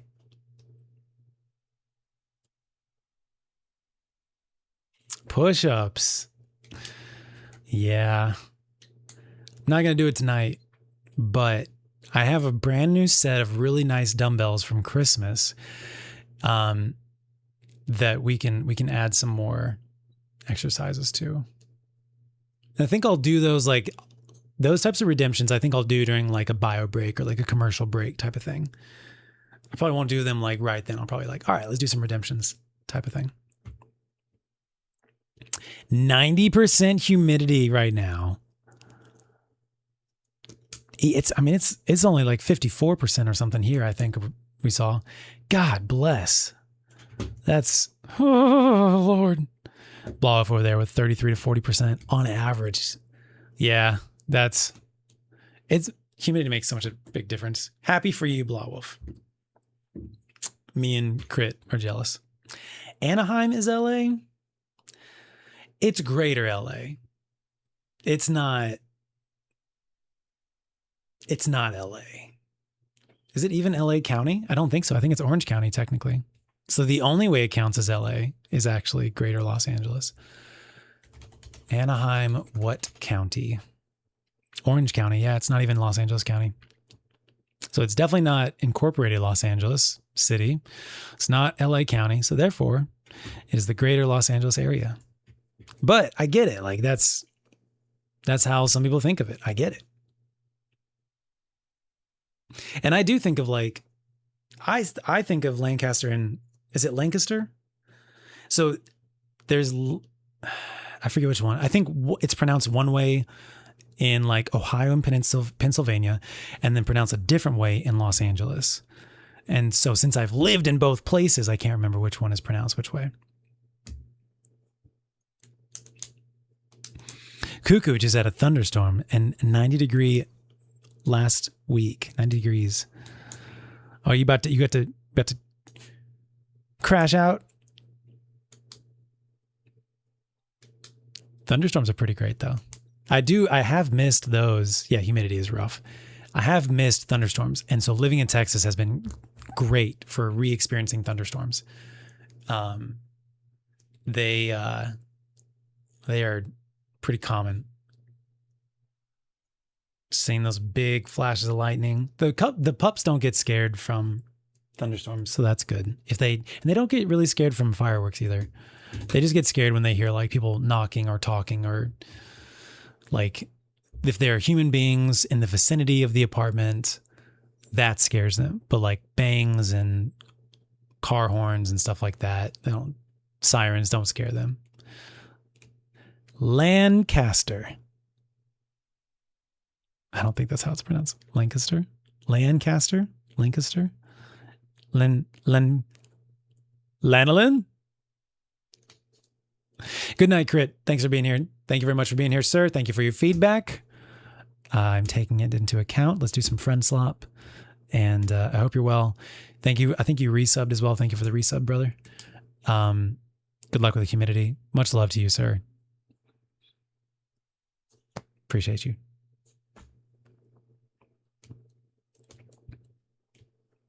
The OG UK Lancaster is pronounced Lancaster. Got it.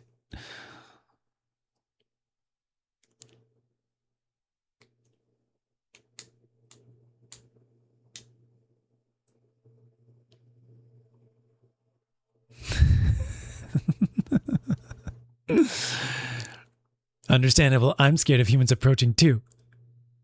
Exactly. You're on the same vibe as them. Can you see her? Let me hide the updates text or move it. Move it over here. This is a Lucy. I don't know if you can see it or not. Oh, that's a desk. Let me put this down. There you go. Now you can see her. I had the body shape right, just was not actually her. It like perfectly covers her up. That's funny. Yeah, that's a Lucy. Can you see Ricky?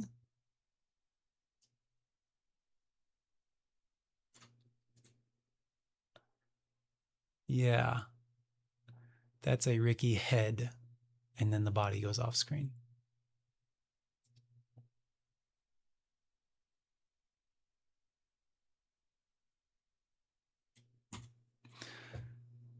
Good enough.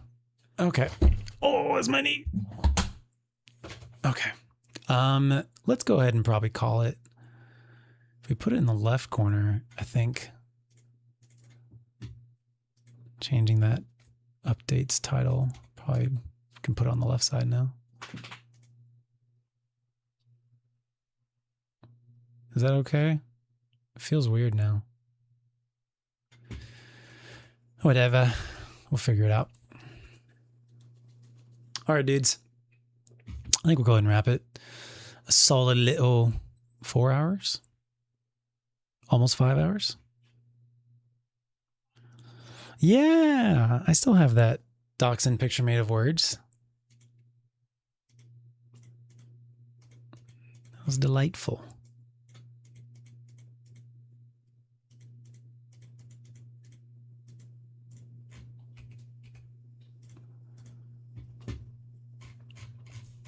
All right, JJ. Oh yeah, and thunderstorms in the desert. Those are fun. So let's talk about the future real quick before we go. One more tangent for us.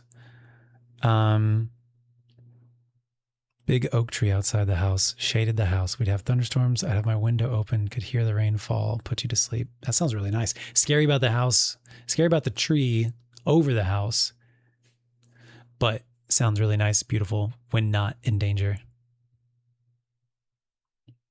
I got to go for 5 more hours. Look at your rain. Okay, I will after the stream. I will put a reaction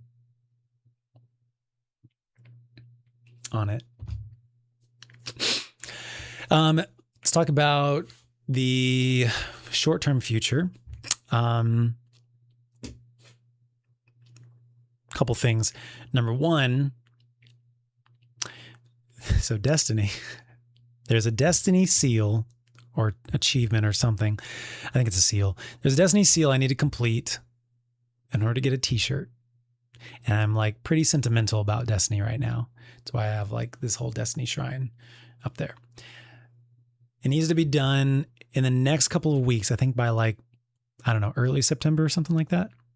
And I've held off on doing a lot of it because I want to do those things on stream with you guys. So I'm probably going to prioritize just getting those things done so that we can then move on to like other stuff. And a lot of it's going to be emotional as well. I'm probably going to cry. I'm not prepared yet. Nor will I be when it's time, but that's fine. It's like grieving something that's been a part of my life for like 10 years, you know? Even when I take breaks from it, I love the characters. I love so much about the game. So that's going to be a thing. So because it has a deadline, I'm like, ooh, we got to get to that. So that's the thing. I also want to get started on making videos. So if you're not subscribed to the YouTube channel yet, and if you want to subscribe, youtube.com/TJSmithGaming. And I think the first thing will be an update video, just talking a lot about what we talked about tonight. Not as much detail, but we want to help the YouTube viewer normies know what's going on. And for anybody here who, wasn't able to be here earlier or couldn't stay here for very long, etc.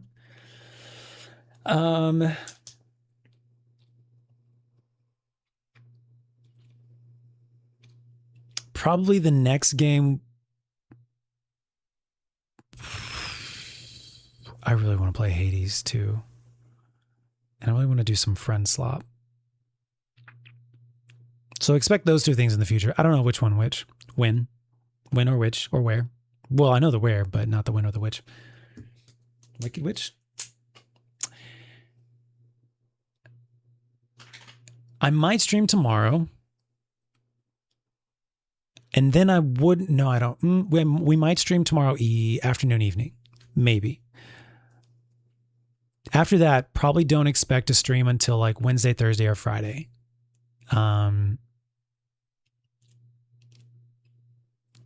Cool. In addition, I'm probably going to revamp a lot of stuff. I'm going to rework some stuff. I'm going to rework alerts. I'm going to rework like rewards, redemptions.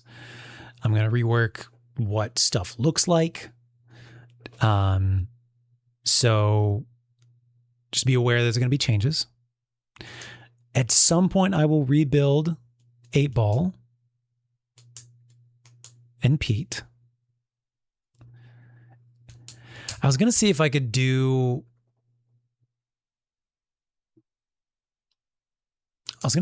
both pieces, if I could do the streaming and the gaming on the same PC. Is that a good idea to try it? I don't know.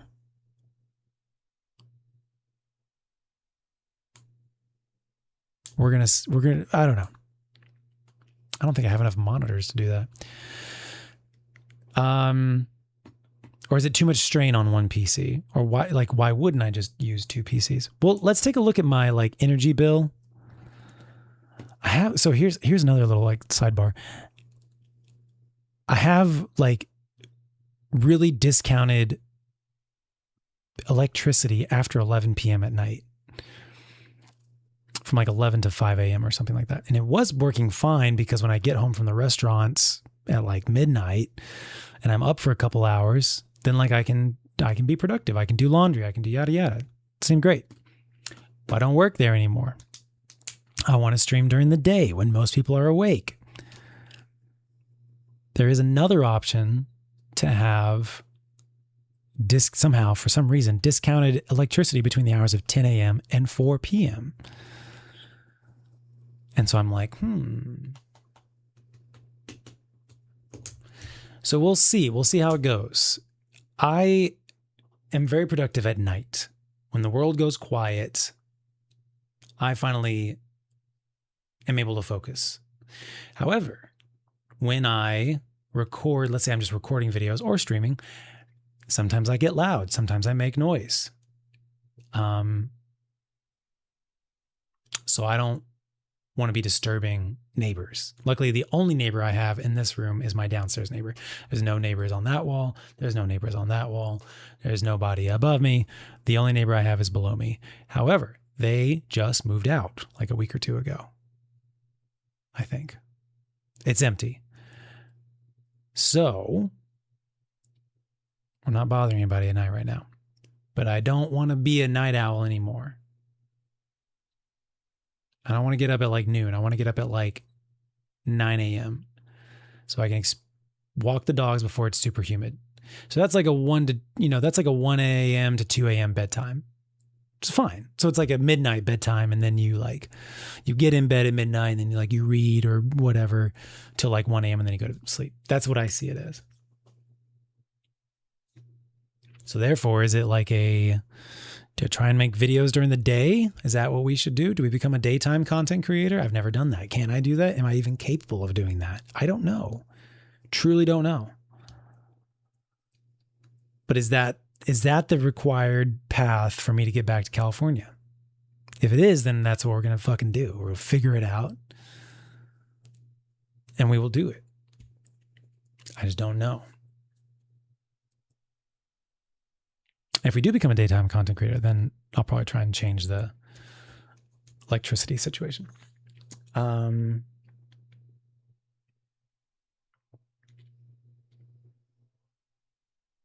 I guess just like letting you guys know, wanting to let you know certain variables so you know what to expect.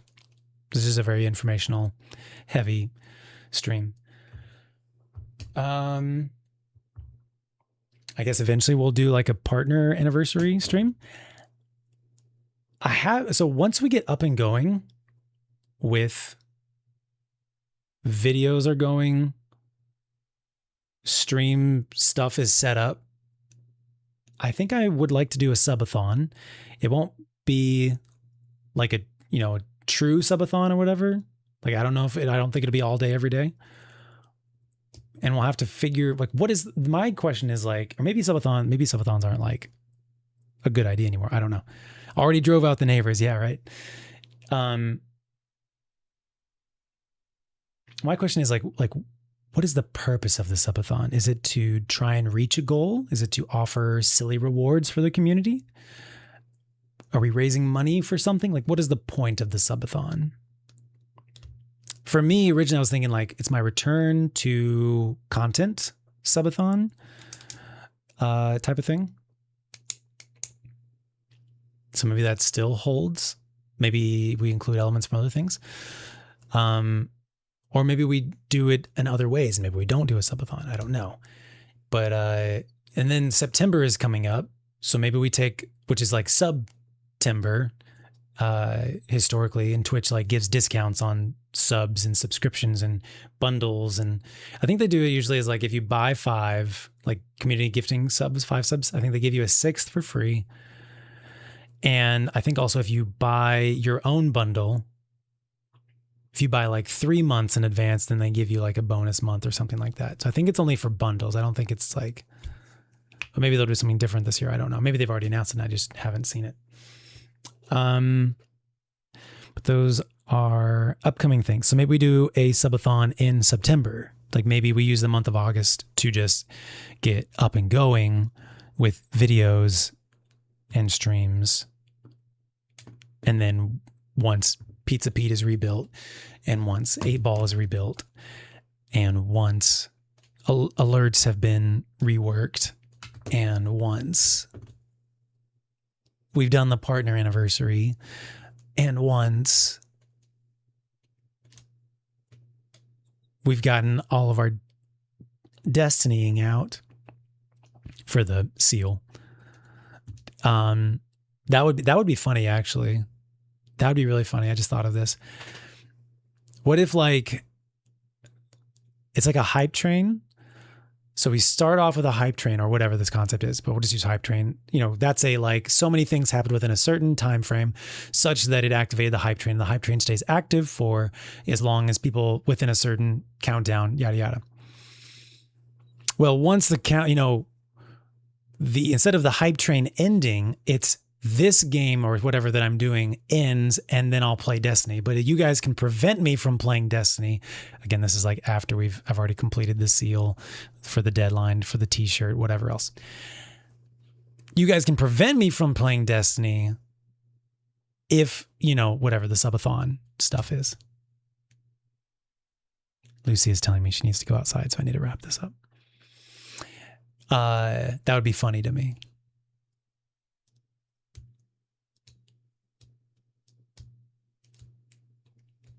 Something like that. Little birdie, what's up? Hello, welcome.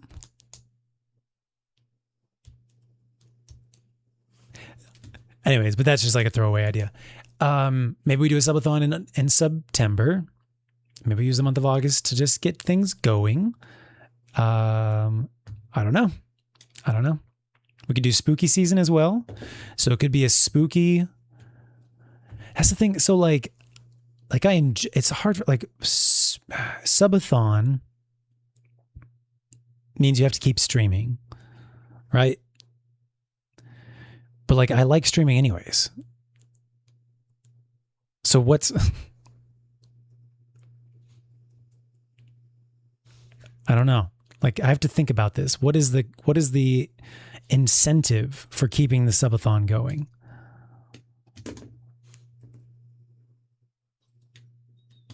If I can't, like, we'll brainstorm on this. Doesn't have to mean that? Okay. Also, I was thinking about doing, no.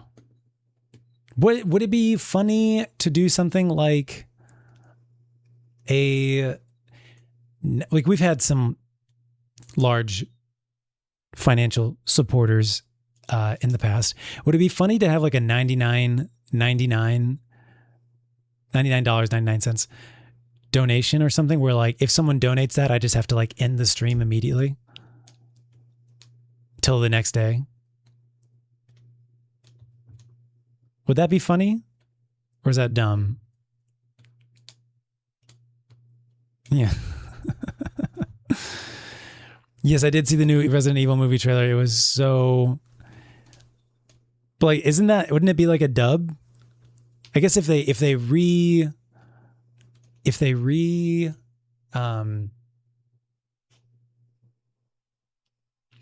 like whatever they call it, whatever it's called, chargeback. If they charge back, then that would be annoying.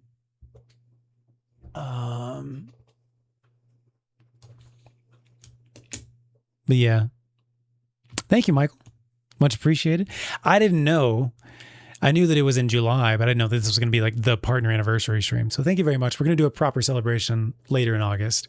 We'll figure it out. But thank you very much. Appreciate that. Make it bits.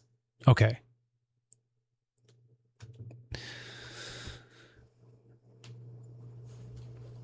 Million points. Okay, we could do both. I don't know if I'd want it to be channel points. Unless I were to make it like 1 trillion channel points or something. Then I would be okay with that. I'm jotting down bits.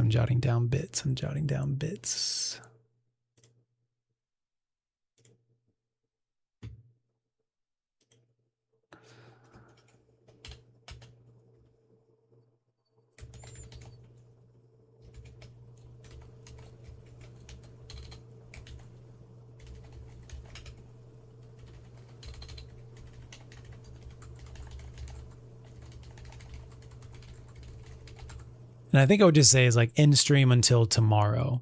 I wouldn't say in stream for 24 hours because if it's like 1 a.m. or something like that, like I would just end stream and then go to sleep and then get up, and start streaming at the normal time the next day. But it would be even though it's technically the next day or whatever, it would just be, after a sleep, a full 8 hours sleep, whatever that is. Okay.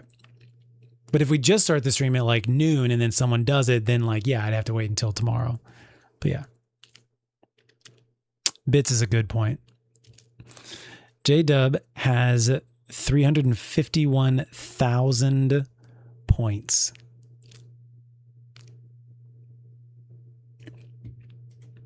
That's a lot of points. That's a lot of points.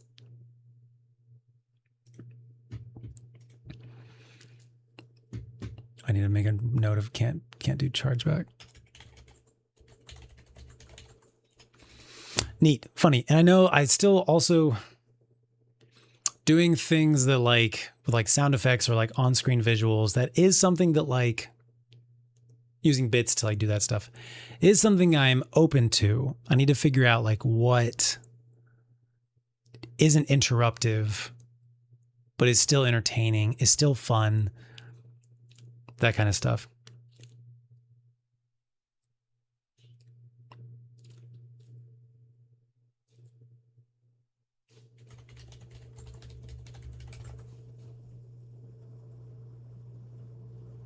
Or like maybe certain things are only available when like in just chatting mode. Like this mode could have like, I don't know if this would work or not. This mode could have the overlay like on OBS or something like that. And when it's like gameplay version, like it doesn't have the overlay that has the bits effects or whatever. I don't know if the bits effects can be done via OBS overlay or if it has to be Twitch player since it is bits type of thing. Something to look into.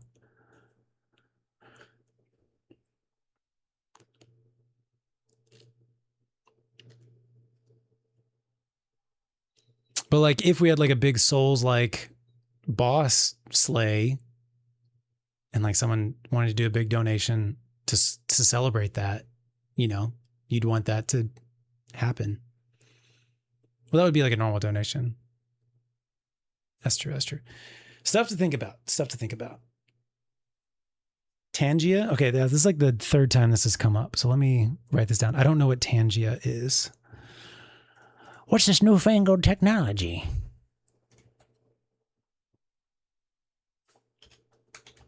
Tangia. Or Blurp. Okay, I think you've told me about Blurp before.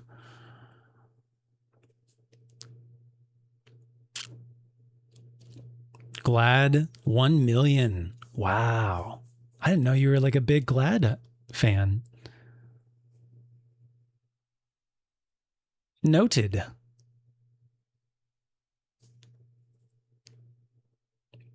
On-screen visuals and music is really fun because you can do like meme music or jump scares. You charge more for large alerts. $100. I get 10 minutes of All-Star. Okay, I don't know about 10 minutes, but that is $100. But 10 minutes. For background noise. So if I streamed during the day, Jada, would you put me on in the background for background noise? If I streamed at like 12, from like 12 to 5? That's what I got to do, man. That's what I got to do. That's what I got to do. I've got to rotate. I've got to pivot from being a night streamer to being a day streamer. From a night walker to a day walker. Okay, you guys are saying on-screen visuals / music. Can do meme music, jump scares,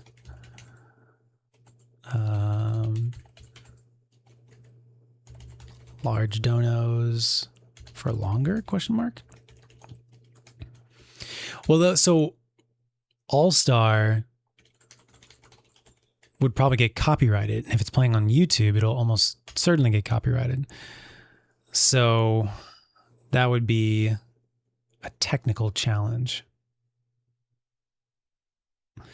But other non-copyrighted stuff, or like a memed version of All Star, like the loop version. Be curious if the looped version, or like, what was that? The chorus version, where it's just the chorus lines just auto-tuned to be the melody. That might be able to be doable. Tangia can do sound effects, on-screen effects. And do you guys happen to know? We need to figure out some text-to-speech stuff. My concern for text-to-speech is, it's not really a concern. I feel bad if and when I make a streamer mistake and like don't change the scene, and a homie or a mod, in order to get my attention, has to do a text to speech in order to like tell me whatever. But that's not a big deal. And I could probably just like Venmo them back whatever they paid me. My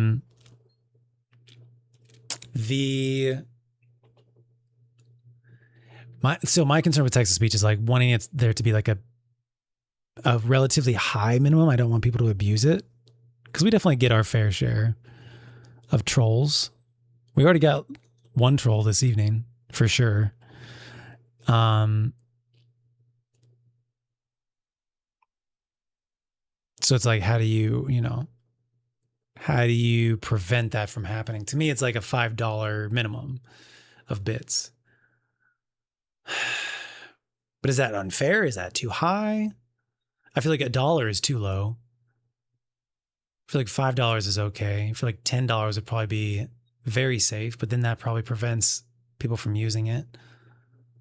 Some people from using it. I guess I'd probably do it as bits. I guess we could do text to speech. Sorry, channel points is what I meant to say. We could do channel points text to speech.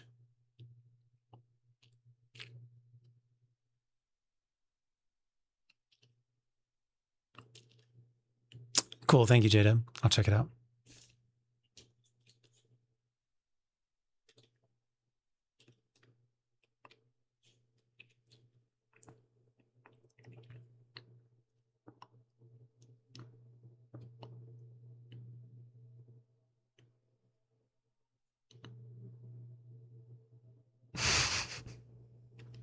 Okay. Okay, and there's a price you can set for bits. Can you set a price for channel points on Tangia? Am I pronouncing it correctly? Is the accent on tan or G?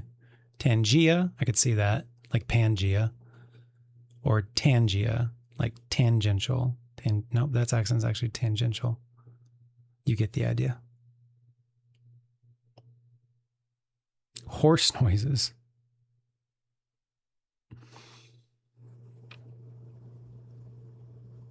Okay, looks like I see the symbol for channel points.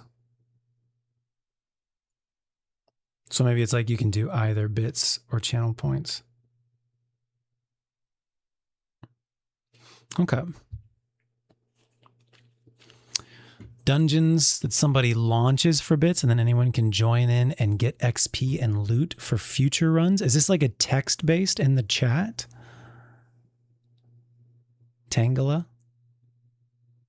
Tangia? Selected for channel points. Yeah, I saw that. Okay. Cool.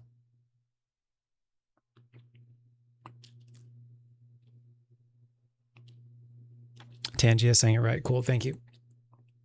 That dungeon sounds interesting, because we used to have like, text battles or whatnot. I would love to bring back interactive stuff.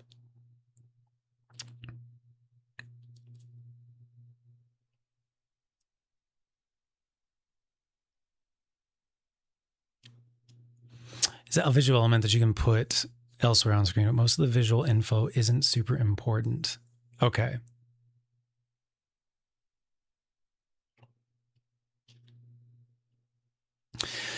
Yeah, I'm trying to decide. It's, it's not something I have to decide right now, but like, figuring out what do we want the visual to be. Because I think, we definitely had it like segmented visually in the last year or two. I'm probably wanting to go back to more normal.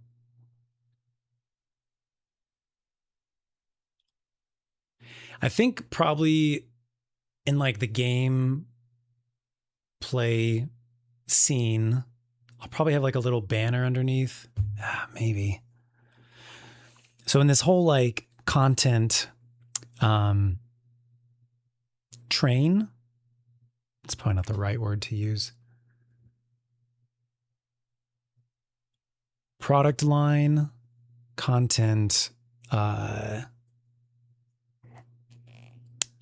factory line, going from like, if I were to do a longer game and we were to make mediums for YouTube from it, figuring out, so cutting down the stream to be a medium on YouTube. See you later, Nikki. Have a great day. Pipeline. Sounds good. In order to do that, someone who'd be similar to this is like Astacross or Dado, for those of you who are familiar with their content. Most of their YouTube videos, they record live on stream, which is different than like a lot of like gaming content creators, like Markiplier, for example. Like most of his YouTube videos are not from live streams, for example. Ones that are, if I were to have like a little banner underneath the webcam and it says stuff like most recent sub goal for today, which I think I do want to do a couple of these. Because I do think if I'm going to really try and turn this into self-sustaining business, highlighting, like showing appreciation for people who support, and then also highlighting like how to help support the channel, basically, so that people know like what, the goals for today or whatnot, goals for this stream. Would be good to like give more highlight, more priority, more exposure, which is kind of what we used to do with like the sub boss. I just enjoyed the sub boss battles. I know some of you guys did too. But I mean, maybe we could have, if we could have that as like maybe I could make that a rotating thing.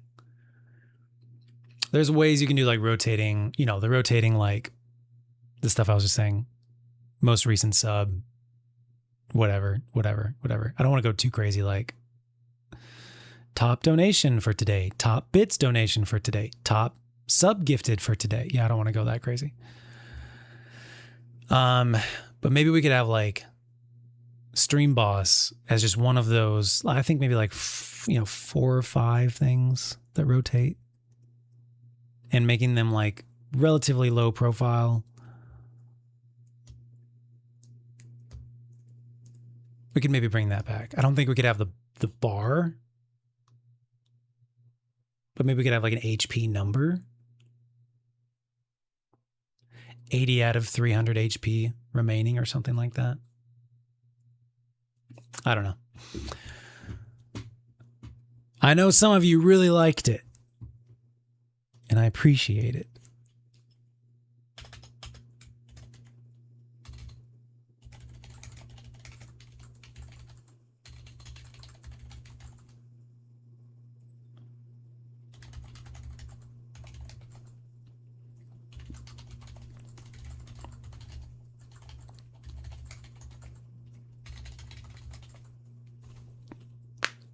Is that pin a G2? Sure is. I discovered G2s late in my life. I discovered G2s in like the last 1 to 2 years. I was over 35 when I first discovered my G2. I was, I think I had a different pilot pen when I was in high school that I really liked. And then I was a big fan of mechanical pencils for a long, long time. I was a big fan of Uniballs, but then they kept like leaking in my pocket. So that was bad times. So I've just recently discovered the G2, and I have like a 20 pack over there waiting for me. And that's after I finish my next 10 pack. Like, these are great. They write so well. Are you a fine or a very fine or a medium? I'm a 0.7, 0.07. I'm a 0.07 wide. That's how wide I am. I like the 0.05 as well, but I think the 0.07 is my sweet spot. They write so well. There's an actual Twitch thing to set a sub goal or follower goal that gets displayed below your stream. Thank you for the update. Twitch built-in player display for sub goal / follower goal.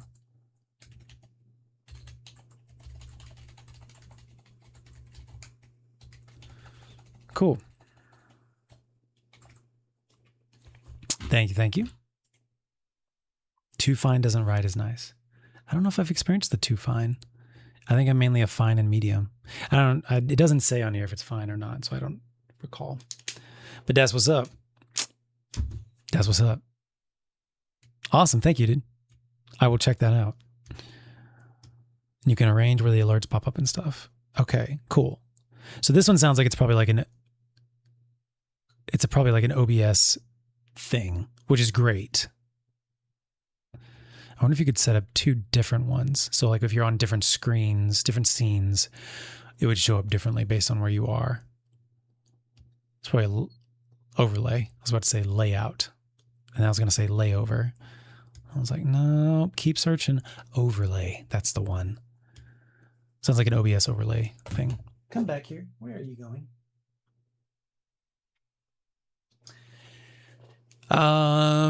Neat. So yeah, you guys get the idea. It is a balance, and I really appreciate you like allowing me to be honest and transparent with you guys about stuff. I feel like we have a pretty solid, like mature dynamic. I appreciate that I don't have to hide or pretend. And, but I do also want to bring back more like just pure entertainment.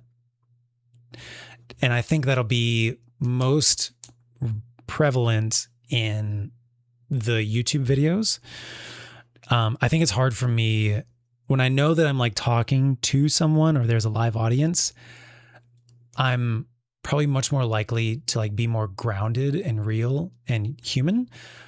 And sometimes like to be an entertainer, you have to like not be that. You have to like enter into the character and like perform.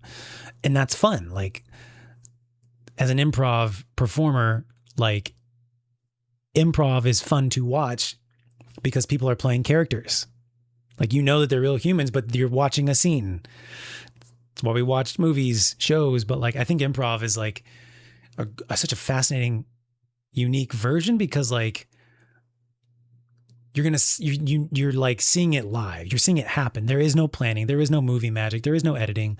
You're just seeing people create a scene, create stuff from thin air right then, and you're buying into it. Like you want to see them. You want to see them perform. You want to see them play characters. You don't want to see them be humans. You want to see them be characters. And I think I need to like. I feel like throughout my career, I was much more of a character in the first 5 to 8 years. And I think I've drifted, the other side. Especially in the last like 2 to 3 years, I think I've been much more human, less performer. And so now it's wanting to strike a good balance.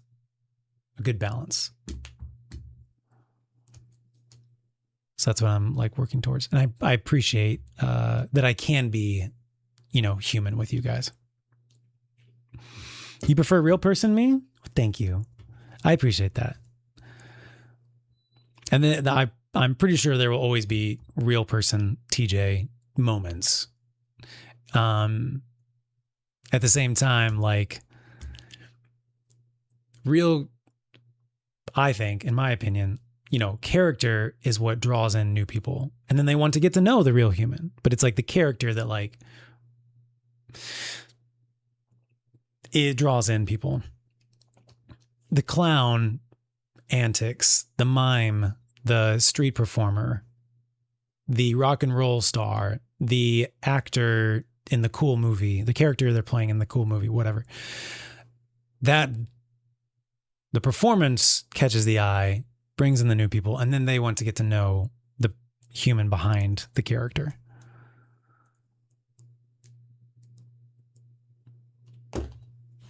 I think that's the human psychology.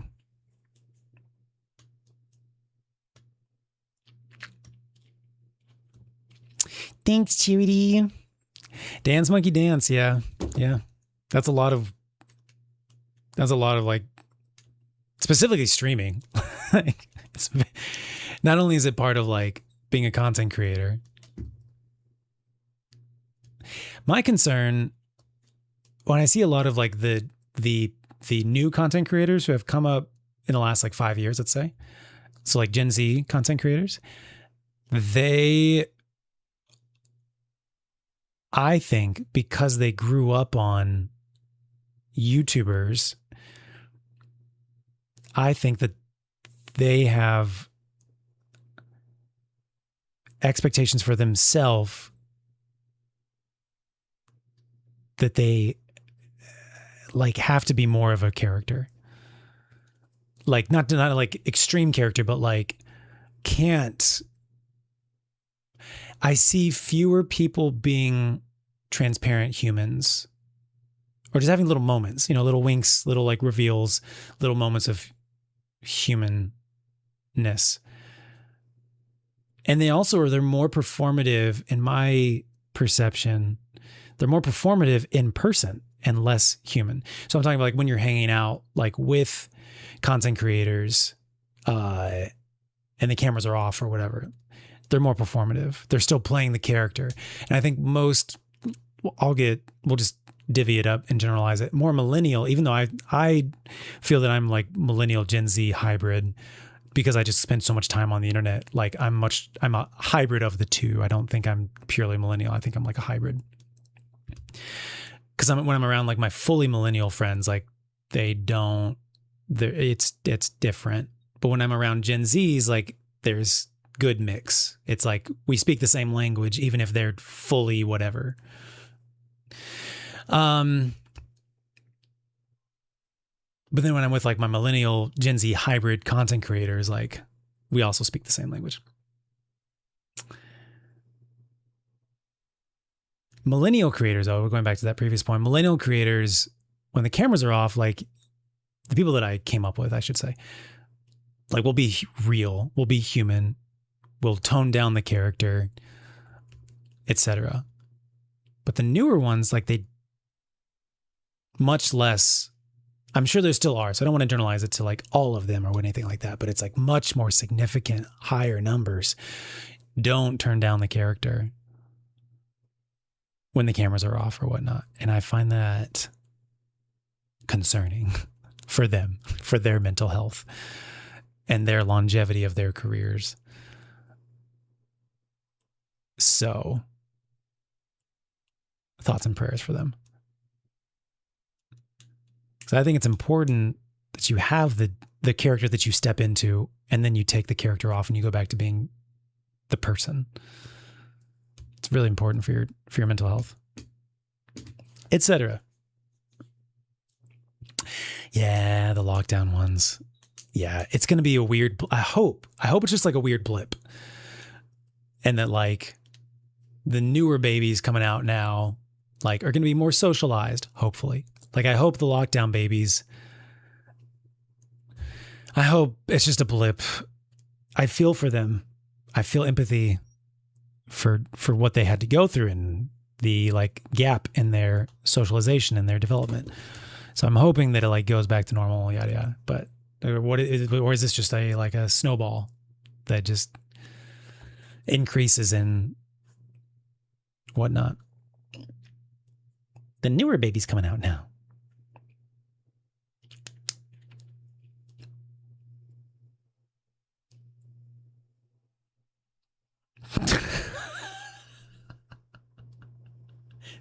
Thank you, thank you, Blawa. Thank you, Blawa, for remembering the human behind those characters. Thank you so much.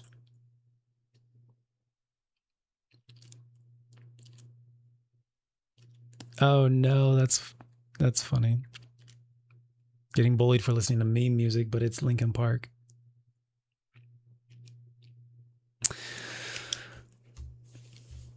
Yeah. It'll be interesting. Yeah, so that's a great point too. Like changing your concept of like proper socialization based on what you see in videos or see online and stuff like that. And now with AI, like generative AI and creating situations with realistic looking humans that never happened, like attacking people, but it just literally never happened. Et cetera, et cetera, et cetera. Like that's going to be weird. Right now, I feel very blessed and grateful to have grown up in the time frame that I did. The time frame, and a lot of you guys are similar as well. The time frame of before the internet, the time frame is all like one time frame. Before the internet, getting the first home computer, getting internet, but it was like a slog to get online. You only had one house line. So like it took forever to get online and it was very disruptive to anybody else. So it was rare that you could go online.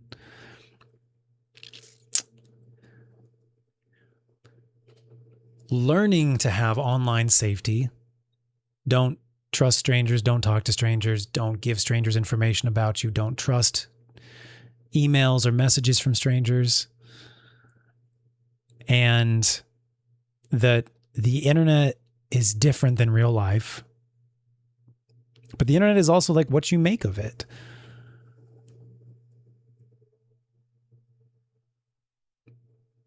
Being able to meet people, being able to make friends online. You know, people developing long friendships through like World of Warcraft and other stuff. Hey, buddy, you gotta go outside? Okay, we'll go outside soon.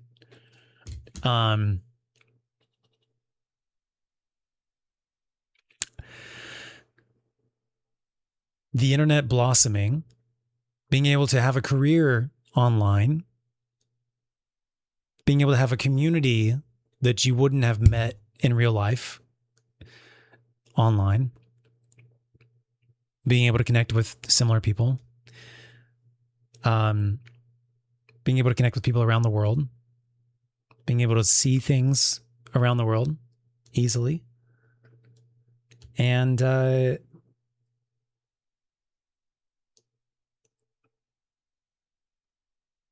so life before the internet, life during the blossoming of the internet, and now life in the like, almost like the poisoning of the internet.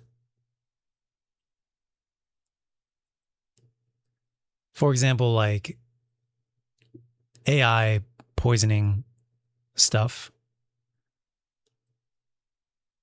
generative AI poisoning stuff, generative music AI poisoning stuff.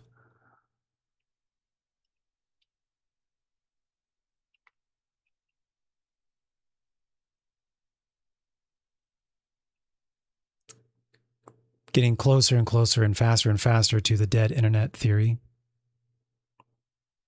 etc. Realizing that like, yeah, so just like having the life before the internet, during the blossoming of the internet, and now during the poisoning of the internet. And like, yeah, for people who never experienced life before the internet, it's a very different mentality, perspective, human socialization, connection, etc.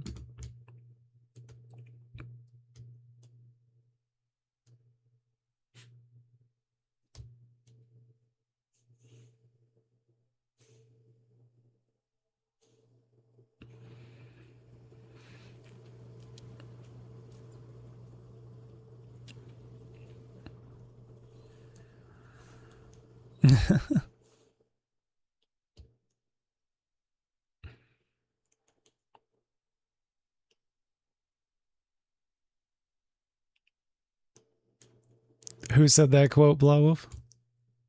Yeah, there's more bots on the internet, social media, and there's more internet traffic from bots than there are from human users now, according to Cloudflare. And that's concerning, Like that's bots talking to bots. That's really concerning. Which is like why I think YouTube is sorry, as you guys know. So this is like, we're in the late hours now. We're in the fully transparent TJ mode now. That's why I believe that like YouTube is still a viable career.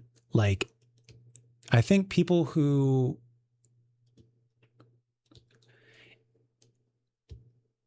I think AI is going to eat so much of the internet, so much of business. Like genuinely, we don't like, not unfortunately, CEOs are mainly decision makers. AI is great at making decisions. AI is not great at being creative. But I do think one of the best things that AI is good at, when I say AI, I mean like, of course, I mean, there's like so many different types of AI and we use the term, this is a personal gripe of mine. People are using the term AI correctly and incorrectly now because it's become such a common word. There are algorithms that we used or computer programs that ran on their own that developed and worked prior to the creation of AI in the term of like LLM or generative AI. And I think those previous forms of computer programs and algorithms and applications, I think those are still fine. I have, making like a series of programming code. There's like this website called If This Then That. And you could tell it like, if I post an Instagram picture, share that post to Twitter and Tumblr. But now like, if you were to have this same concept, you would phrase it as like, an AI will do all the work for you and post it multi-platform posting for you or whatever. And it's like, that's not AI. Like that's just code. So for example, this microphone, they market it as having AI, but it doesn't have AI. It just has algorithms. It has sound algorithms, which I've been working with.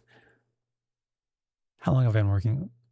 Since like 2006, 20 years. Like I know this microphone is not talking to a data center to decide noise reduction, background noise reduction. That's not happening.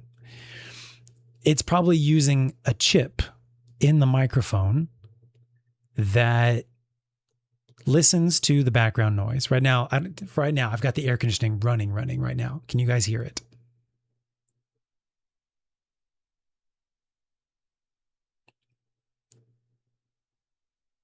I don't think you can. This is the loudest it'll ever be.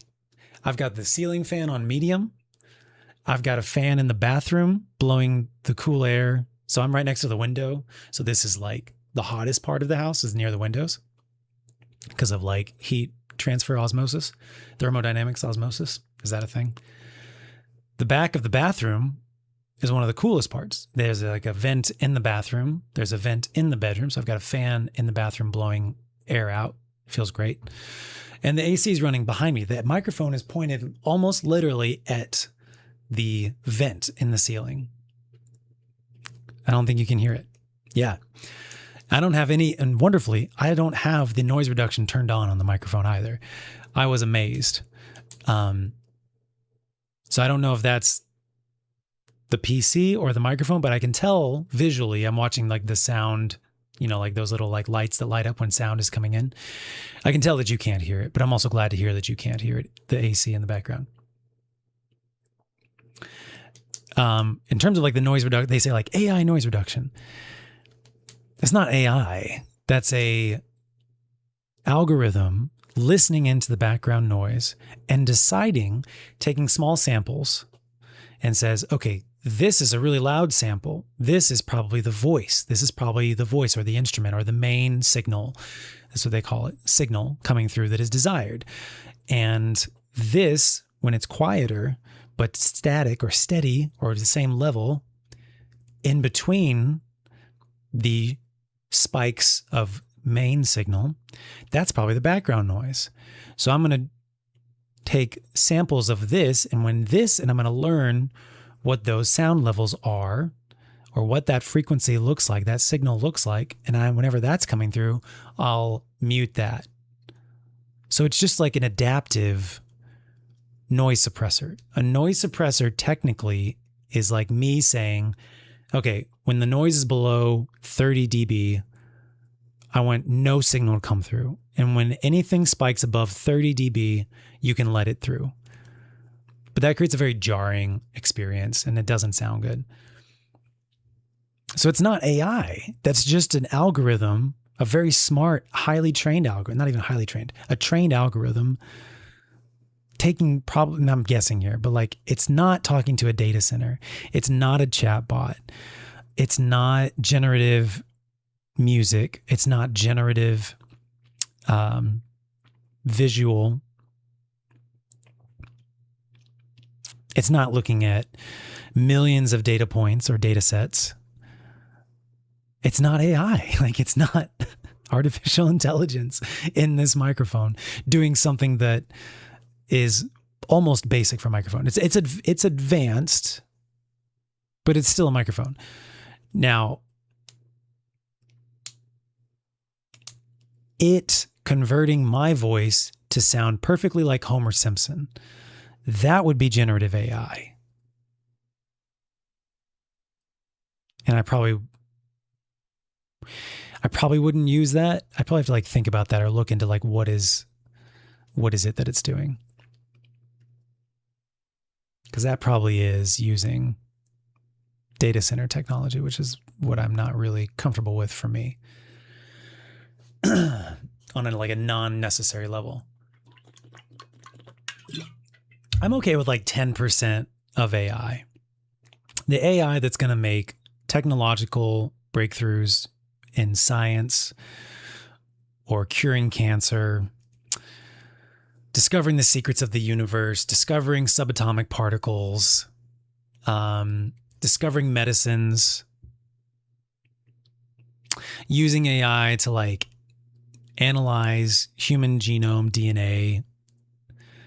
If you can feed AI, I don't know, 1,000 people's DNA and their family history, and that the AI can figure out who's at higher risk for what cancers, therefore what changes in their lives do they need to make in order to avoid these types of cancers that they're naturally predisposed for, or develop these habits to prevent dementia in their lives,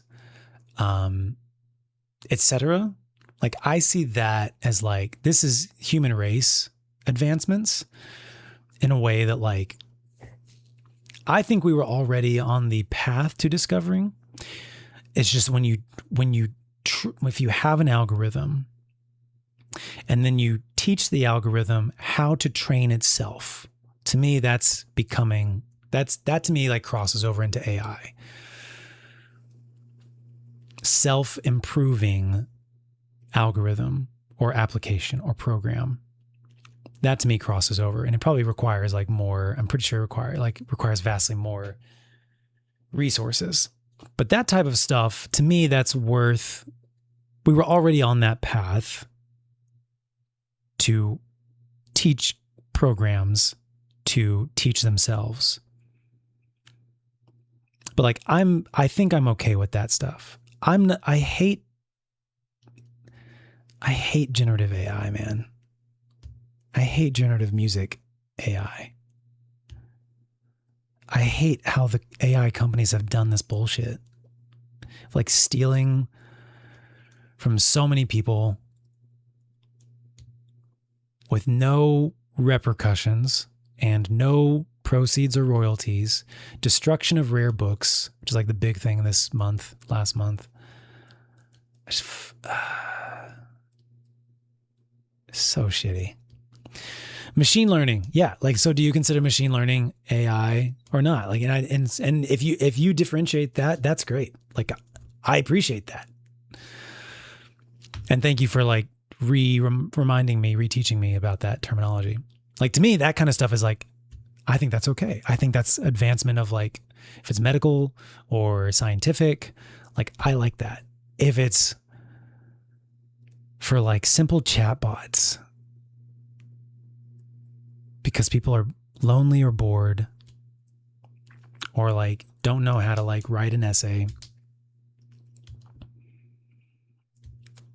I don't know. Not that I don't know. I don't like it is what I really mean. I can see chatbots being used well to tutor low income people.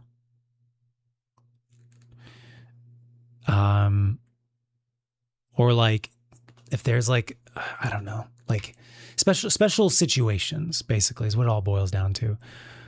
If it like so like people who can't afford a lawyer, sometimes in situations they'll get assigned a lawyer by the city or the state or whatnot. What if those lawyers are like overworked or like whatever, are not able to spend enough time because they have too many like pro bono cases or whatever? What if they could be assigned a chatbot lawyer who has access to all the rules and you can educate it about the case, the situation, and it can advise you? Like I could see that as a potential good use of a chatbot. Like legal help, like stuff that's important. So I'm not 100% against AI, but I am like 90 to 95% against AI. And I think the distinction with machine learning is really important. Yeah, where the way they've rolled it out to the public has been awful.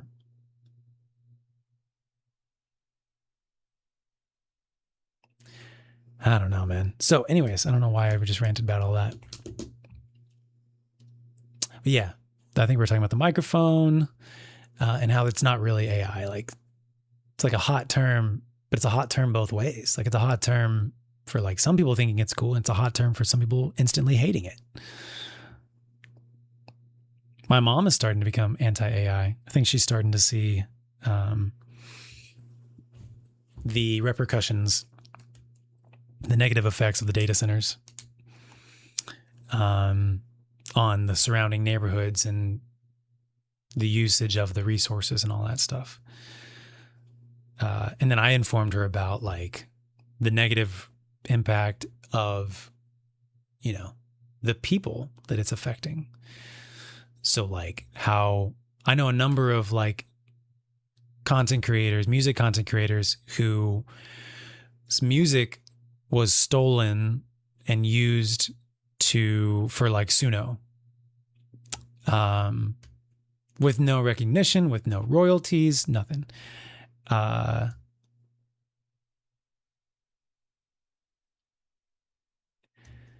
I talked to her about other stuff too. And then there's like the fucking Elon Musk suing. I can't remember if he's suing or getting sued or both. Because he wants to prevent the banning of non-consensual nudification via the Twitter, X chatbot. Like, are you out? Like, I know you're out of your mind, but are you out of your mind? Are you insane? There's like laws banning the non-consensual nudification of people, and you're wanting to prevent that? This is the hill you're going to die on? You're an idiot. Like there's no other logical conclusion. It's not about freedom of speech or anything else. Like, you're just an idiot. Very quick conclusion. Yeah. Children. Thank you. Specifically children. Specifically children, which makes the whole thing worse. But it should be applied for all adults. But specifically children.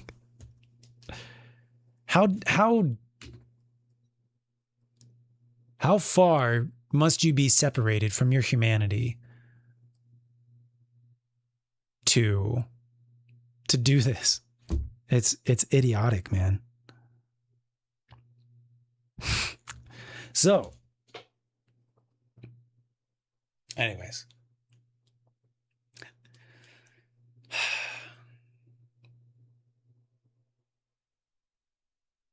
Like, I do think there will be good uses for machine learning and certain types of AI.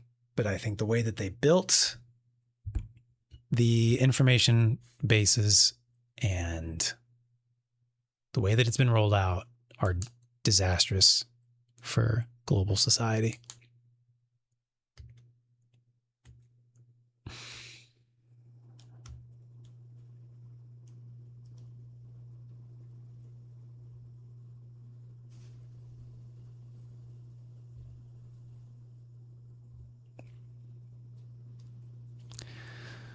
Drugs. He's not just an idiot. He's also many other things. Yeah.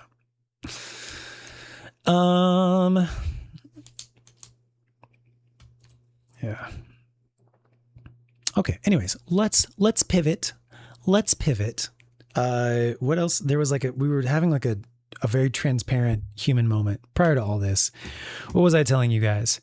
I think it was about something like in order to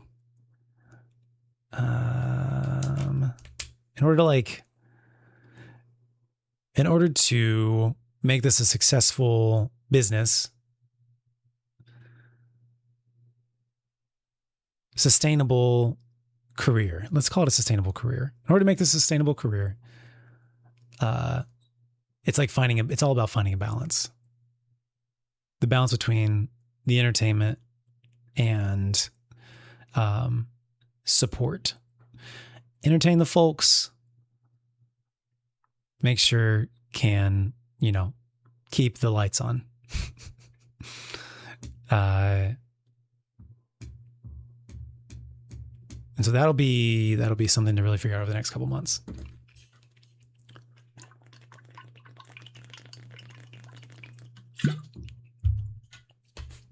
I feel like I've gone in extremes on both sides.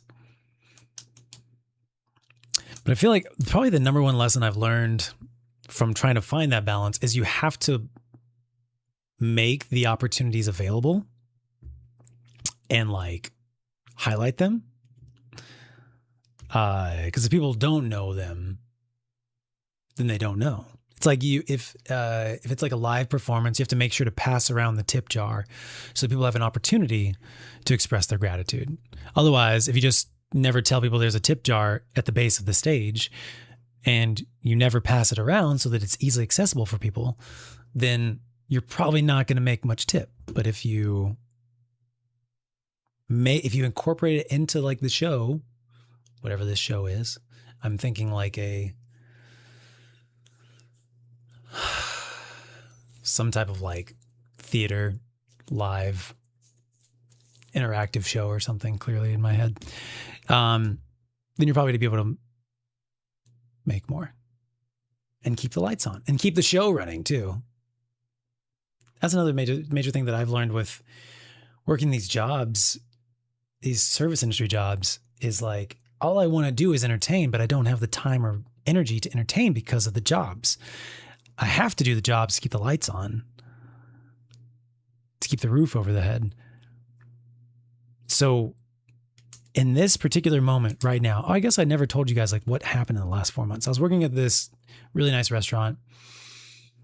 Really briefly, I know I've already told you like an hour ago I was ending stream. 2 hours later. About 2 or 3 weeks ago, I got offered a full-time job in the film and television industry. And too late, I radicalized you. And these people are definitely legit. They're definitely legit. But they're kind of unusual. And everyone who met them like at the restaurant, they were like, they kind of give me a weird vibe, dude. And the more time that I spent around them, I was like, they really do have kind of a weird vibe. And they're offering me this full-time job, and it was going to pay really well, and it's going to be in the film and television industry. And it was back in entertainment. It's back in the entertainment industry, which is what I want to be working in. Whether it's me doing content or acting or production or whatever. And the more that I like was spending time with these people, I was like, the job sounds nice. It's a lot of money. The money's every month. Even if I just work for them for like 3 months, that's like more money than I would make in like 6 to 9 months. So that'd be pretty good. And then I could figure shit out. But if I just work for like 3 months at least, I don't think it's going to work out long term, but if I just do it for a couple months, maybe it will work out, and then everything will be great. And they were saying like, yeah, you can still like audition and do acting. And if you book something, you can go film it. And I was like, okay, cool. That's a pretty good compromise. Good money in the industry I want to work. I can still act. Of course, I'll still do streaming and content. We'll figure out how I can fit those in. But this is great. So they offered me a full-time job as a way to get out of the service industry, which I felt has like been slowly melting my soul. And so I put in my 2 weeks notice at the restaurant, a really nice restaurant. I try to handle everything professionally in the service industry. A lot of people in the service industry don't. They'll just like stop showing up. They'll like get in a fight with their boss and like walk out, or they will get fired for doing something clearly against the rules. I don't know if I should mention this.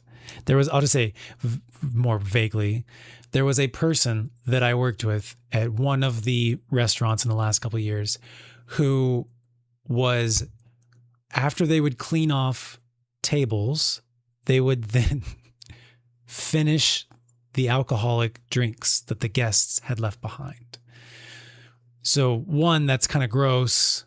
And two, they were drinking on the job, and if you're a bartender, it's kind of just like accepted that like you'll probably have like a little bit to drink. I mean, like you need to, so one thing is like, if you're making a new drink or a drink you haven't made in a while, like you need to taste it. You need to sample it and see if it's going to taste good or whatever. So it's just kind of like you shouldn't get drunk, because that's going to be bad news. But like for bartenders or whatnot, like you can have like 1 or 2 or 3 drinks over like a long shift. Like it's fine. The best bartenders I know usually have like 1 or 2 or 3 drinks during their shift, but and it makes them more friendly, more chatty. It's just kind of like part of the job. That's also part of the reason why, like, I don't think I could ever be a bartender. But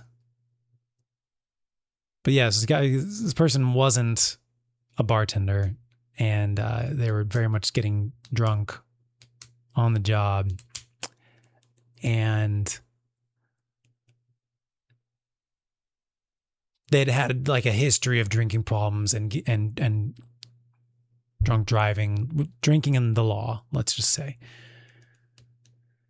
So it was a bad situation, and the person got like instantly fired the day that it was like found out. There was no like warning, and then no. So,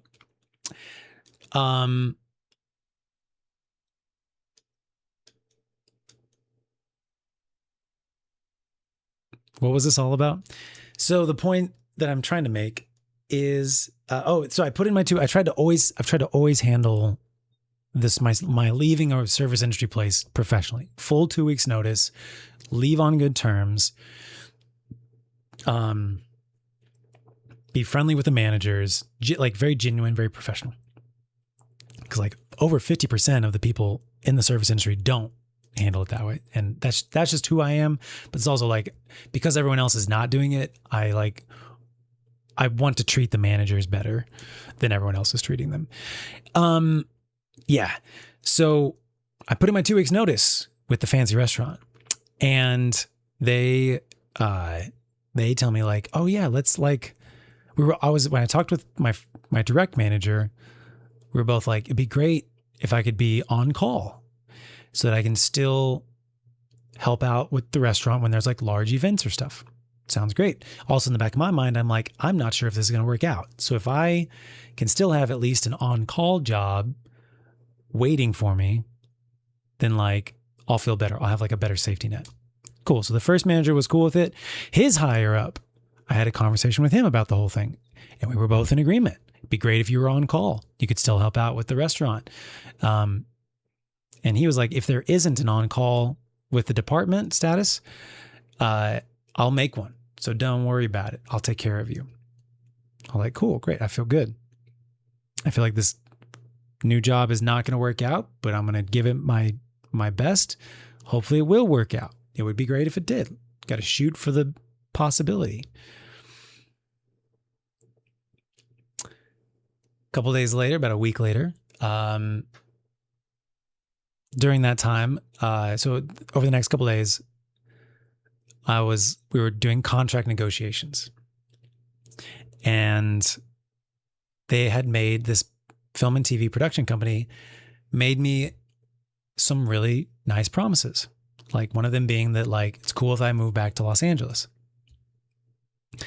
and some other stuff. And I was like, cool, let's get these big promises in writing. And I'm making just a couple small requests about the contract in general. Like, for example, email is not listed as an official accepted method of communication. It's only paper, mail, or fax.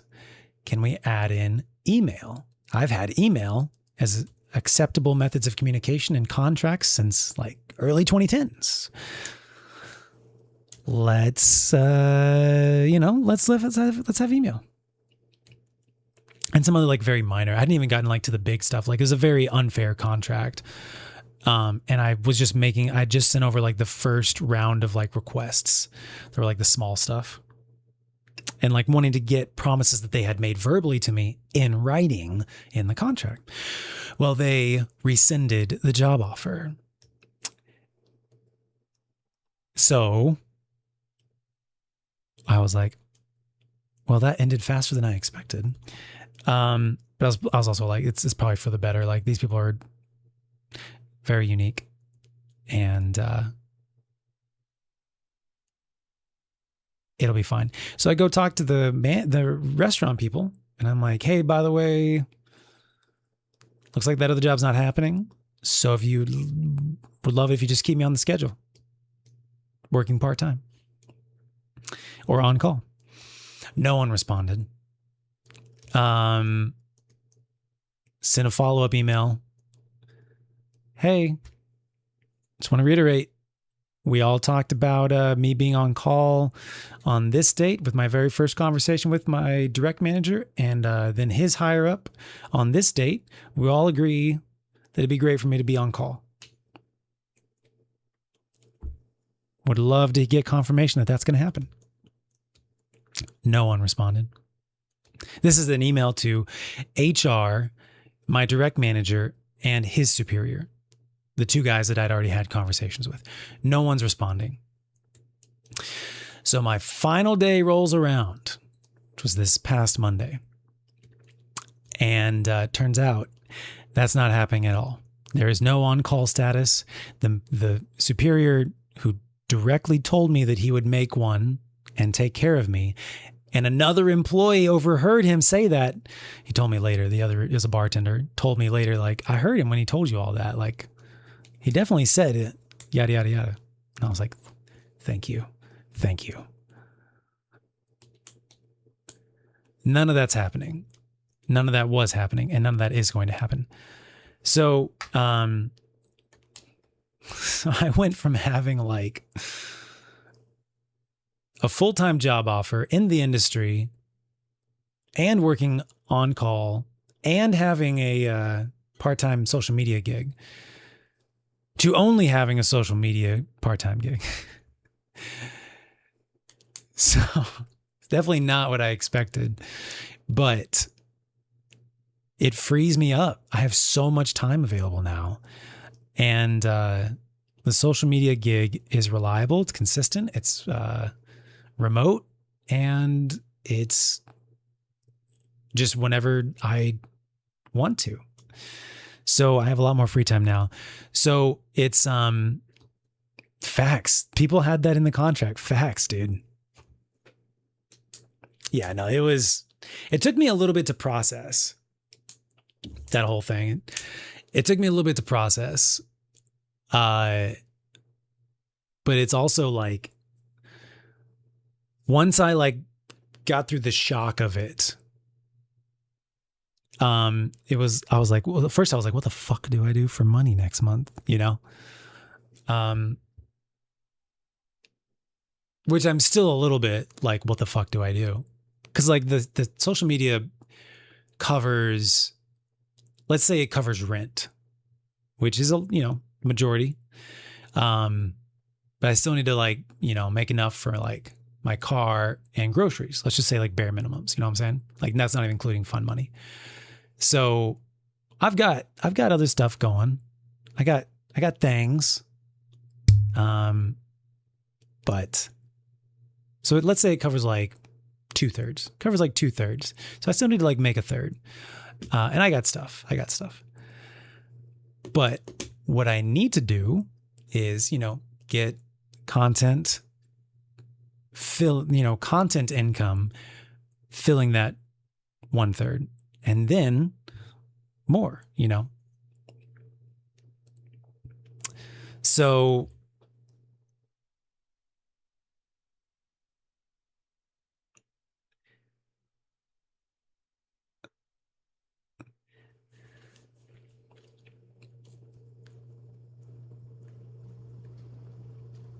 once I got through the shock of it all, I'm doing stuff, Lori.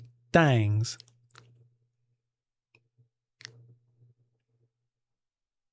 How do you get a part-time remote social media job? I looked high and low for them for like months when I first moved to Texas, and I couldn't find, even more than that. It was like for a full year, sending applications out, looking for them and sending applications out. And got like no bites. First of all, they're extremely rare, as you guys are saying. And I was just getting no bites. And that's when I finally was like, okay, I just got to get like a server job, like classic actor side gig, flexibility. What they also don't tell you is like, your money is so inconsistent. You might work 10 hours on a Sunday and make $50. The minimum wage here in Texas is $2.13 an hour. $2.13 an hour. The minimum wage in California is like $20 an hour. It's like $17 or $20 an hour. Almost 10x difference. Crazy. Working at the nice restaurant, the most recent one, it was like $9 to $10 an hour minimum wage, because that restaurant did that for you. And that's how I made probably most of my, not all of my money for sure, but like it's like a third. It was like a third of my take home every night was like just the hourly. So it was solid, very solid. But it's just so unpredictable. You could work. Anyways, so once I got through the shock of it all, I was like, listen, I could keep working shitty fucking jobs in the service industry or out in a different industry or whatever, and still suffer and not make any progress on my like dreams, not even make any progress on my career. Like I know that my career is entertainment, whether it's digital content, YouTube streaming, song, whatever. Like if I don't know, like if my channels got deleted tomorrow and I was not allowed to like show my face on YouTube, I'm not saying if I got canceled, because if I got canceled, that would be a much deeper soul searching situation. Because I'd be like, whatever I did to get canceled, if it was true, why did I do that? What do I need to work on? You know, be a much more like deeper situation. But if I got like outlawed from ever showing my face on YouTube again or something like that, like I would create like a puppet show or some shit. Like I would still do entertainment. I would make like a paper, wouldn't do AI, but I'd make like a paper stick figure or like cutouts, animation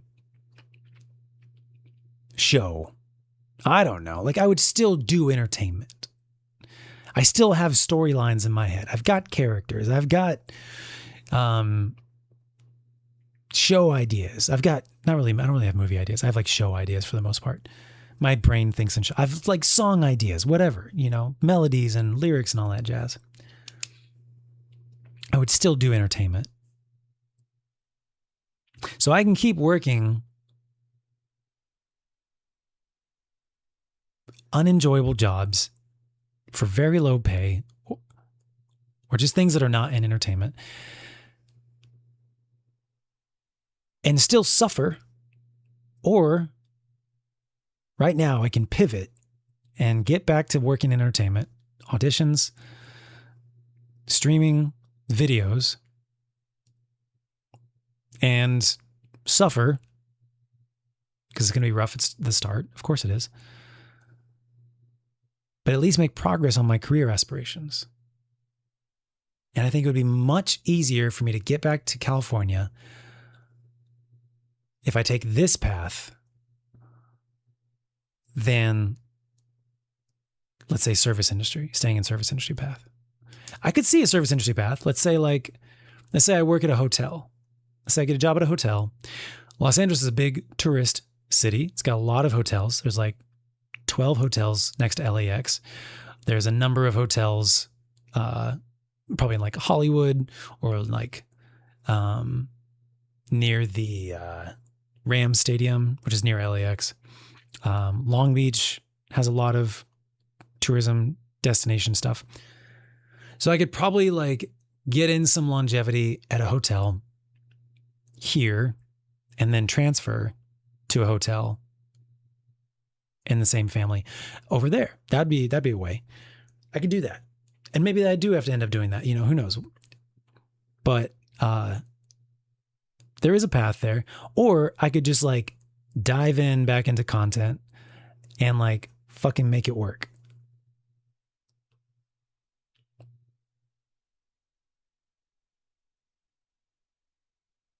And I just see the path. Like if I'm independently like self-sustaining, we build the channel and the content and everything into like a self-sustaining career. I think that'd be much easier to get back to Los Angeles.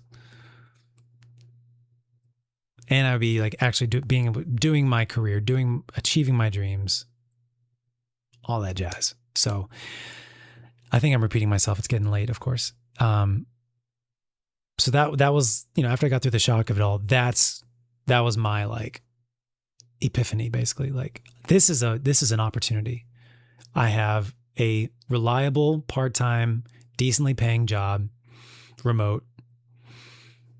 I have an audience that misses me, and I have a drive and talent to entertain people. And I've been successful at it in the past, and I can do it again. I really believe in myself. And I have like all the technology I need already. I just need the time and energy to make it happen. That's all I need. It's all I need. And now I have it.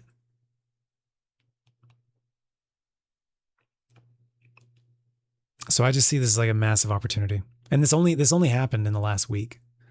Last Monday, this is Saturday. It's now Sunday. Last Monday was my last day at that job.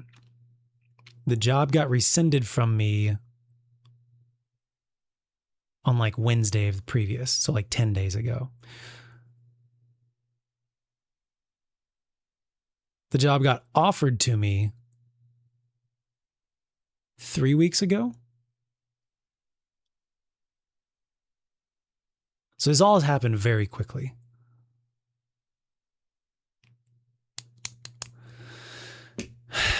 But I just see it as like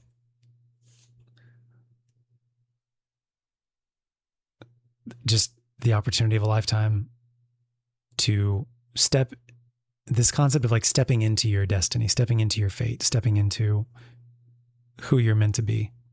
This feels like that type of moment, type of thing. Which fits really nicely with like my version of ADD. It not quite a deadline, but like this is the moment. It's not an impending deadline, which like is a mix of like anxiety and motivation. It feels like this is the curtain opening on stage. This is the moment. This is the moment I step into what I've wanted to do for a long, long time. Because I have the 2/3 financial support and the flexibility. And I have a great house environment. I could not do it in the previous place. The previous place was just so fucking hot. And all the time, like, these PC and lights and monitors make a ton of heat, plus the sun, Texas sun. It was just such an uncomfortable apartment to live in. And I was just not happy in that place, that environment, that neighborhood, that whatever outdoor allergy inflammation that was causing. Here, I'm so happy. I have friends within walking distance. It is great. This is the moment. This is the moment. This is the moment. I think I've heard of this concept before, but it didn't like resonate with me or something. But this concept known as amor fati basically means like embrace your fate or love your fate. Amor fati. And there's a new Mike Posner EP, mini album that came out in like the last couple of days. And there's a title of one of the songs is Amor Fati. And that's the first time that I've like heard that phrase. And I didn't know what it meant, so I had to look it up. And that's what not that this feels like that, but that is an attitude that I really like, that resonates with me of like, apparently it's from the Stoics, and most of the Stoics stuff is like, not quite embrace suffering, but like that which causes you pain, like bear it and let it remind you of like what it is to be human, or like that which causes you pain, let it go. And from my brief reading of this, it's it's like that which causes you pain, embrace it. That's you embrace everything, embrace all the good, embrace the challenging, embrace the painful, embrace the slow, embrace the fast, embrace it all. Welcome it all. It's like a predestination concept, but like this is your fate. This is your destiny. Enjoy it, all of it, the highs and the lows. I don't think I've ever really thought about stuff like that before. I've usually been more of like take control of your future and create your future that you want. Create your life. Take control, that 1% to 2% influence, free will. Focus on that. And so this is a very different mindset. This is like, because being in Texas is very difficult for me. There are great moments as well, but like a lot of me does not want to be here. I'm very glad I'm here. And I'm very glad for the things I'm going through and the things that I'm doing while I'm here. But a lot of me does not want to be here. So this phrase, this mentality is like, embrace it. What is it? You had to do it for the plot. That was like had to happen for the plot.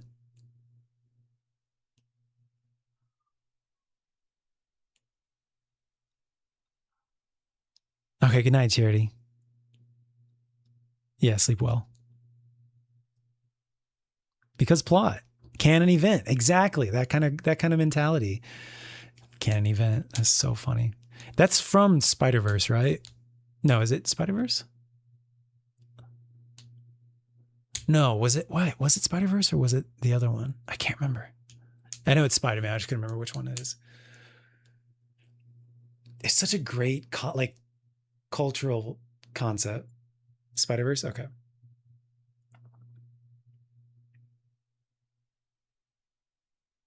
Also, like the phrase, like God couldn't make you too powerful. So, like I'm only 5'10".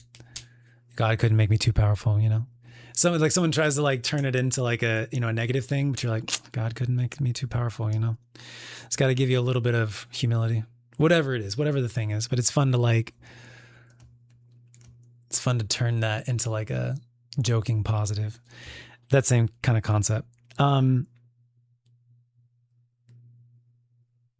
Oh, and then there was another one. Cowabunga it is. There's that one. And then there's like a 7-game series. We only need 4. 7-game series. You don't got to win 7. You just got to win 4. Whether it's the 7 days of the week or whatever. You don't have to win every single one. You just got to win 4. Just got to win the majority. You're going to lose some. Embrace it. It's okay. It's part of the series. 7-game series. We only need 4. I think that like takes pressure off too. So these types of like mentalities, they're great. That would be a fun chat bot. It's like, there's like Pete, who's like, it's really sarcastic and whatnot. And then there's like some other character who's like, fuck it, we ball. I'm going to write that down. I like that concept a lot. Like a really not toxic positivity, but like masculine positivity.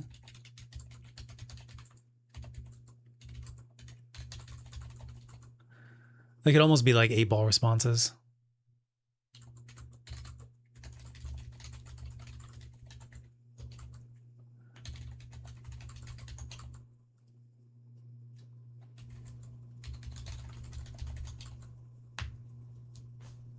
Pineapple Paula.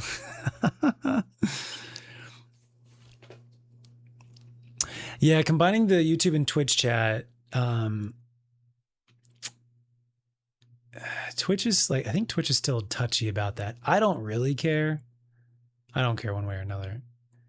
Yeah, we used to have, we still have Caster Labs overlay. And maybe there's probably some tweaks I need to make to it, but you'll probably see each other in like this. I call this IRL. This is the IRL scene. You'll probably see the messages from both here. But when it's like game scene, I probably won't have game chat. I probably won't have chat displayed on that. But yeah, I hear you. Yes, the art print, your art print Blawwolf is here. It might not be.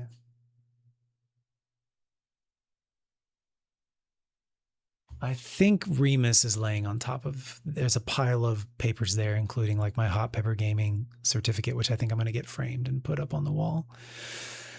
But, yeah, that's funny. That's clever. I still have it, is basically what I'm trying to say. And it's here in the background somewhere. Canon event.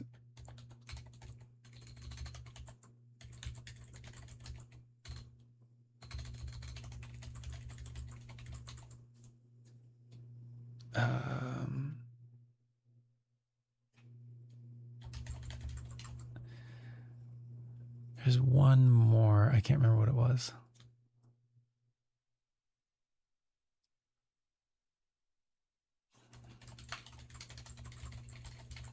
Okay. There's like someone who's like just a chill bro who like does not get like bogged down by whatever's happening. He's just like, it's all good, bro. That's why they call it a rebound. I don't know. That doesn't quite fit, but you get the idea.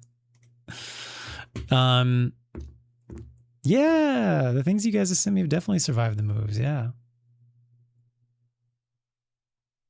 You win some, you lose some. That's right.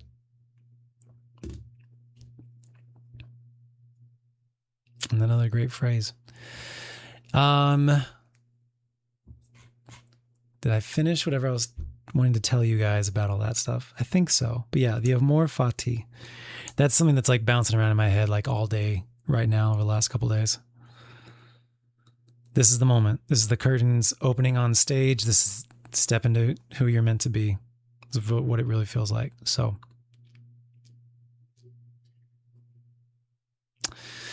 it's really the opportunity I've been. Is the type of situation, is the type of environment, the type of setup, the type of situation I've been like wanting and needing. And now I have it. So just fucking go for it. Fuck it, we ball. How did I get this social media job? I got it as a referral from a friend to one of her friends, who like was just looking to hire a dude to like post every now and then. They're a very successful company. They have like no social media presence. I was like, I'd be happy to do that for you. And I've worked for them for about a year now. And in June, they were like, we're going to give you some more responsibilities and we're going to double what we're paying you. And I was like, sounds fucking good to me, brother. And that's where we're at. So it wasn't like it even, I didn't apply for it. I didn't find it. I didn't apply for it. It's more just my wonderful, wonderful friend here in Texas who was like, I think you two might be a good match for what you're like, what you're looking for and what you can do. So shout out to her.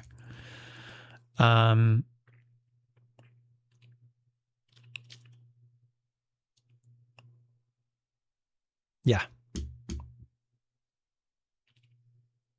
Amor fati. Embrace your fate. And I so strongly, like, I don't really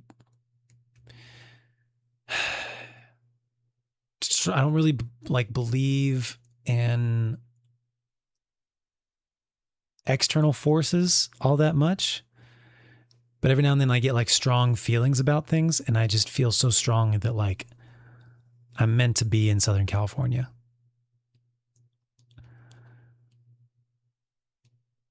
Even when I was like applying to colleges in high school, my number one was USC.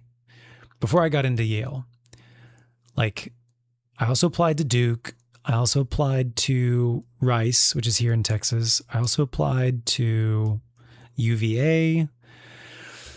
I went through this like special UVA scholarship program. It's called Jefferson Scholarship. And I have like a little silver bowl back there somewhere for recognition from all that. Had to write a lot of essays. But like USC is where I wanted to go. I didn't like, I wanted to go to Yale. I just didn't think it was likely that I would get in. And if Yale said yes, like then like, yeah, I was probably going to go to Yale. But like USC was like being in Los Angeles, being in Southern California. It's just always been something that like resonated with me, even though I'd never visited. Just felt like my people. And then I visited USC and I was like, this is amazing. Like, this is palm trees, weather, walkability, pedestrian paths. I definitely didn't like understand like where in Los Angeles I was or anything. I was just focused on like the campus. Because the campus itself is not in a good part of town. Maybe it's better now. I don't know. But it's like, it's notorious for like being in a bad part of town. Much like Yale and New Haven. The babies. And so not only did I get into USC, they also offered me a full scholarship, a full ride. Not only a full ride, but like a stipend on top of all that. They were going to pay me to go there. They were literally going to pay me to go to school there. And I was down. Like, I was down before all that. But then Yale was like, what's up? And I was like, all right. You don't got to tell me twice. No, first, I applied early admission or early decision. I forget what it was. There was like two different versions. And I applied early to Yale and I did not get in. I got waitlisted. And then, so not rejected, but not accepted. So waitlisted. They were like, we're going to wait on you till the rest, you know, when the general application pool.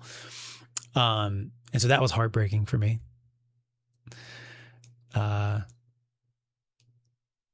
was definitely excited about Yale. I liked how like intelligent everybody was there. I really liked Yale. But USC was still my number one, even at that point. And then I got in, you know, a couple months later. And so then that's definitely when the decision was made. I got into Yale the same day I got waitlisted at Duke, which I've always thought was really funny. Someone I talked to back then had a theory that Duke, in order to increase their acceptance rate, because they know they're not quite an Ivy League. In order to increase their acceptance rate, but like no shame on Duke or anything like that. In order to increase their acceptance rate in terms of like people who accept to go there, they will waitlist the very top people who are more likely to like go to Ivy Leagues or whatnot and accept, you know, the people below that in order to increase their acceptance rate. I thought that was funny. So I just tell myself that's what happened. Who knows? But yeah, Southern California has like always been in my blood. Feels like. Can you imagine some kid from Texas who's also lived in Utah and is now living in Ohio and is convinced he'll end up in Los Angeles and then does after college?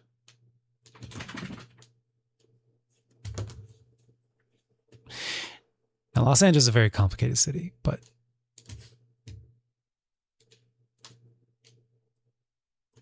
complex, a very complex city. But yeah.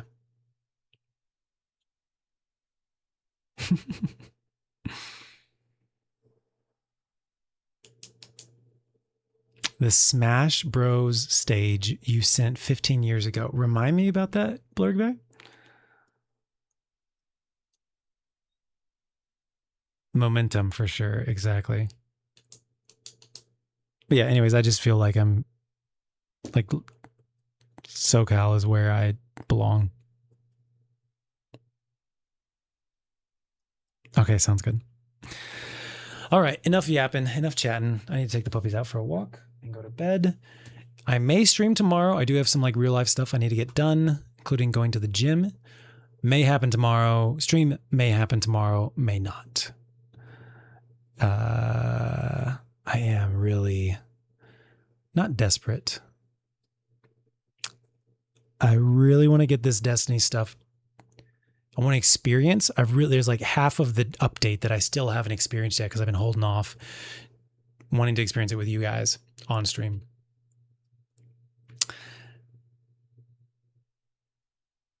I really want to experience that stuff, and I really want to get the seal done because there is a deadline for it, and therefore there's a deadline for getting this shirt, and it's like the last ever Destiny shirt that will ever be created, and I really want to get one.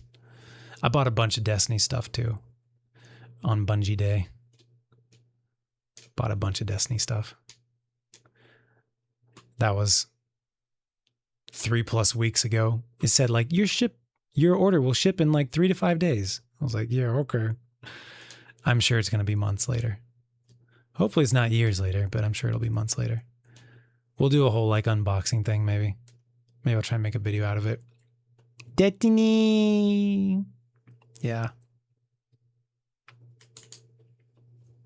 All right, Ricky's telling me he needs to go potty. Need to go potty? When he comes and like sits underneath me, that's the sign. That's the sign. Okay, you want to say goodbye to everybody?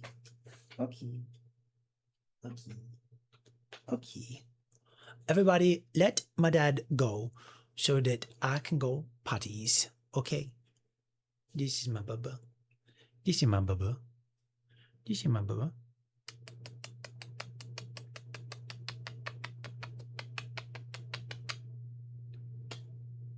You my bubba.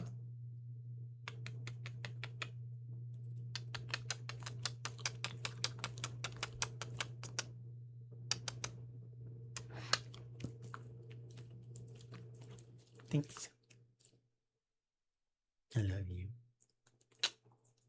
I love you. Okay. All right, dudes. We'll see you laters. Have a good rest of your night.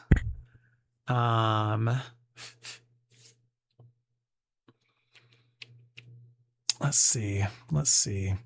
Oh, I've got family coming in town next week, Wednesday to Friday. So I think I'll be free for a stream on Friday night or afternoon.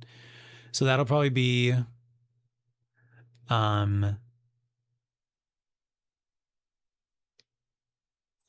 Destiny Solo Flawless Fridays. We're going to call it Solo Flawless Fridays. It means it's Destiny.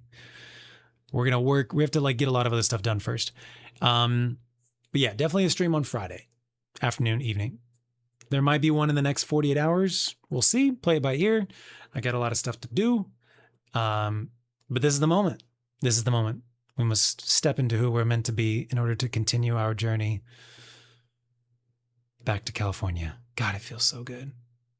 I hope that's okay that I shared all that stuff with you guys. I want you to know like where my mind and heart are at and why I'm doing what I'm doing. And why I've done what I've done and why I haven't done what I haven't done. You guys will be able to write my biography by the time this is all over. A biographer just goes back and watches my streams in order to understand like what happened in my life.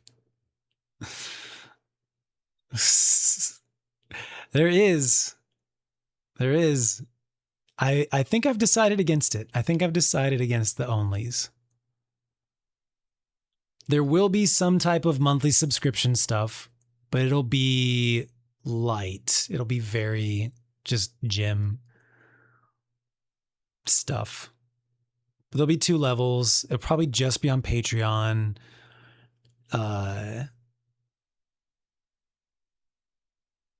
That's what I'm leaning towards right now. There will be some monthly subscription stuff. If you guys want that, we could make shirtless streams a monthly subscription thing. We could do a shirtless stream unlisted on YouTube as a reward for I'd probably be fine with that. Oh, little burp. Little burp. Only pause. Yeah, you're great, J-Dub. Thank you very much for your support, bro. Much appreciated. Merry Potty to all those who celebrate. Sololo falafel fire. That's right. I held them hostage, Ricky. It's my fault. It really is, though. I've been telling them stories. Every date that ends in day. Yes, we can make that happen. Yes. Okay. Okay. See you guys later. Successful stream. First one in 4 months. First one in the new apartment. Day one of the second half of my personal odyssey back to California. Can someone come up with a clever name of like California and Odyssey combined? Odifornia? Cal Odyssey? That almost works. Stay classy. See you again soon. Okay. I love you. And I love you. Good night. Do I just click stop streaming? How does this work anymore? I'll go to the outro. We'll see if it works. Okay? Odyssey comes from his name, so the TJ Smithacy. That definitely works right there. That's the one. Okay, bye. That works. We just have to tell it to mute. Okay, bye.